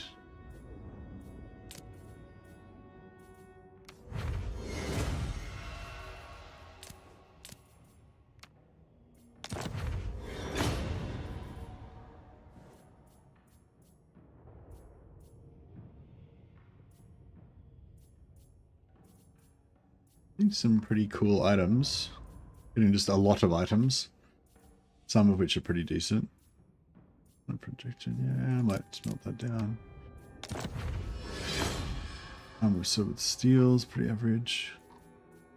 But heaps of magic, heaps of healing potions. Probably gonna smelt down some of these blues as well. It's a black shard arm again. Yeah, that's pretty average. I think we need that. Let's see if we can get a better blue. Obsidian blades. Obsidian blades are nice. Pretty much, but even then, if you need immediate protection, factories have walls, worth keeping in mind. Oh, yeah. Well, yeah, if you want to defend it, that's what I'm saying. If you want to defend it, then factories maybe are good. But I'm saying if you want a settlement where you don't invest in it and you don't care about it, but it still gives you a bit of an advantage, that's where outposts are really good. So, yeah, so I definitely have more of an early game outpost leaning. Like, I pretty much only build outposts for the first half of the game, you know? Like, I haven't built a single factory yet. Although probably we're only in the first quarter of the game, technically.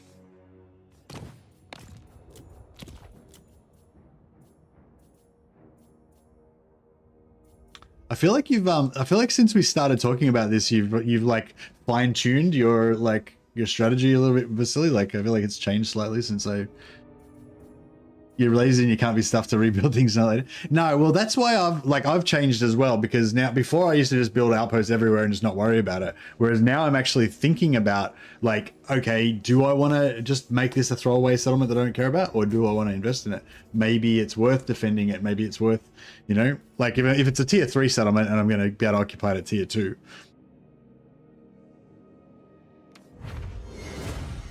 Scroll of leeching, that's pretty crap. Got a lot of nice whites. A little anti-hero.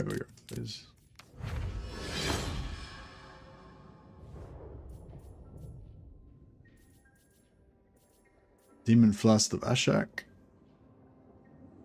Oh yeah, this one, I can't remember decide whether I actually like this or not. There's 10 seconds of Ruptured, minus 16 melee attack.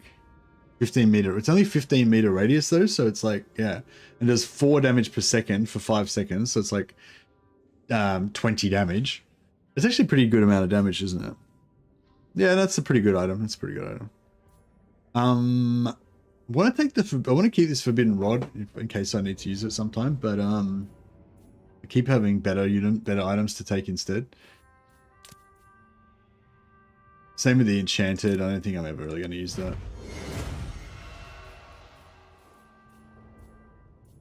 Alright, I think we're good for now.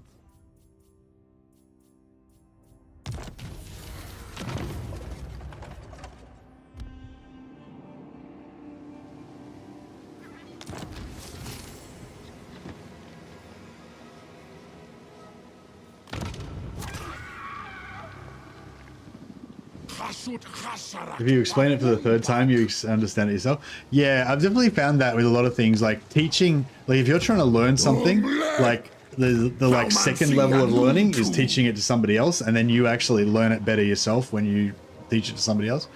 I find that a lot with making videos and stuff too. I tend to like learn things better once I try to explain it. All right, let's see if all these traps work. So we're trying to sucker him into taking the settlement. Well, not taking the settlement necessarily. We're trying to sucker him to attacking the settlement so we can gangbang him. But if he does take the settlement, then that also kind of works. And we lock him in. We lock him in here. We're trying to get him to stay there. We're going to try to get him to come out and get ambushed, but he won't because he won't have really strong enough. We just want him to stay there so we can siege lock him. This guy's siege locked. He's going to attack him. Then he's going to stay there. Then we're going to get him.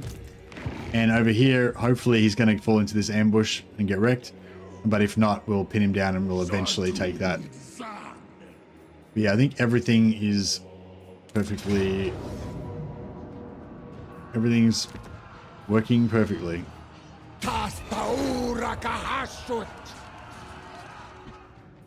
Famous last words, as they say.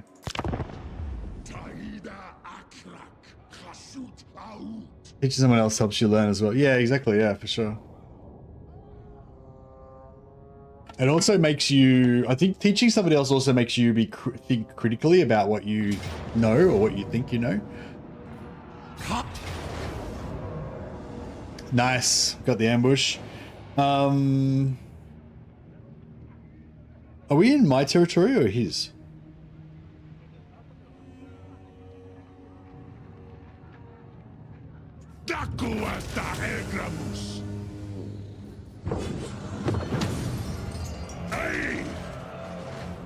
It's alright, we'll just get rid of him so we don't have any anyone to join the garrison. Huzzah! Eat a dick, Alberic! Nice. Okay, so this is really cool. So we can fight a field battle, get a crap load of slaves, fix my economy, and when he retreats, he'll still be in range, so we gotta follow up and kill all the rest of his troops as well. The only problem is, oh no, we got Burning Head. That's not bad.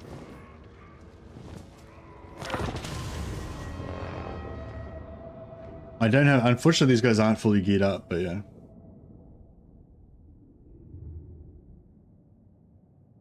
There's a saying, you do not understand something till you can explain it to somebody else. I heard a different version of that. Something like, if you can't explain, if you don't really understand something if you can't explain it simply.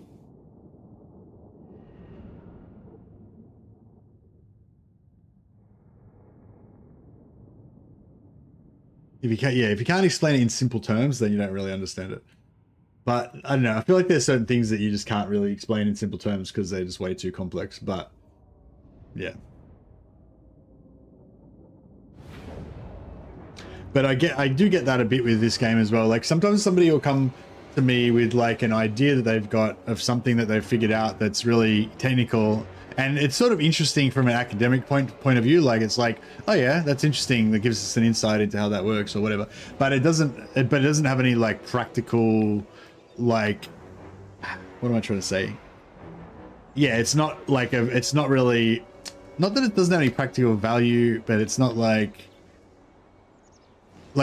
sort of my take on, I don't know if this is related to what this it's sort of related to what we're talking about, but basically with Total War ideas and stuff, like for ideas for videos or ideas for strategies and stuff like that, like I'm interested in stuff purely from an academic point of view. Like if you're just doing experiments and when something happens that you didn't expect or whatever, it's like, oh, that's interesting. Or if you're figuring out like the maths for something or whatever. But for me, it doesn't really become exciting until you can explain simply what you need to do as a result of that. Like if you watch that, I don't know, I don't have a good example, but if you watch the video I made, the one called if you watch the video I made called like how to get hundreds of captives, right? It like explains all this stuff about how to get hundreds of captives, which is exactly what I'm doing, all that stuff right now, right? And you get heaps of captives, gets heaps of slaves, get a lot of money for stores. But like, there's a lot of technical stuff to do with that, I guess, or specific stuff about it. But like, you can sort of refine it all down to just kill as many routers as you can, especially after the battle ends. Keep running them down, and roll with as many lords as you can. Have like 4 lords and multiplies the amount of captives you get. So do you know what I mean? Like you can, whereas like you could kind of waffle on a lot about it, and I do, but that's like that's the thing, and that's when Total War ideas become exciting to me. Like when you can make it into an actionable strategy, like you can say, oh, okay, we've done all the sciencing, we've understand how this thing works, and you can have an actionable strategy which you will now do. Like that's the thing too. Like if you have like, there's also like a lot of stuff that comes out where it's like you figure out all this stuff, but it doesn't change the way you play. Like you're still going to play the same way. It's just that now you understand why that playstyle is so good, but it doesn't actually change what you do, so it's not really that exciting, you know what I mean? Like, yeah, I don't know.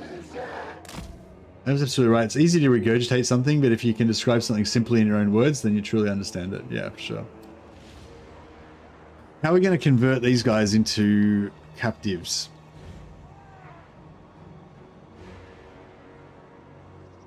Can I win this? I can definitely win it. But I don't really care how many casualties I take doing it. But I want to get a lot of captives. I don't know if I should maybe let them walk in a little bit and like fight them over here maybe. Or maybe I shouldn't engage till they get like about here. That would give some more time for our reinforcements to come on. We'll get like one more Bull Centaur Turok in there.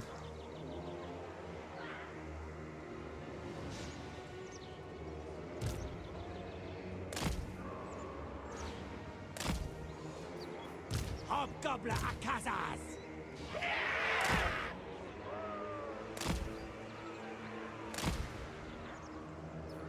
Boys up, crew!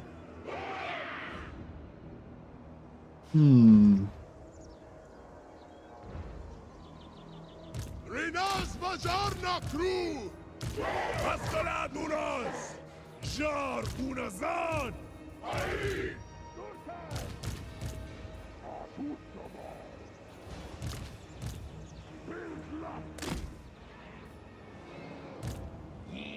One lag stuck!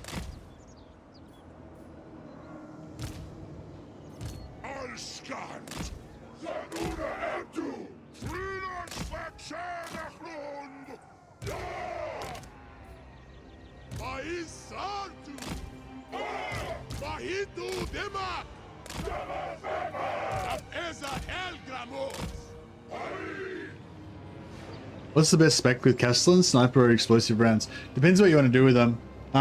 Snipers are pretty good for helping you kill single entities, but if you want to use your Castellans as your frontline tanks, then explosive rounds are heaps better, I reckon, because that line gives you the that line also gives you the flash bomb, so you can slow down and debuff like dudes that are trying to get to your gun line. So I like to have one or two Castellans out in front of my gun line, and then they can slow them down as they try and come in. Also, shotguns are cooler than sniper rifles, in my opinion.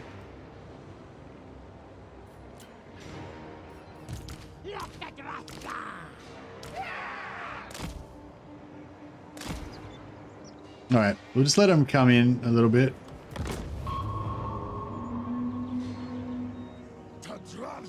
And then we'll like spring our ambush once they get a bit closer.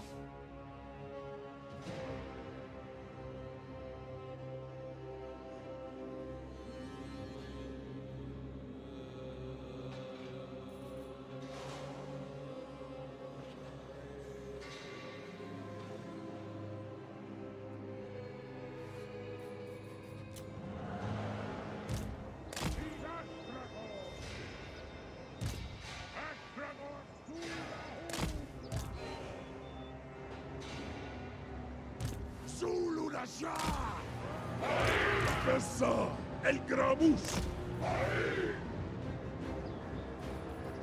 Hobgoblin Akazas! Don't let Clayus diswas! Asku Ulawaku!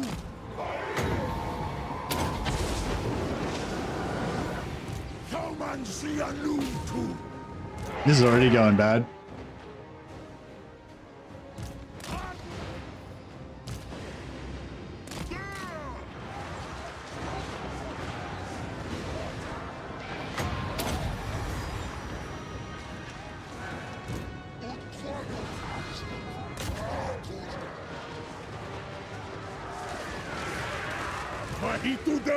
This is already going bad because we haven't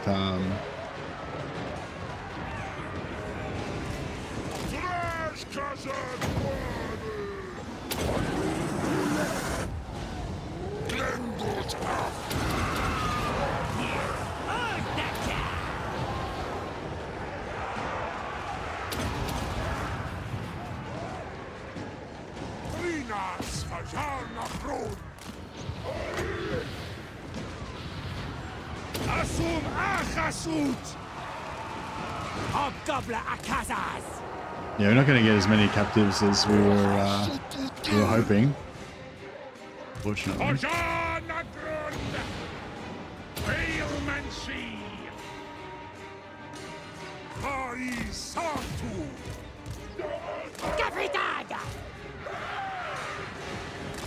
Edu and Radak! Whoa! Ut! Utshat Ulzuk in!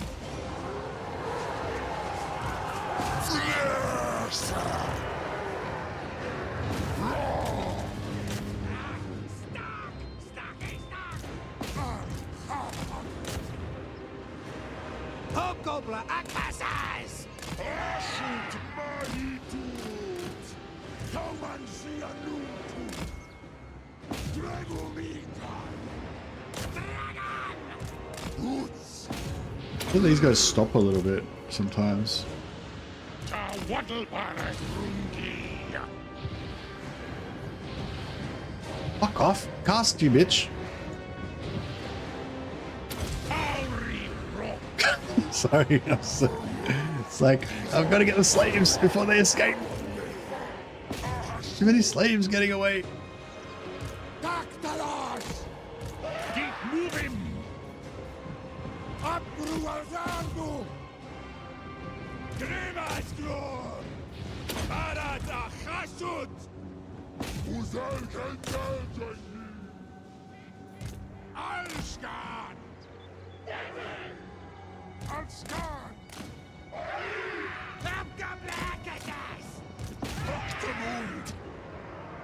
Look the Dwarfs! Hunger! Yes! Koru! Tagrom's point! Traxhal Dangi! Warden! Askala Patracha! Akdamud! Ashut Mahitu!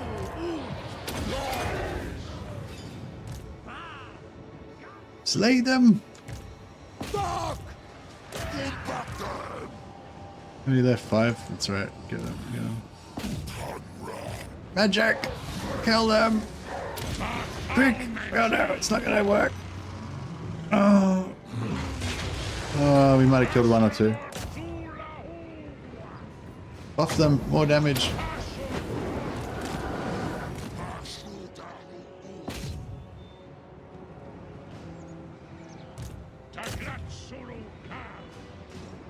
Hobgoblin Akasas!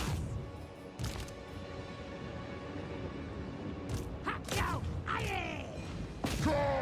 Slay them. More damage. Must kill them.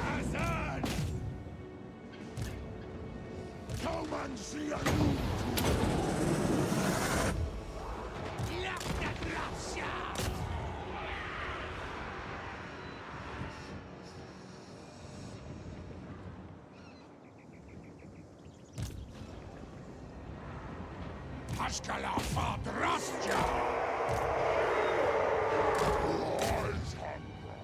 All the slaves. Give them to me. Here we go! Alright, we're just about done. Box stabs! Can we get some more... Alskan!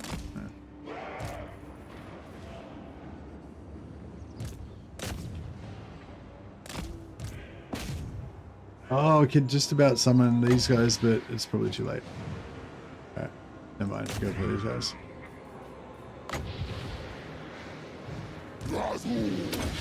Just keep them still. Is this the last lot? Alright, just everyone, get over here.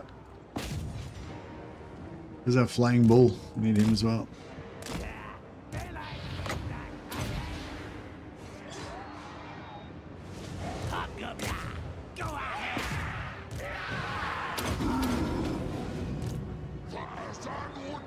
Alright, that was pretty good. And we actually got a fair chunk of them.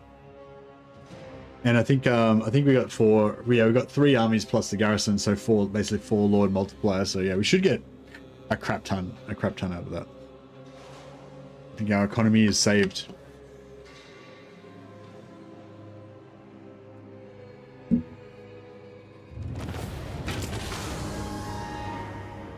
Does Eltharian imprisonment kill Nikkei faction?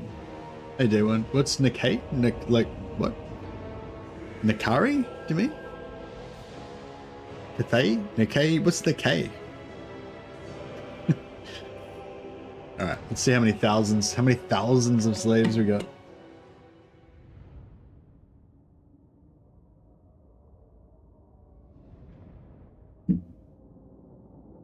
If anyone cares, according to the wiki, their language, that's the Daoizar, diverged millennia ago, and they would be able to understand each other.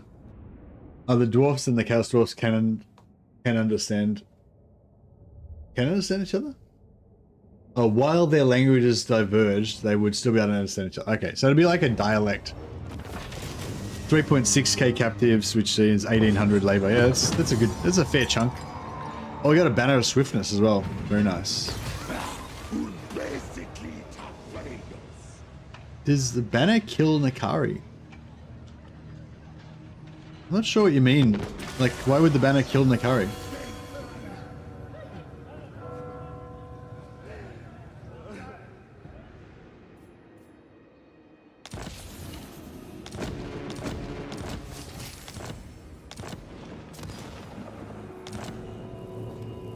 Oh, we've got that. We got the research now. Just in time.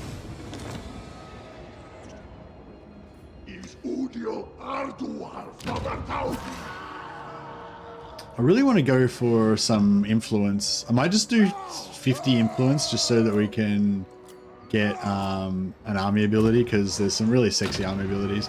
So this one, Flame and Shadow, means every lord can drop bombs, which is pretty sweet. And this extra summon is just super useful. I want to grab both of those, so I'll grab this one first.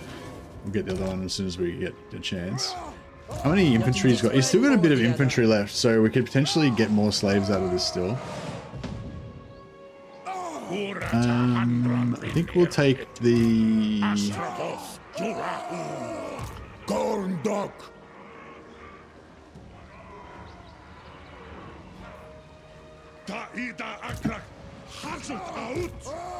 Why are they super rock?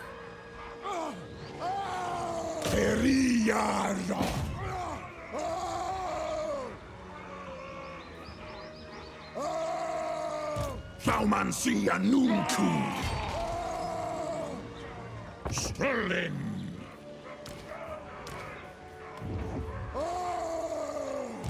Pabgrua Sardu Arak Rikazenum Aula Tefas. Alright, let's super rock get the XP. Dunlev Waddle And Gorndok Sardu Kashut Renkidren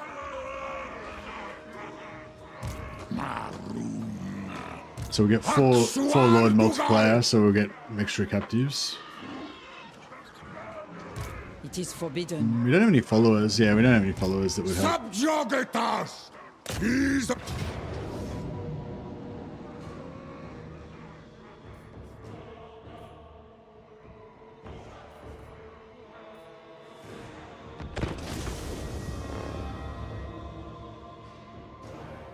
Hey, Joshua. Yeah, sorry I've been, sometimes I start late. So my the time I don't know, for those of you who are on it right at the start, my normal start time for streaming is, about an hour earlier. I try to stick to around that time, but I sometimes go early, sometimes I go late. It's just, yeah, I feel like it's better if I start at the same time every time, so you guys know when I'm on, so you can, you know when I'm going to be on. It's reliable. You can just decide whether you can fit in some stream viewing that day or not, you know. Whereas I know it's probably annoying for you guys that do want to watch the streams, because you don't know whether I'm going to start anytime within about a 4-hour window. It could be pretty much, you know. But I'd stream like every single day pretty much, and like, yeah, I just can't always like sometimes I don't get any sleep or something, and so I have to have a nap and like start a bit later. Other times, like, you know, my wife's gone out, I've got nothing else to do, I may as well start streaming earlier. And, you know, so yeah, so that's why, if anyone was wondering why the streams start at different times all the time, that's pretty much why. If you're, but yeah, but I pretty much always try to end the first stream anyway around, actually no, I've changed that now too. I don't know. There's no rhyme or reason. I'm pretty much always going to be on most, unless I'm having a day, completely having a day off, I'll pretty much always be on around now. But yeah, the latest that I'll usually start a stream is an hour later than I did today, 2 a.m. my time, which would be 2 hours and 47 minutes before now. That's kind of like the latest start time that I'll have. And usually I'll start 2 hours earlier than that. But sometimes I start earlier. I'll do an early stream, but yeah. But usually I try to stick between midnight, 1 a.m. or 2 a.m. So today it was 1 a.m. So an hour either side of what I started today is usually try to be my normal start time. I don't know. I just thought maybe that was annoying to you guys sometimes. I mean, starting at weird times all the time. Maybe you don't care. I don't know.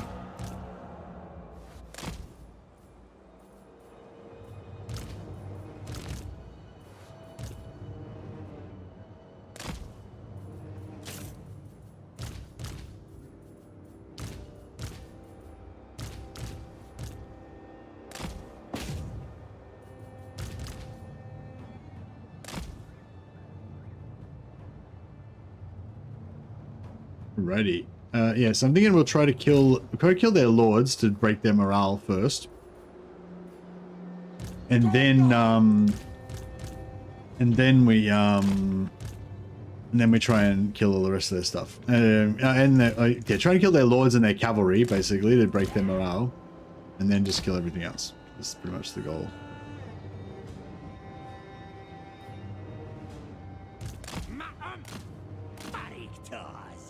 I'm flexible and have stuff to do when not watching. Yeah, nice. Yeah, I mean, is there anyone that is impacted by my random start times? Like, I don't know. I don't know if it's important enough to anyone that would actually really care. I have had people complain about it in the past, though. That's the only reason I brought it up.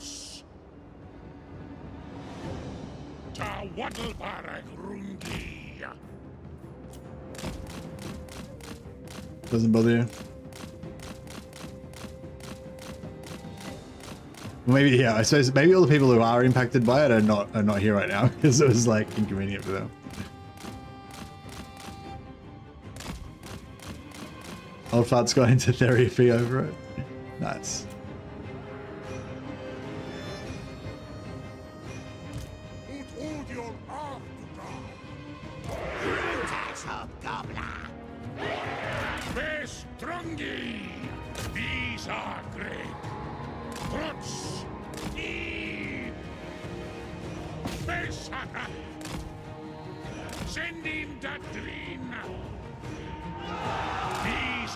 We got a Deathcaster in here? No, we don't have a Deathcaster in here. Alright, we'll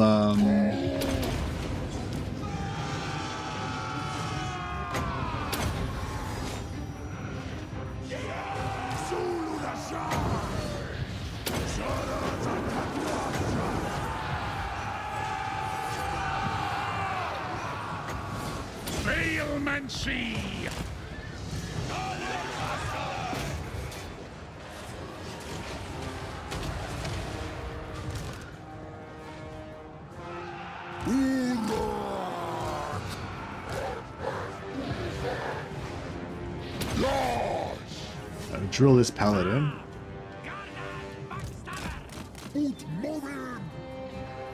I'll turn everyone's fight wheel off so they don't kill everybody like we're ready. Oh, we got him? Alright, kill her.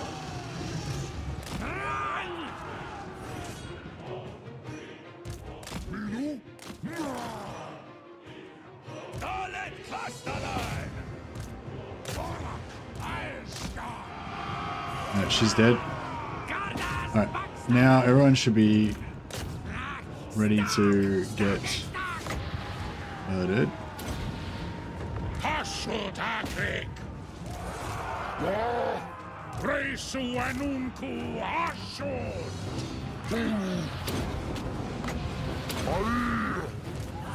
Get those captives.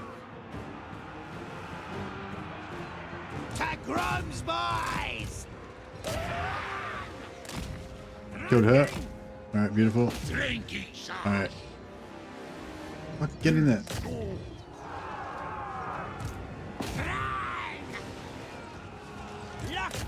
Gotcha!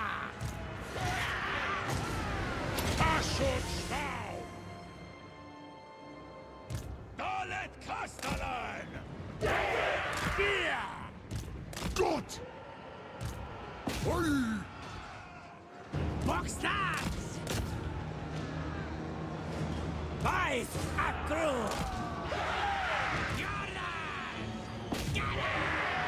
Beautiful. Yeah, these guys are all routed. Baumancy! Sula Hasu! Sulumancer! Veilmancy! Dondon! Orskol! Yeah! Count all those kids! Don't let players this was! I'll just lightly shoot them a little bit to get them to break.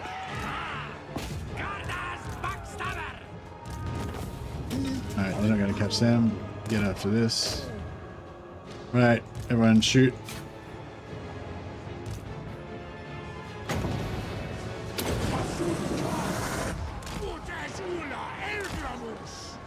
Oh man, friendly fire. Too much friendly fire.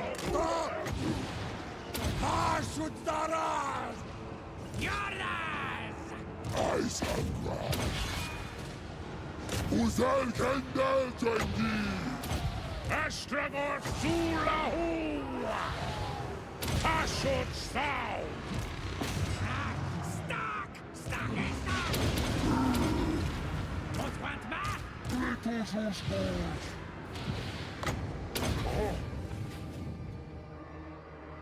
Alright, well there wasn't that many captives to get, but I think we got, you know, 100% of them. Magrund! Keep moving!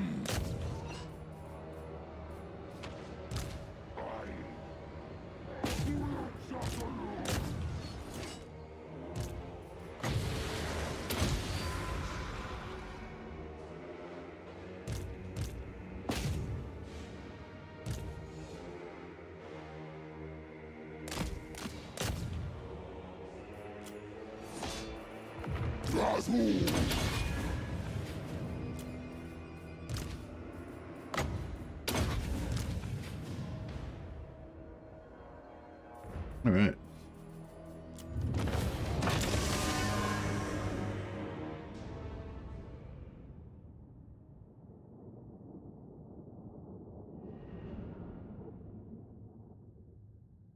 Nakai, the lizard man of man. Oh yeah, maybe Nakai. Yeah, no, I think he meant Nakari. No, Nakai. No, he meant Nakai. Sorry. What was the question with Nakai? If you imprison, if you, oh, I see what you're saying. Like you're saying, if he only had one army, and then you, yeah, no, if. Yeah, I'm pretty sure that would wipe him out. Sorry, Day One. I didn't really understand your question. You're saying, so he's got no settlements because he's a horde faction. He's got no other armies, and it's his only army. And if you kill his only army and try to capture him, then yeah, he won't be captured. He'll get wiped out. But that's how it works with other factions that are in that situation. So yeah.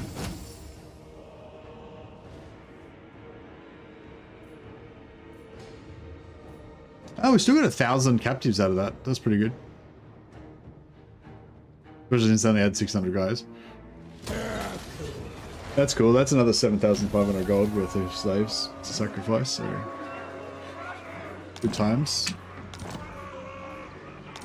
Okay, now I want to free up my main army. Actually, what are we going to do with our main army? Should we attack Gorok? He's only strength 51, so he's not like that strong. And that would give us, that would make us friendly with Clan Spittle. Clan Spittle is what's his name, right? Is Clan Spittle, no, Clan Spittle's not, Clan Spittle's a minor faction. What's his name's faction? A Skroak. Skroak's not Clan Spittle, is he? He's a different one, isn't he?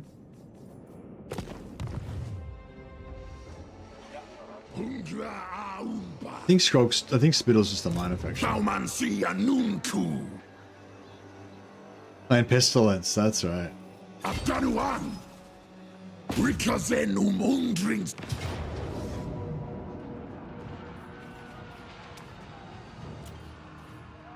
Sista Ardugal Araple.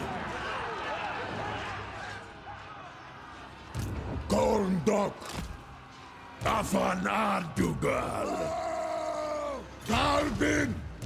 Draftum let. Get our heroes in here.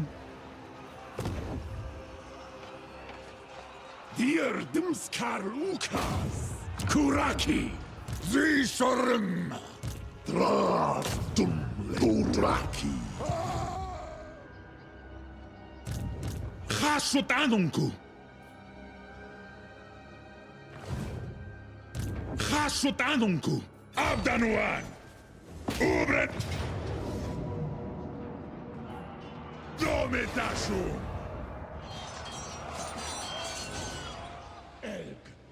Yeah, we haven't really got much materials going right now, but we do have. We are kind of poised. We're poised to start creating lots of materials. Yeah, I'm just a bit worried because I feel like this is going to be a front line. This is going to be a frontline settlement. But if we immediately attack Itza, then this will become the front line.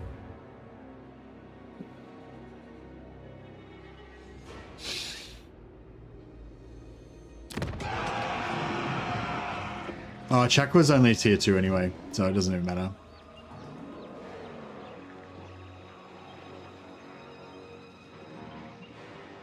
Yeah, I probably should have taken Sanksler as a factory, but that's alright. Dakuasta Elgram. Draj Daumen Cisaras. Durung. Pyrrhic medium. I feel like we can do better than that. We'll just fight it manually, so we don't take too much damage. I want to hit some more Bannerlord today as well. I mean, I'm a bit torn with the Bannerlord because I'm playing like the whole idea of the campaign, the whole thing that's keeping me motivated to play Bannerlord so much is that I'm like doing like a companions only thing and trying to just get as many companions as I can, and but mainly trying to get those companions to be as tough as they possibly can be, and just, you know, just make them absolute beasts. But then I was trying to level leadership so that we could use leadership to get more companions. But in order to do that, you have to have armies. So I'm like, so now it's like I'm getting to the point where I'm like, should I raise armies and then just go on a whole army thing for ages so I can get leadership up so I get one extra companion? I kind of want to do that, but then does that wreck the whole concept of playing companions only? I might have to change the title from companions only to, I don't know, companion training or something. Oh yeah, I've got a new thing to do in Bannerlord as well. Instead of killing looters, I kill villagers. I just join wars and then just don't fight in the major battles. Just go and murder all the other factions' villages. It's kind of evil, but it kind of fits in with my bikie gang mentality.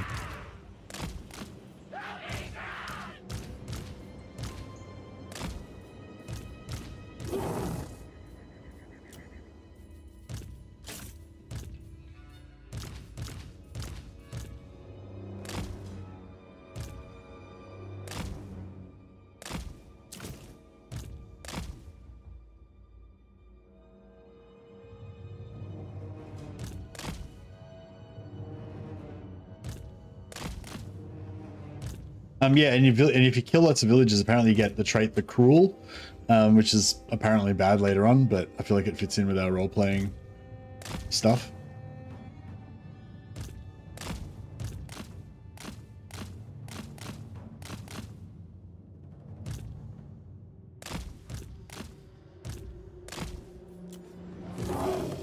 Sagdon Sepu!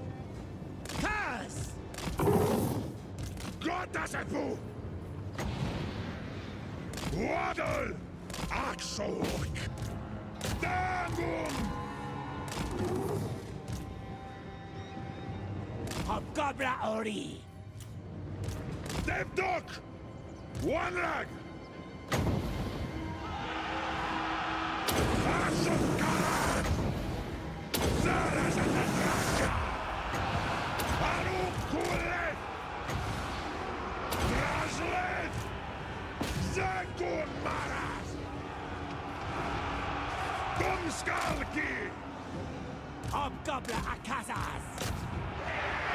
No, we're not worried about captives here. We're just trying to kill them without taking much damage.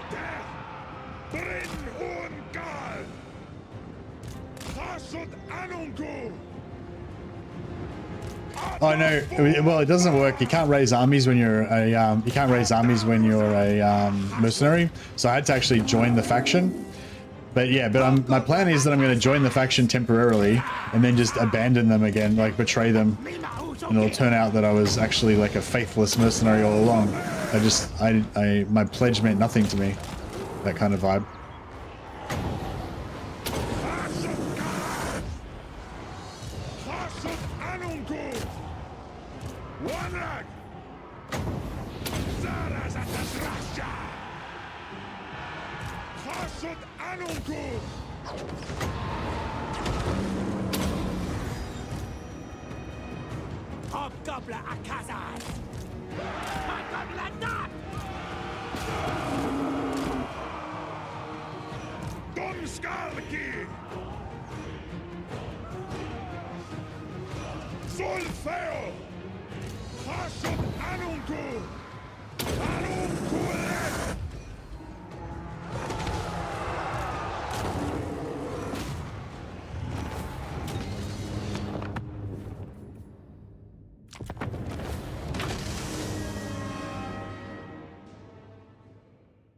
Yeah, so I don't really want to have like, I don't really want to deal with like massive empires or armies or anything. I want to keep true to my original concept of having like a small band of just elite but evil knights. And I want to fight in big battles though, but I just want to take in my like 12 guys and not worry about commanding like, you know, the whole banner. I want it to be somebody else's battle, and my guys are there not even really to help my side, but really just to get whatever they can, get as much loot and experience for themselves as they can. So that's what I've been trying to do. It's been working out pretty good.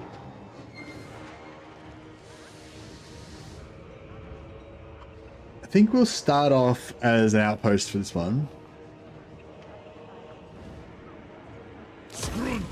because it's only level 1 anyway. And then we'll convert these. Eventually, we'll convert both of these into factories and upgrade them to tier 3.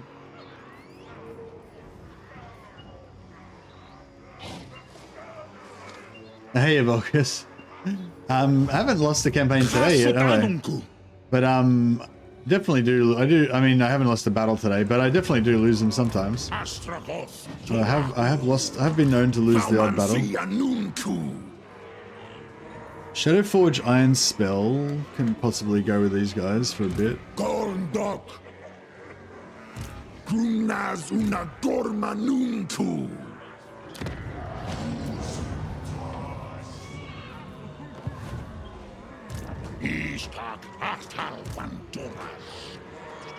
Up!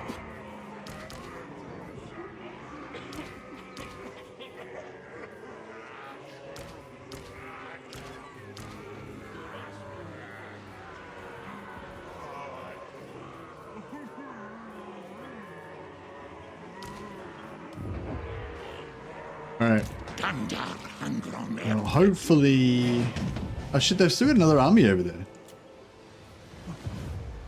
It is forbidden.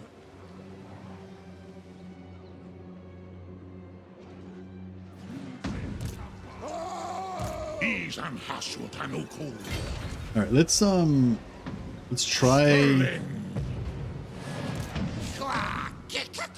Yeah, we'll bring all of our armies down here. Doomleth, Starstal, Atadokstok, Dantalaz, Tassadu Ardugal Ulahuri, Zishorim, Sanaru. God! Not in this world or the other. Gorndok. Nati Wazaf.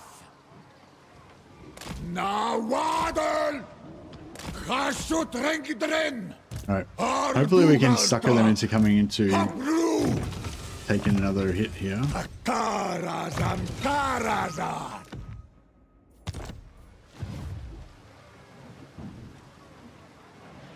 You can rise can you not get leadership from just commanding large numbers of troops? Yeah, you can get leadership from just commanding large numbers of troops.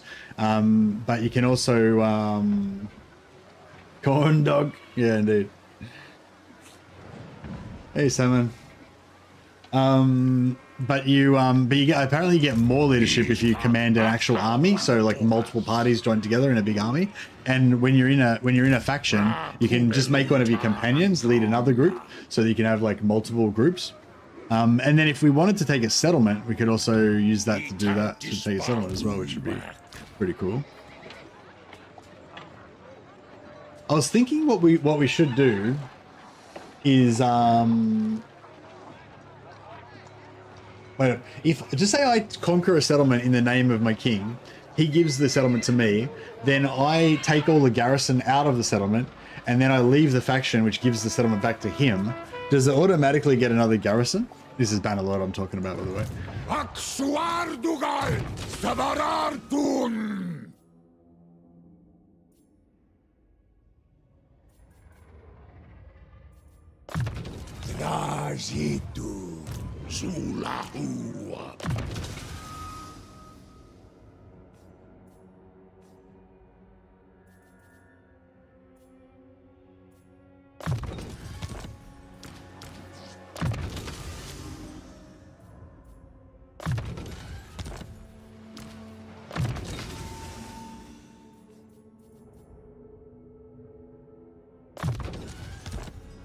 Yeah, I want to split these off and make a specialist hobgoblin army soon, so we can maximize the effects of Gordo's.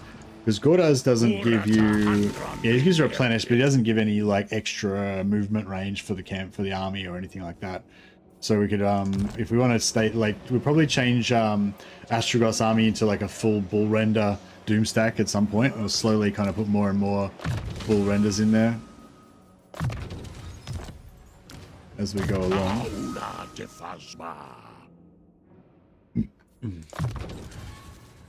Narbetas Azatarki.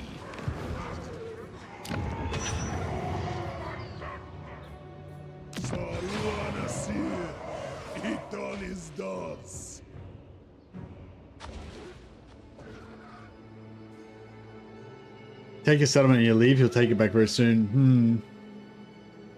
What about if I give him heaps of cash to make peace or something? Could I like sell him, give him heaps of money and make peace straight away? I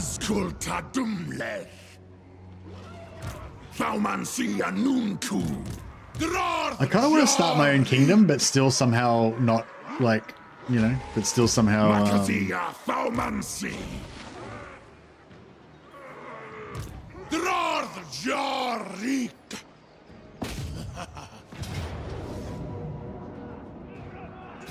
actually, I probably don't want to do it with him. I just realized we probably want to do it with somebody else that's got more levels.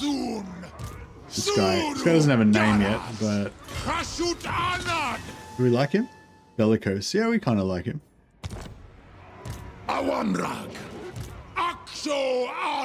We like this guy?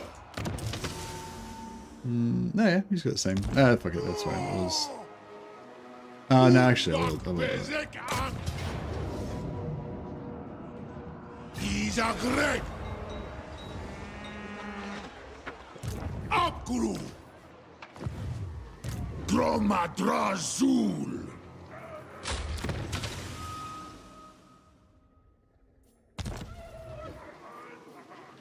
It's got the most magic. 58, 56. It's got the most magic. Alright, we'll get this guy in.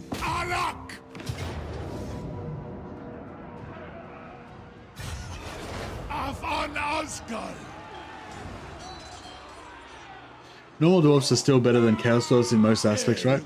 I don't know, it depends what you mean. In terms of most fun campaigns, I'd probably say I'd probably say I still like the Chaos Dwarfs better than the normal Dwarfs in terms of how fun their campaign is. Ut domitas utal senerut.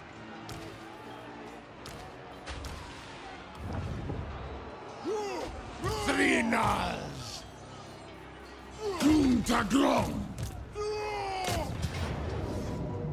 Oh, apparently we aren't gonna win this. We aren't gonna win this on auto resolve alone. Conclave agrimazu.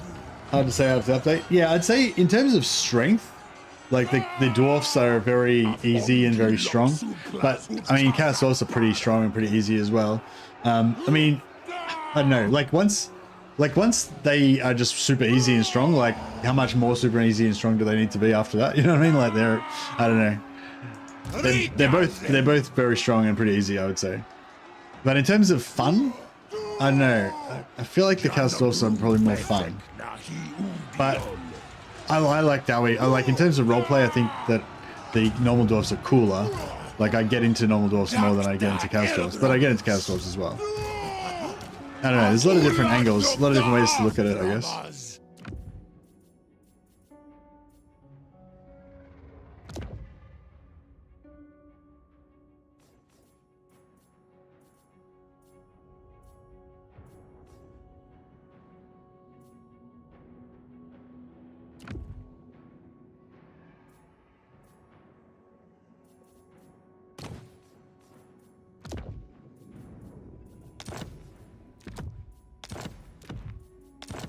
A bunch of random banners. Idam Wolfrum.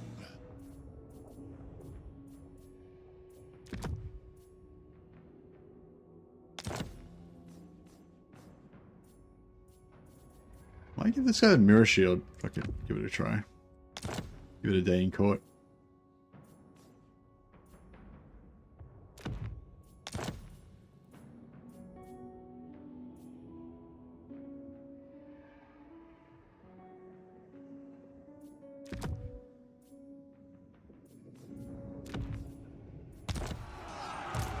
Skull key.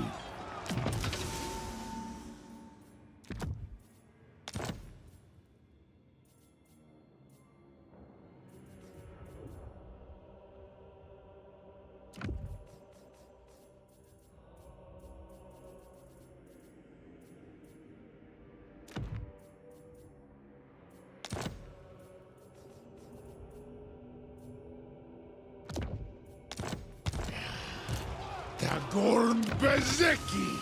This guy shall...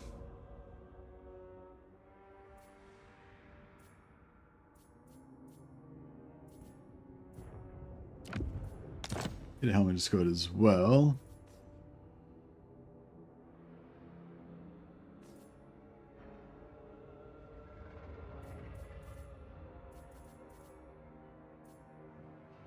Even Terror Sword.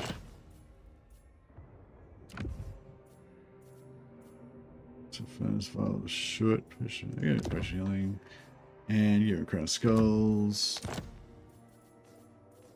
and give him a bunch of random banners. Regular dwarfs are nice and Chaos Dwarfs are nasty. Yeah, that's right. Chaos Dwarfs are regular dwarfs are better at being nice, so that's an advantage. Alright. Our Pyrrhic Victory, we can auto-resolve now. But all our guys will die. Kind of feeling like it's almost worth it though.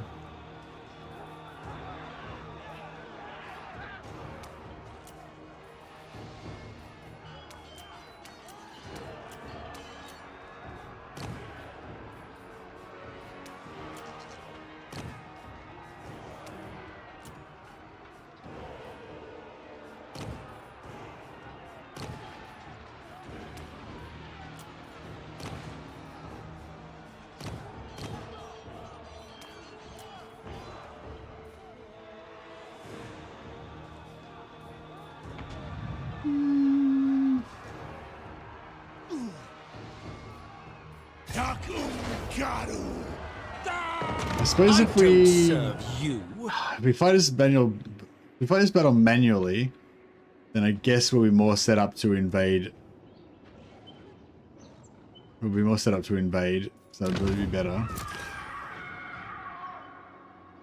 How much we got? 2 influence. 10, 2, 3, 4, 5, 6, 7. Yeah, so we can't get. If we put all this into influence and next turn put all of it into influence, we get another one next turn.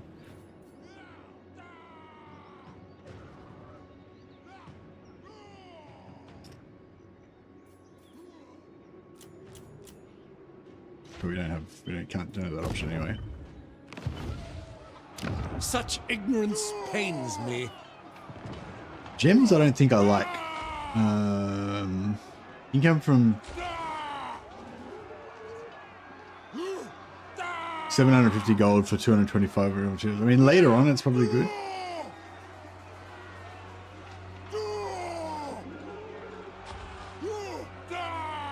After thinking for a bit, I'd cautiously say Chaos Dwarfs are a bit stronger. They simply can get more armies early and can jumpstart their economy with slaves from battles. Yeah, well, that's another way of looking at it. Yeah, like in my book, like factions that are strong early are strongest. Are strong because you know, if you get dominate, if you get a jumpstart early, then you kind of can already win the game in the early game. So yeah, I definitely agree with that. But yeah, I mean, the normal dwarfs have that infinite money thing. So they have, I guess they have more potential to just have like infinite money eventually.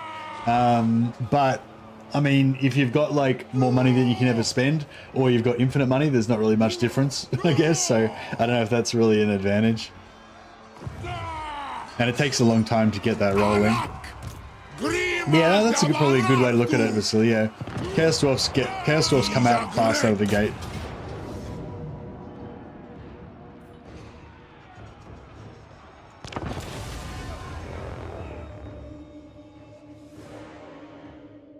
Chaos Dwarfs look like a more interesting campaign for sure. Yeah, Chaos Dwarfs are more fun, I'd say. Yeah. But it just depends what you're into as well. Like, I think a really big part of this game, for me at least, is the sort of roleplay side. And I don't mean like, you know, act like speaking in the voices and wearing the hats and stuff. I just mean like, just how much you sort of get into the idea of a faction and how cool you think they are, basically. Like when you're playing dwarfs, like you just have this like just low level dopamine hit, like dopamine drip of like happy feelings of just playing dwarfs because they're just cool, you know. And same with Chaos Dwarfs, but you know, whereas I don't get that when I play as like lizard men. There's no, like, I still enjoy the game, but I don't get any like, you know, just happiness from just playing lizard men like by itself. I like dwarfs better because of flamethrowers.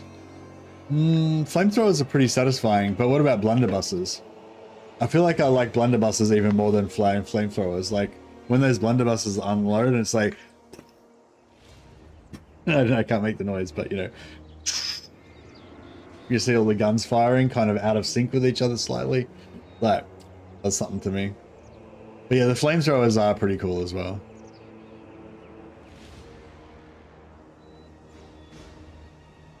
We've got walls down here, so we can just walk straight in.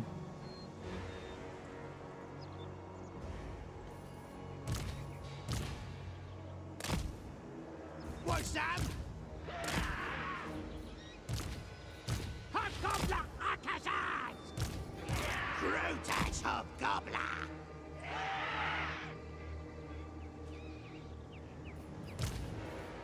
Look the Dwarfs!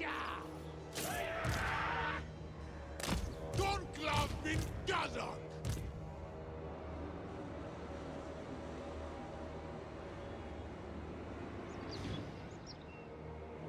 Might try and this is one of those maps where you can't bring on your reinforcements like anywhere else other than the shitty location that they give you. All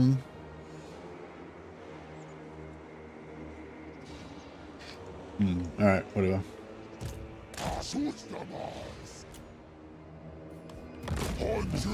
Might try and waste their mortar ammo a bit. If we can get their mortars to actually.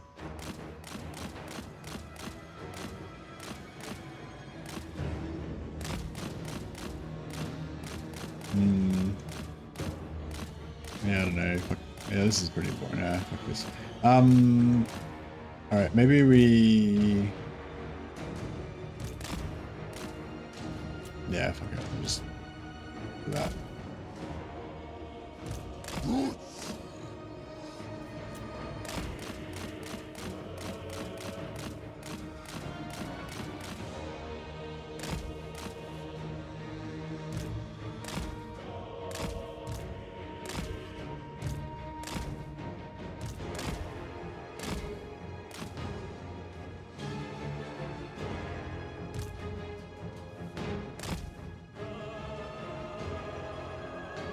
Right.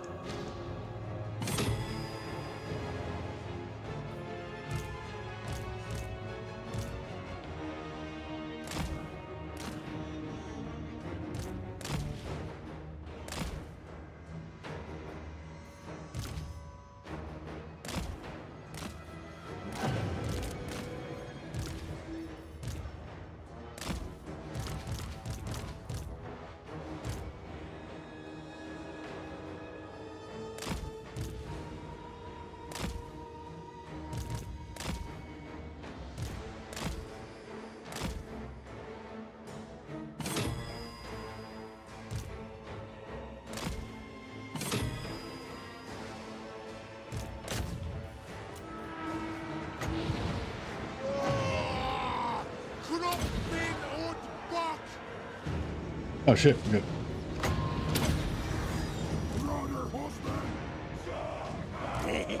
Terrier to slaughtering.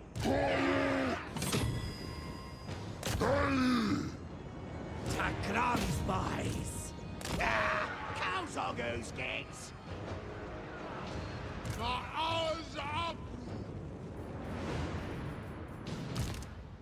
Hobgobbler Akazai. Get the gate open. Hobgobbler here! Hobgobbler! Hobgobbler attack! Where's our mortars?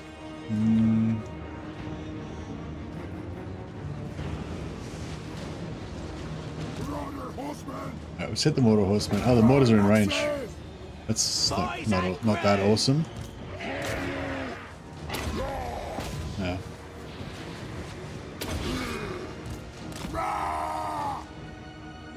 No, I can't. Can we get which? Oh, fuck. Could have get through there if I had have not fucked around. Oh yeah, we still can get through. Quick. All right, you get over there as well. All right, what's going on over here? You guys get here.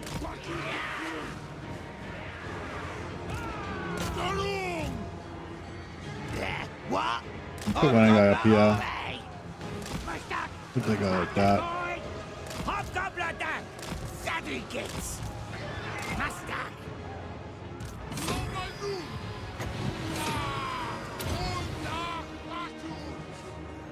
Bro, get in there. What the fuck? 26 seconds was... Oh, 26 seconds was really long. I mean, that's really short. Hobgobbler Akazaz! Drangy first! Oh, these guys go. Oh, yeah, they got pretty moderately wrecked. Hobgobbler Akazaz! Alright, let's get some magic in here.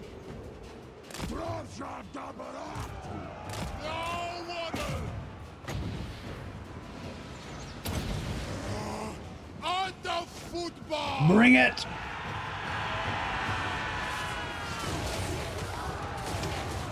Not really good. Not really good. Alright, we're getting the mortar over here. Probably gonna eat shit on that, but... This was, boys! Get got! Village sweetheart, aye.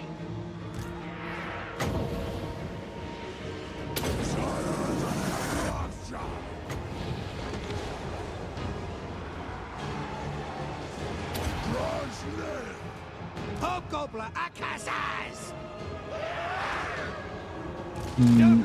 The mortar's gonna get more accurate the closer they get, so you might want to not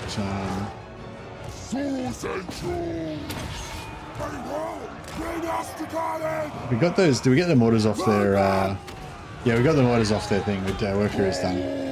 It's alright, we don't need to walk around there anymore. One over there! What? Dumbler failed this one! Yeah, these mortars are doing good work. A gobbler new lit drop to go! Yes! I don't know if they can actually get in there. Oh, yeah, apparently you can. Hopefully that'll distract the mortars at least as well. So even if they can't get to them, they can just Hobgobbler Akazas! Hobgobbler here! Hobgobbler Akazas! Don't let Cayuse this was! Don't let rank! Zulu the Shah!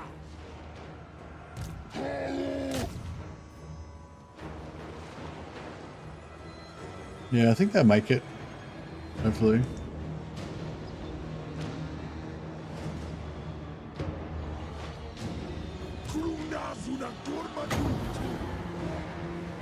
Mortars are Druggy boys! stacking up. That's who to start! Give it out! Well done! Good! How are we going, boys? Are we in there yet? Really? They can just move through the barricades as however they want. Attack the maggots!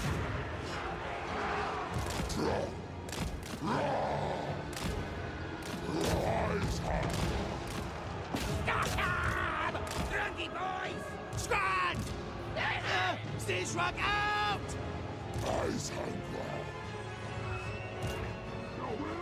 Oh, he's got on the other side of the barricade now, yeah. The dick. Alright, we'll just get him to like ride around in here. Either he'll cap it or he'll distract them from whatever they're doing at least. Terrier to slug drag! Count on those kids! What? Don't let ring!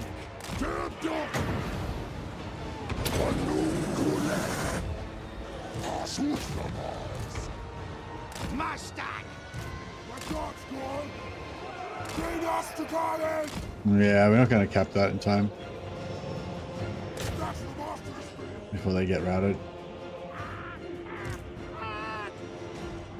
Saddle kids! I think we're still doing better than the auto resolve, but not by much. Stuck up! Hobgobbler Akazas!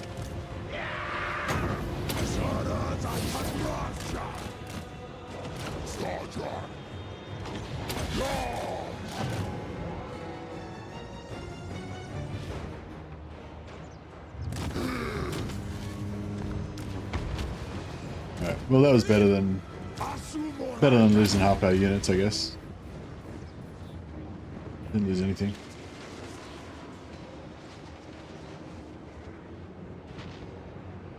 Conduct. Hey! Triangle skits!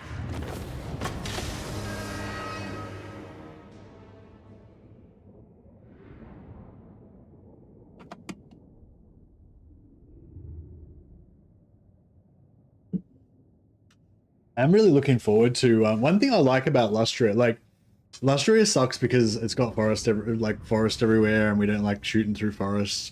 It sucks because they're like, if you stay on the paths, it's okay, but as soon as you go off the path, like your movement, it gets totally screwed because it's jungle and stuff. But there's a lot of things that are kind of bad about Lustria, but I think the new redesigned Lustria in Immortal Empires is a lot better than the Warhammer 2 one. And also, the good thing about Lustria is it's surrounded by water. So if we wipe out everything on Lustria, basically we have our own private island, like our own private continent, you know.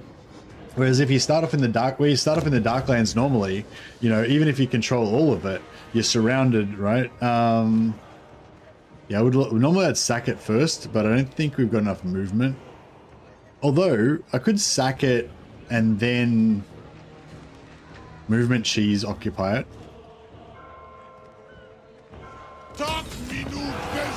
I'm not a bit above a bit of a lord swap. Actually, no, we've got plenty of lords. We've got plenty of lords sitting around.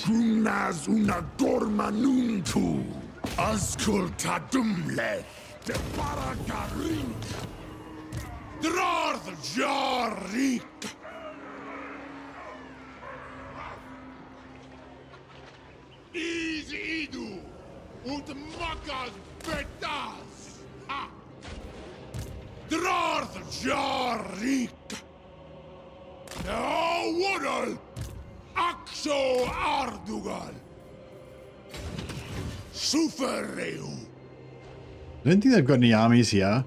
I don't know if there's much chance that this guy's going to declare war on me. Excuse me. I wouldn't be surprised. Calligraphy. Those balloons, these balloons. They look pretty cool.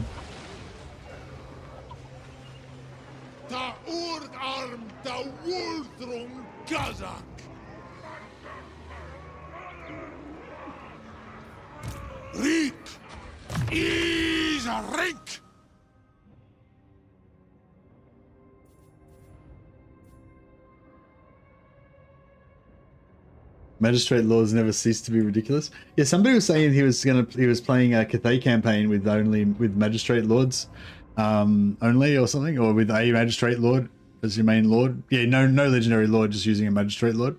It'd be kind of fun to have only magistrate lords, like no magic. Have like, you know, the People's Republic of Cathay or whatever, and they don't believe in magic or because it's or religion, you know. Or dragons, so you just don't have any of that stuff. Just rely on the strength of the working man.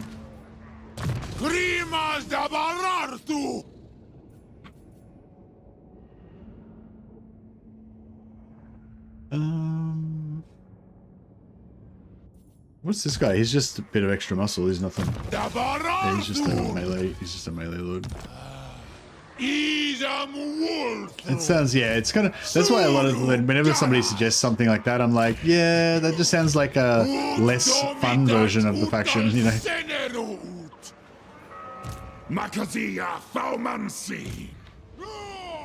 This is rank 9 now, which is pretty cool. This guy's the one we don't really want to lose though.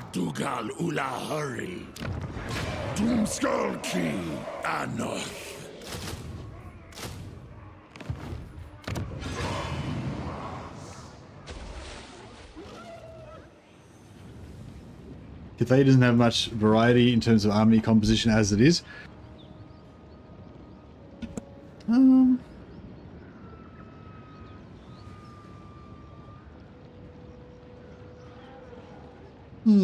Yeah, I don't know. I don't really play Cathay enough to comment, but yeah, I believe you. I was thinking about doing a Iron Dragon campaign focused on ogre allies. Have like one ogre mercenary in every army, which he gets like 40% upkeep reduction on, which is nothing basically because you can only hire the shittest units.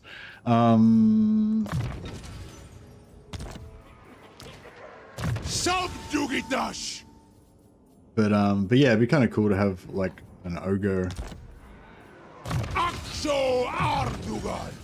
focused armies. So you can have like 5 units of 5 ogre units in every army. For reference, it's infantry galore with artillery as soon as you get it, yeah. I'm trying to think, the problem with ogres, like I feel like Iron Dragon with ogre flavor is like a cool concept for a faction.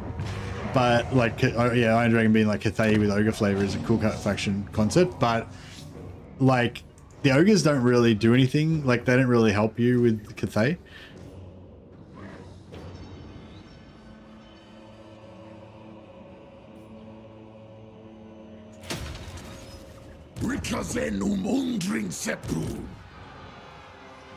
Not likely.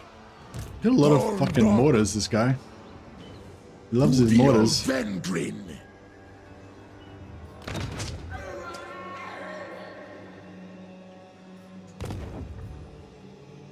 Leave my balloon men alone. They see me floating. They see me floating. They hating. Afan Ardugal. Riding floaty. Floating.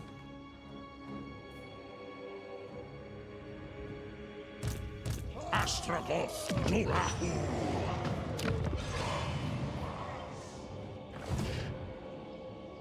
Durungan Right, I've Dreg. got this one more battle to do. Hi, but I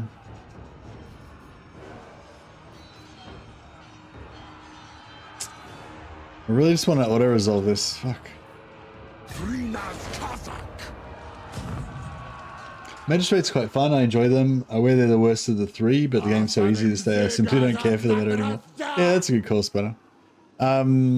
I like the idea of magistrates like leading their armies and stuff. I just think that I wish their buffs were longer range, because I think their buffs only like 50-meter range or 90-meter range or something. So you actually have to like float slowly over to where you want to buff the army, and then you can only buff the units like right near you. And then if you want to buff the unit on the other side, you got to like float slowly back over there again. Like I wish they, since they don't have any damaging things or anything, they only have buffs for their units. I wish their buffs were like 200-meter radius, 200-meter range. Sorry, not radius. Still have the same radius, but just have a longer range so you can cast it further away. From Lap Crew. Yeah, drums. They should have drums. They should have like little paddles with symbols on them that they can fucking do, or you know, that kind of stuff.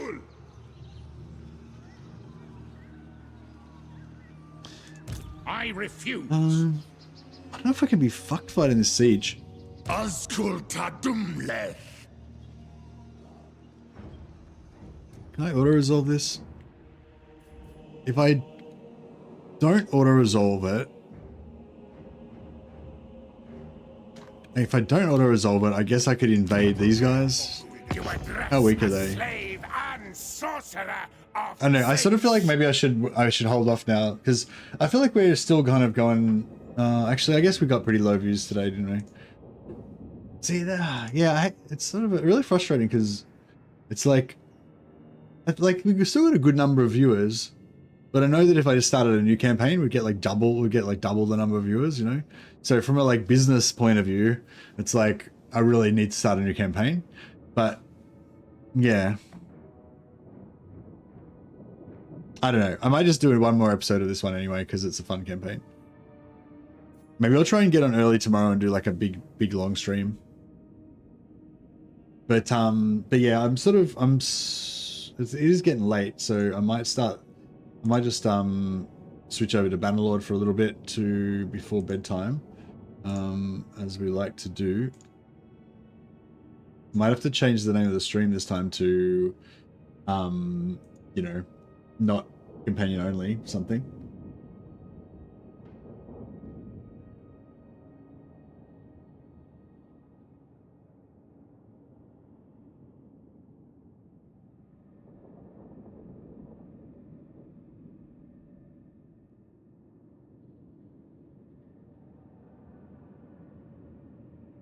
Celestial Guard are pretty cool. The Jade, I definitely get a lot of use out of the Jade Warriors. The Jade Warriors kind of do everything you need them to do, really, don't they? Except for armor piercing ranged. All right, I'm just gonna switch over to some Bannerlord now for anyone who wants to hang out for a bit of a chill stream. But yeah, we're just basically going around being evil knights is the theme. In Bannerlord. I'll just punt you guys over there.